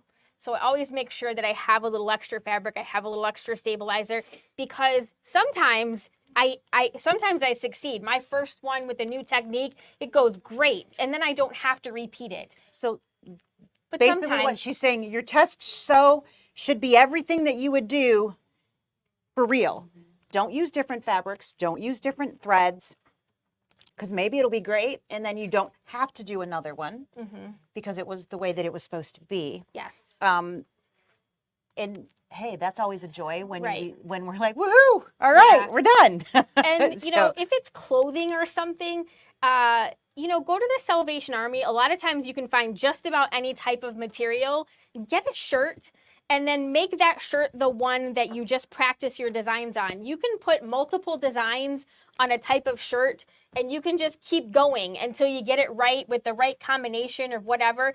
And then that just becomes the shirt that you use later on, you know, or we had a gal who used to go to the Salvation Army and buy them, and then she would embroider something cute on there, and then she would just redonate them back to the Salvation Army so that somebody got a cuter somebody shirt. else got a little bit cuter shirt. You know, if But it it gave turned her out practice great. material. Exactly. So it was something that, you know, you kind of are If it brightening bombed, somebody. she didn't feel bad throwing it away. If That's it didn't right. bomb, she could donate it back and somebody could use it. Yep. Always make sure your fabric is pre-washed or pre-shrunk. Again, we really want to make sure that that we know what's going to happen when the fabric is washed or introduced to water or heat. If using a new stabilizer on something that will be washed, make sure you know if it will shrink. We talk about shrinking a lot. Keep your embroidery bobbins and your sewing bobbins separate. They should not be used interchangeably. Your embroidery bobbin thread is not sewing thread. Your embroidery thread is not sewing thread. They should not be used to sew. They are not designed as your construction. If it's just Okay. decorative, we're talking a little different things, but Yep. anything that needs to Hold it. Like, don't keep your use pants your seam embroidery together. thread, yeah, Right? to put a Don't garment use together. embroidery It's thread for not that. strong enough. It's designed for decoration. It's not designed. It's not Right. there.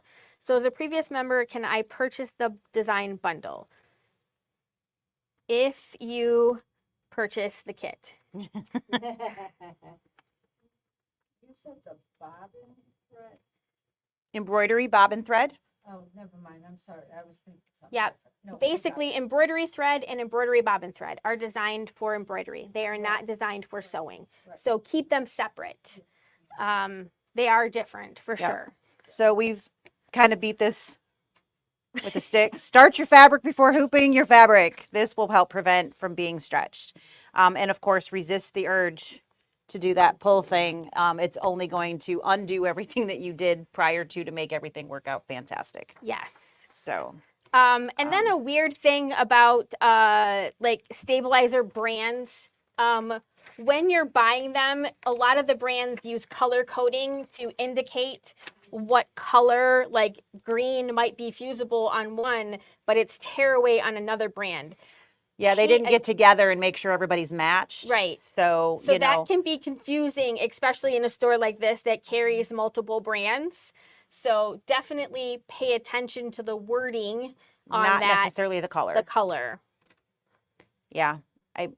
Everybody was doing so good with the wash away being blue, except for ours. Right. We didn't pick that, by the way, just so you know. But do pay attention, making sure that you are getting the right color / type, because they aren't all consistent, unfortunately. Yes. All right. Ugh. the So, fun part. The fun stuff. How to avoid the most common mistakes. Wrinkles and ripples. We've really beat this like all day. crazy. I think you guys probably are good there. But yes, starch, stabilize, fuse, adhere. Don't pull. Don't pull. Skip stitches. A lot of times skip stitches are caused by not changing your needle. You should change your needle twice as often as you think you should. Probably more than that. If you can hear your needle going into your fabric, That popping sound. way past the time that you should have changed it. Yeah. Unless you have a reason for it to be popping in the hoop, like you've got like 9 layers of tearaway and some Right. other stuff in there that's causing that. But under normal circumstances, you should not necessarily hear your needle going into your fabric. Yep. You know, if I were to sit down and do this entire project, and this is a blanket stitch, right? So I didn't even do satin stitches. I would expect that I would change my needle at least twice. At least twice. Let that sink in for just a minute. No, the whole quilt. Oh, the one. The whole quilt. So if I were making this whole quilt and I was going to sit down and do it in one sitting, I would expect that I would change my needle at least 2 times, right? Yep. So part of the reason is because a lot of the stuff that we're putting underneath there, like stabilizers and stuff like that, they have sometimes they have plastics in them, sometimes they have paper in them. All of those things are going to dull. they dull our You needle. know, if you're and- using that heavy tearaway, Mhm. you're going to be changing your needle more because it's going to dull the needle. It's just like cutting, you know, using good scissors and cutting paper. Same concept because it's basically paper. So you go through that super heavy cardstock, Mhm. your needle is going to get dull. So we have 2 questions in here. I thought polyester thread was stronger. So here is some polyester embroidery thread. So, yep, You want it that in is the seam of strong. your pants? Here's some polyester thread. If I can get it open. Here we go. This is sewing thread. You see how hard I had to pull to get that open? Yep. So substantially different. That one actually left That marks hurt, on my yeah. fingers. I can tell that didn't feel good. Polyester is stronger than cotton, but not all polyesters are created equal. There's different weights, there's different numbers of strands, there's Yes. different coatings, there's all different things. And embroidery thread is designed to embellish. It is not designed for construction. Yep. So don't let this be the thing that makes your project fall apart. not worth it You put a lot of effort into it. Don't let that be the thing that destroys it, just because it was easier. because it was easier to not change that thread when you went to put your bag together or something like that. You put enough stress on that and it's going to pop. It's And gonna that's pop. a very good quality thread. It is and very it's good. white, so it's going to be stronger than black. So it's just how that works. Yep. Um, So skip stitches, bobbin showing. It is not uncommon to get embroidery bobbin thread showing on the top. yes, Why is that the case? Well, because it's driving me nuts. so we definitely can get stuff in our bobbin case. And if you have any stuff, meaning fuzz, dirt, whatever, in the tension, which is right at the bottom, kind of at 6 o'clock on the clock in there, if you have stuff in there, it's going to actually push the thread out. And when it cuts the thread and it does its little sweep, it pulls it right out of there. And then when it goes to start stitching again, but it was fine. You know, it stitched all of these, even on the same color. It stitched everything over here fine. And then it moved over here and I lost bobbin tension. Okay. Make sure that your bobbin case is clean.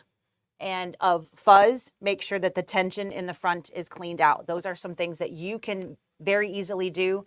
If you don't know how to do that basic cleaning, there's 1.5 million cleaning videos that we've done. There's a whole bunch of other people. If you bought your machine from us, come on in, we'll show you. All those things. So cleaning that out is one thing. Unfortunately, it's super common. People put it in the wrong way. So make sure that you have the tail on the correct side, making sure that it is in there. We both do a couple things to make sure that it's in the tension. So when you are putting in, so if this was my bobbin, I'm going to have my tail on Brother Baby Lock. Most other machines are the same, but I'm sure there's somebody out there that's going to be like, you told me to do that. So with the tail over there, I generally hold my finger and then put it in the tension. So I'm actually holding my bobbin so that it's not able to spin and twist in there. And then when I come back over here, I pull before I pull down and cut. So hooking it in with tension on my thread. And then once it's in there, when I'm pulling this way, I'm seating it fully in that tension slot so that it can't slide out as easily because it's as deeply seated as possible before I come around and I cut. So threading it properly and well, making sure that the space is clean, and then using the right bobbin thread. Yes. There is a lot of bobbin thread. Bobbin and bobbin thread. Yes. So Not all. all bobbins. class 15 bobbins are not created equal. Some all are right? round, some are flat.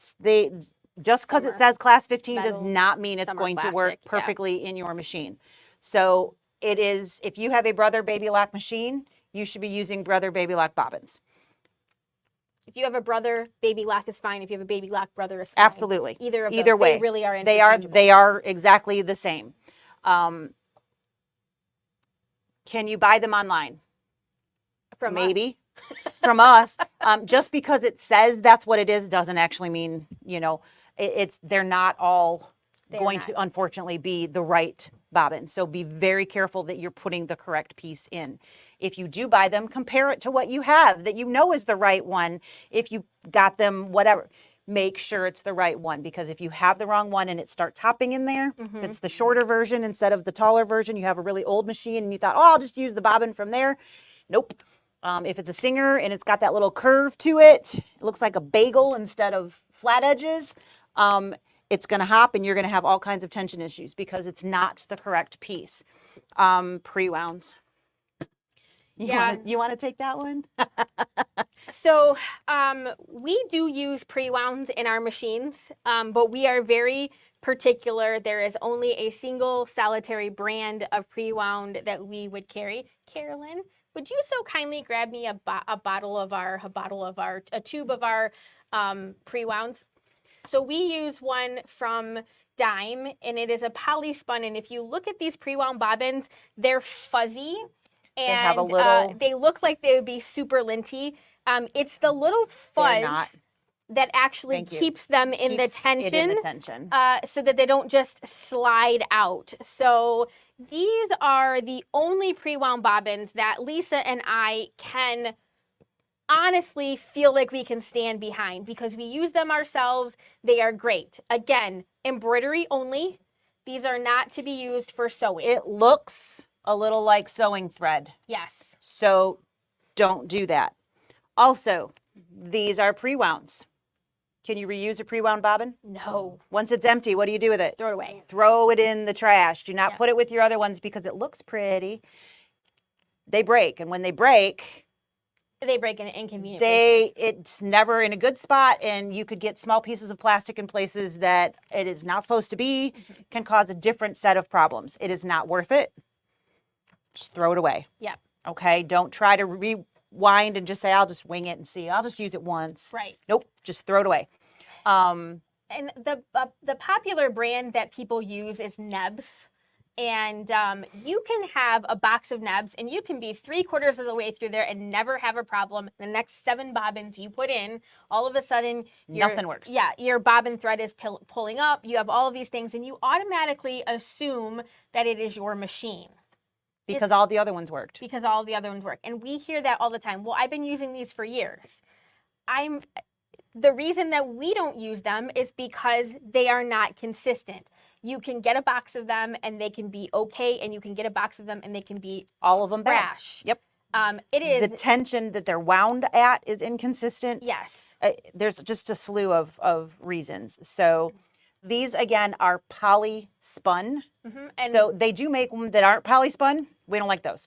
They slide out of the tension. They slide. So you want the poly spun if you want a pre-wound. And again, we're talking flatbeds. When you get into multi-needles, you want Magna it's a little bit, you want Magna Glide, and we do have those as well. So we can help you with that. But that's 2 different animals, just to clarify. This is what we use for our flatbeds. And there are 36 in this tube, and it is $25. So it's not a bad deal. Less than $1 a bobbin, and it's a great option. It's and they're on our full. Website. They are full. They're very full. They go all the way to the edges of the bobbin. Right. So they're definitely worth it. These are designs Dime. Dime. Yep. They're called Steady Stitch bobbins. They are available on our site. You can order them. We'll ship them to you. You can pick them up. All of those good things. Yep. Or you can buy some today. So, so bobbins. I think that covers most of bobbin issues. Make sure it's threaded right. Make sure everything's clean. Make sure you're using the right weight for your machine. If you have a combo machine, you should be using the 60 weight. If you have an embroidery only machine, it should be 90 weight. and it makes a difference. It does. It absolutely makes a difference. And these So- are 60 weight. So if you want to use these in your embroidery only machine, you might not have any problem whatsoever. But if you do, you can get an alternate bobbin case That we can adjust. that we can make work with these. Yep. So that if you like that brand, we can make that work. So you got to spend like probably 35 or ish dollars for different bobbin case, but we can get it set for you and everything, and then you go home and you're great. Yes. So like buying one additional tube of bobbins to be able to use those if that's what you're looking to do. Hooping tricky items we kind of talked about quite a bit. You know, sometimes you can use that sticky, but make sure that you're stabilizing it properly prior to the sticky. So there are specialty hoops. Magnetic hoops are a huge help. You can hoop all kinds of things that you could not hoop normally. I don't know. You want to say anything else? Okay. Anybody have any questions about that? We kind of No. beat all of that with a stick all day, didn't we? Right. Getting lost in the nap, using your toppers, Topper. those kinds of things. And then fonts gone bad. Heavy tearaway floated underneath when you are stitching large fonts is really going to make a difference on the tunneling. It will absolutely support those and give you quite a bit of happiness when you're all done, because Yes. it'll actually turn out the way you wanted. There's nothing more frustrating than you take it out of the hoop and you're like, oh, everything pops in and you see the little rows coming out from your tees and it's just heartbreaking. Yeah. So Oh. heavy tearaway floated underneath for that kind of thing is phenomenal. Yeah, and font, when you stitch out words, it's not quick, so it's a lot of time that you'll never get back. Yep.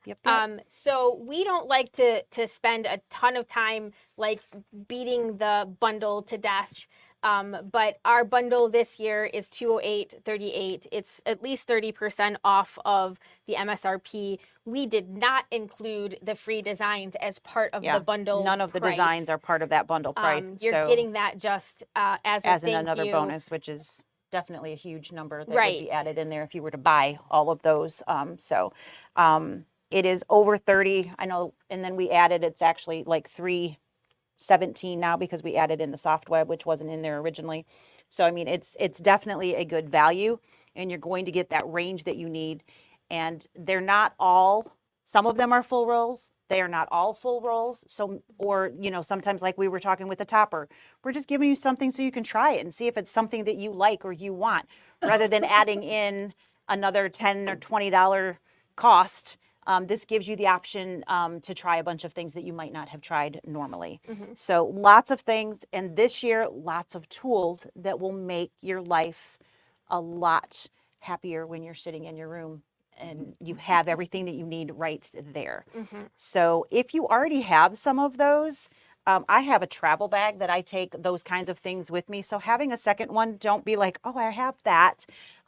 It's okay. If you come to class, you could need it. If you go to some, different, whatever, doesn't really matter. But there's definitely ways you can use more than one. Or, when you can't find the one because it's lost That never underneath happens, right? something. It's always nice to have a backup when you can't find the original.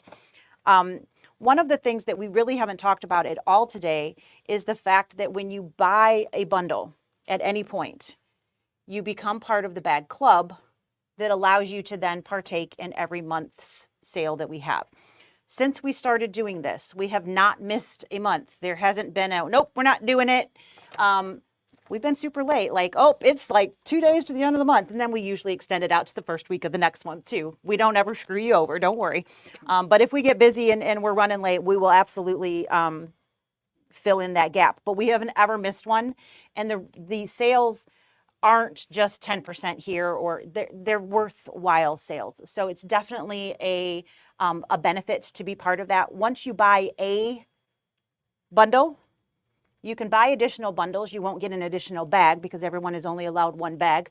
But you can buy the bundle to still save on whatever those are. But once you're in, you're in. So we have done percentages off fabric, and the percentages have changed depending upon what we have. We have done clearance things that we told only our bag people about first. We have done sales that we didn't tell everybody about for weeks, except our, so you get first crack. And if it's an in-store, in-stock only sale, that makes a big difference. But thread, needles, notions, stabilizer, so many different things. I mean, it's just crazy. We've done a fill your bag, which if it's online, guess what, guys? There's no, you just keep going until you're done. The bag is bottomless. So there is no things there. The magnetic hoop sale was very popular. We will probably run that one again. Brother Baby Lock accessories, Kimberbell. We've done so many things. But again, we always want that to be worthwhile to you. We certainly can take suggestions if anybody has one, because sometimes we're like, what are we going to do? What do you want this What do you want to do? So, coming up with it sometimes is hard. So if there's like, hey, this would be really great, we'll put it on the list, And then another thing is class punch cards at a discount. So that gives you, they're already discounting your classes, and then club members can get an additional discount if they choose to do that from there. So the sale is definitely a huge benefit. You will definitely save if you partake in the sales over that $200 for sure over the year if you partake in things. So definitely worthwhile to be part of. We had a couple questions. I did answer the water soluble bobbin. It is wound on a Brother Baby Lock one, but you can simply just wind it. Put that to on as another your bobbin. thread and put it to a different one if you have a different machine. Yep, and then explain the punch cards. So very quickly, the punch cards are something, it's electronic. Now, we used to have manual punch cards, but we do classes. Sometimes we deem them club classes. We're trying to get away from calling it a club class because we don't want people to think that you have to be in a special club in order to take the class.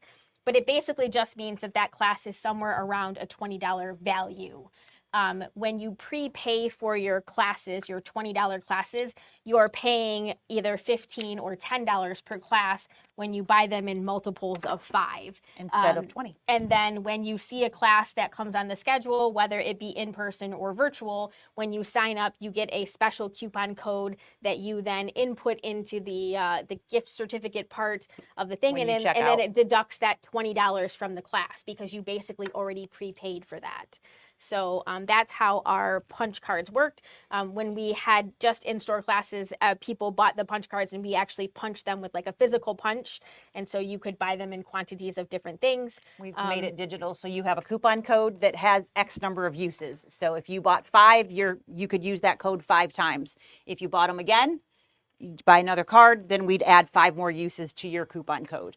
Yep. So each individual person that buys one of those cards has an individual coupon code that is assigned to them. So nobody else could use your coupon code because it's your coupon code. So it's very easy for us to track. So it works very, very well.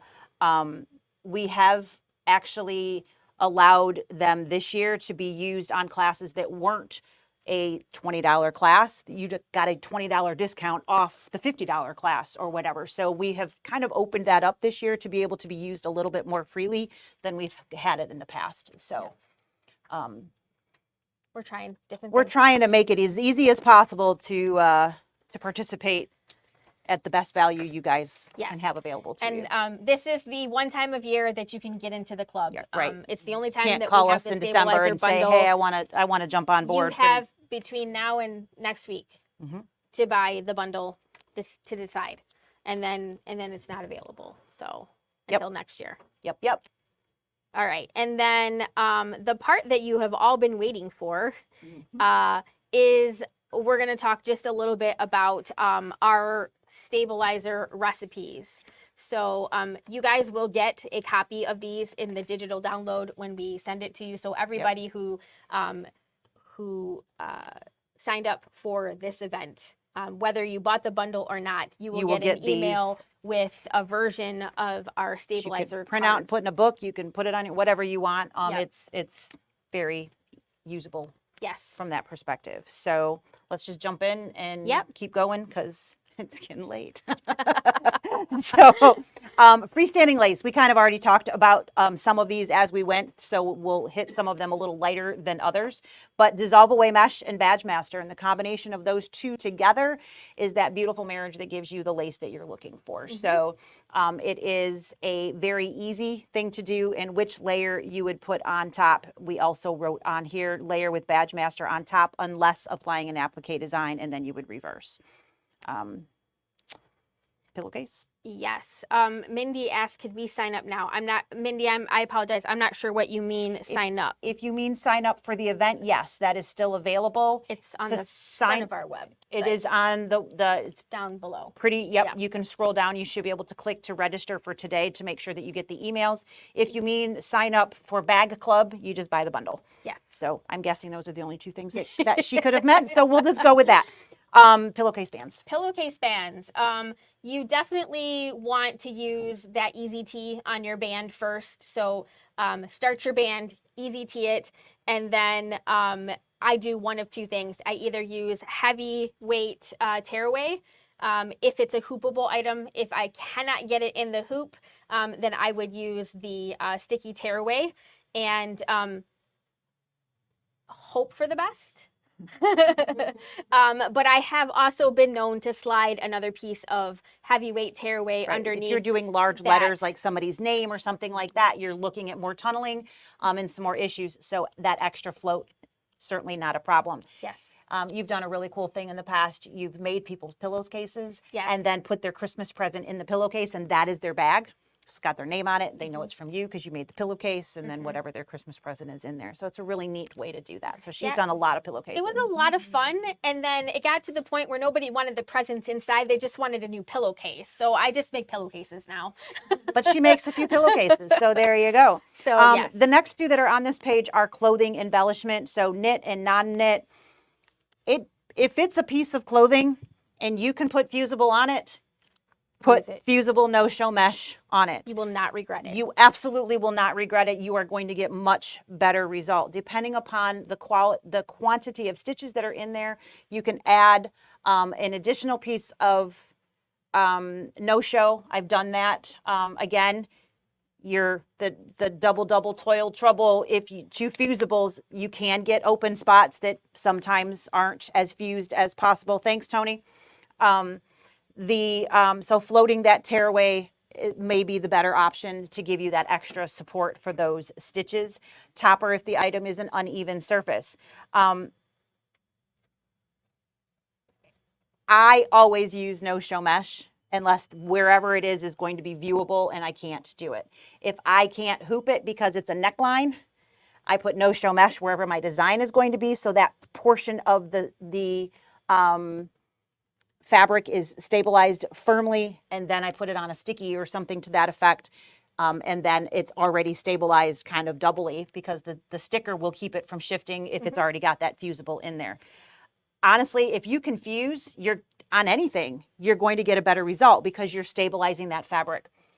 So no-show mesh fusible is the go-to for any clothing, no matter what the fabric actually is. All right. These are kind of all the same. They're very, very similar. Yeah. Yes. Quilt squares in the hoop, and by quilt squares in the hoop, we mean like a Kimberbell type project, something like we have behind us, or any of the Kimberbell in the hoop projects. Again, You're gonna hoop your mesh. Yes, no-show mesh, tearaway, lightweight batting.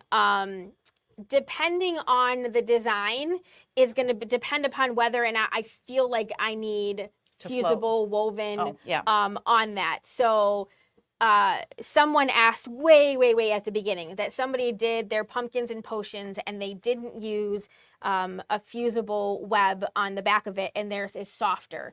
So sometimes that might be the case. One of the reasons why I really like Easy Tee is because it does remain pretty soft.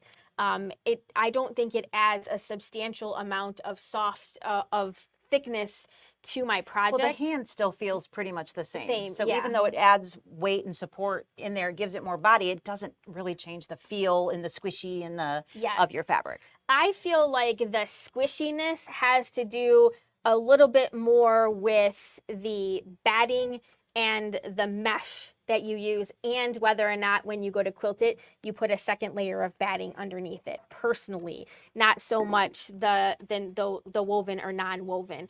If your designs are very lightweight and there's not a lot of heavy stitching, you don't necessarily have to put the fusible woven on there. But if you have a lot of stitching, it definitely helps support that later.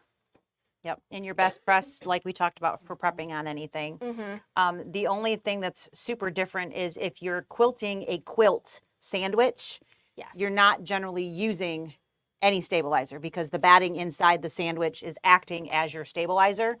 If it is not hoopable in you don't have a magnetic hoop, or you Can't get it in the can't hoop. get it for whatever, then you can put water soluble in the hoop and then put that above. So that kind of covers that whole page. Yes. Okay. But if you're actually going to quilt in the hoop, so like including the batting, yeah, you don't usually need stabilizer. Just make sure that your backing and your batting are larger. That's Then the top. Yeah, so you want extra room, so you have room to get it in the hoop. And of So, course, make sure there's no puckers. no But that's- puckers, That's a yes. whole different and you conversation. you always need more fabric than you think. So when I always tell people you need doubt. like 6 to 8 inches extra on They're like, either "What?" side, they think that I'm absolutely crazy, but you need it because of the size of your hoop and to get over there. So Yep. just try it once with less. You'll be basting fabric on. Yep. All right, patches. We talked about this would be creating the patch, not sewing it on or not fusing it on. That's a different piece. Depending upon what it is, you can use a heavy tearaway and where it perforates. We talked about possible getting little nibs of stuff along the outside edge. But depending upon what you're working on, that might still be the best option. Or a water-soluble badge master is going to be the best because you're not going to get that shifting and pulling on the mesh itself. And then a permanent fusible to attach. Just a note there, you would want a matching bobbin for that satin outside edge stitch. Otherwise, you might be finding a magic marker to match again. So there you go. Embroidering on cork. Sticky tearaway is great. It's pretty stable, so you don't generally need anything additional to that. So sticky is going to be great. You do want to avoid getting a hoop burn, which means you're not going to be pushing that into. So magnetic hoop is also great if you want, and you can just use your heavy tearaway with that then. Yep. In the hoop projects, we talked a lot about that earlier. This is where you're going to use that medium weight cutaway batting, whatever the batting calls for, if it does. But like, so many different in the hoop zipper bags and things like that. If the zipper is really close to the top, you might want like a no-show mesh because it gets a little hard to turn those little itty-bitty corners. But for the most part, we use a medium weight cutaway. I don't really use any other type of cutaway. That's really the only one that I have in my arsenal besides I don't have a mesh heavyweight or a and lightweight. medium. I have a medium weight, and then I have mesh. So Lots kind of of like mesh. our tearaways, there's not a lot of variant. Same concept on those. Yeah. Freestanding in the hoop, heavy tearaway or water soluble. Freestanding meaning it's going to have an edge of some sort. Kind of like the house pieces. Haunted and, house. Yep. So your badge master is going to be a great option. A heavy tearaway, depending upon, again, how that's put together. Sometimes that perforation is so clean, it just almost falls out of the hoop for you, which is perfect. Lightweight batting if the pattern calls for it. Yeah, one thing you'll notice pretty consistently is that there is rarely a time when we use just a single stabilizer. A lot of times we're either mixing interfacing, batting, and stabilizer, or two different types of stabilizers to get that result. Best result. Fun with fonts, best press, best starching is going to be your friend. Ultra soft, fusible. We did not have the OESD. Yeah, we didn't write that on here. Sorry. Fusible fleece last year, I can and fix I that didn't. before we send them out. Basel light fusible batting and heavyweight tearaway. When I passed those three pieces around, those were the three different. We had ultra soft. Basel was the roughest, the on the roughest back. one on the back. Bags, so. fusible batting, heavyweight tearaway. Forgot the Y. I see that. There was something else we were missing the last letter of too. I'm not sure what happened there, but there you go. Yep. And then some of the newer things that we added in this year based on the tools that we were providing you is when you're creating fringe, a water soluble bobbin along with aqua pen. Again, make sure that you are rotating that. You're not using water soluble for everything or everything just falls out. So don't do that. Or an alternate bobbin color, and then you're trimming instead of hitting that with water. You're actually cutting the stitches on the back, which can be a lot more confusing. And you do get a different look. So the water soluble allows the loops to be pulled up. So you actually get the whole loop of the stitch. When you cut, you actually get edges. If you want, so you tend to get a longer piece because of the loop. And if you still want those rough edges, you can always snip the loops. So you're still, in my opinion, always better off with water soluble as long as you have that ability. Whatever design you have has to have 2 color stops for those 2 things. So you have the large satin stitches and then the tack down has to be 2 different color stops because it's got to stop between the 2. So if it doesn't, then you're cutting. So just throwing that in there. Folded fabric technique we talked about. You can use a mini iron with the wool press pad. You can use the folded fabric with a pen with a seam roller or an iron. Depending upon what you're looking for. And that those pens come with the concentrated starch. You can buy additional refills of that concentrated starch. We usually get asked at this point, can I just put regular starch in there? It really doesn't work the same. We have tried it because, of course, we try everything. It really does that it's not expensive. And you just need like 2 drops. The bottle's going to last you a long time. So to fill the whole pen, you're only going to put 2 or 3 drops in and fill the rest with water. So it's going to last you a really long time. And you definitely get the best result. You could probably put your best press in there. I never tried that. I feel like we did. And the concentrated was stronger. It was stronger. Yeah. But I mean, it's up to you. You can do whatever you would like, right. Honestly. And then towels. We talked a lot about towels. So sticky tear away, sticky wash away, floating tear away if you have additional pieces in there. Magnetic hoops, which I didn't write on there, we can add that in there as well. And please don't forget topper when you have terry loops and things. Heat or water depending upon your material. And the last thing I told you I would talk about it is the moisture wicking materials. That can be an absolute pain to stitch on anything that is a moisture wicking type of material. It's very stretchy, which that in of itself makes it a problem. The stitches tend to get lost into the weave of the fabrics. So I have found I get people that this is what they want me to stitch on. And it's like, really, can't you pick something else? So I had to come up with a recipe that worked. And I have found that it works for pretty much any of them. So you can even see there's no stretch there because I have fusible. All right. So the first step, and if you see in the recipe card, number 1 is to starch the area to be stitched. You don't have to starch the whole shirt, but starch the area. Either multiple layers of Best Press or Cereal Magic. This is the one thing I do use Cereal Magic for. And again, that is an air dry. So sometimes that depends on how much time I have, which one I'm going to use. The next thing is fusing, and I didn't cut it so that you guys can see the size of the hoop, right? So it's big piece, and you're going to fuse the whole thing, and it will prevent that from being stretched after the fact.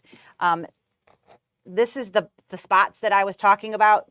If you don't fuse and then pull or reheat and then pull it away, you will get these little guys here. It's not the end of the world, but you can feel them. So it's definitely better if you press again once you're removing that. That would totally be the end of the world to my husband. Well, he would be like, each different person. I mean, we all have a thing, right? And then topper. Those steps I have had very, very good success with. You still don't want tiny, tiny letters because they just don't look good. But if you follow those steps, your designs, I mean, this looks absolutely smooth and perfect. And I mean, I know I haven't trimmed off the extra, but I did that on purpose. And it literally, because of all of those steps, it's going to stay that way as well. So that is moisture wicking. That's probably the hardest thing in This clothing wise. this has been the hardest thing I've ever Yeah, had to and to I stitch really on. think that the Material Magic makes all the difference in the world. It does. It really does help prevent it. It makes it easier for you to actually fuse it so that it doesn't stretch when you're trying to fuse it. And then just a big, obviously there were more things in the printer when I. That's too funny. Like, are we supposed to talk about that? That's too funny. But yeah, it does make a big difference, that Material Magic. And I think It's somebody else's problem. that is all That's that what we have. So, you know, 5 hours later. yes. Thank you guys so much for spending time with us. I hope you found some nugget in there somewhere today that's going to help and make your embroidery experience so much better, because that's Yes. the idea, right? So is any more... Oh, thank you, Miss Jody. I don't see any other questions popping up. Nope. So thank you again. Again, if you haven't already registered, if you're somewhere watching at home, please make sure that you go on and log in so that we will send you the recipes and any of that to receive the designs, everything that does come with the bundle, not just for registering. So that's what we got. That's all we have. Yeah. All right. Right. Thank you guys so much. We will see you next time. Oh, thank you. Yes, there's sticky notes everywhere.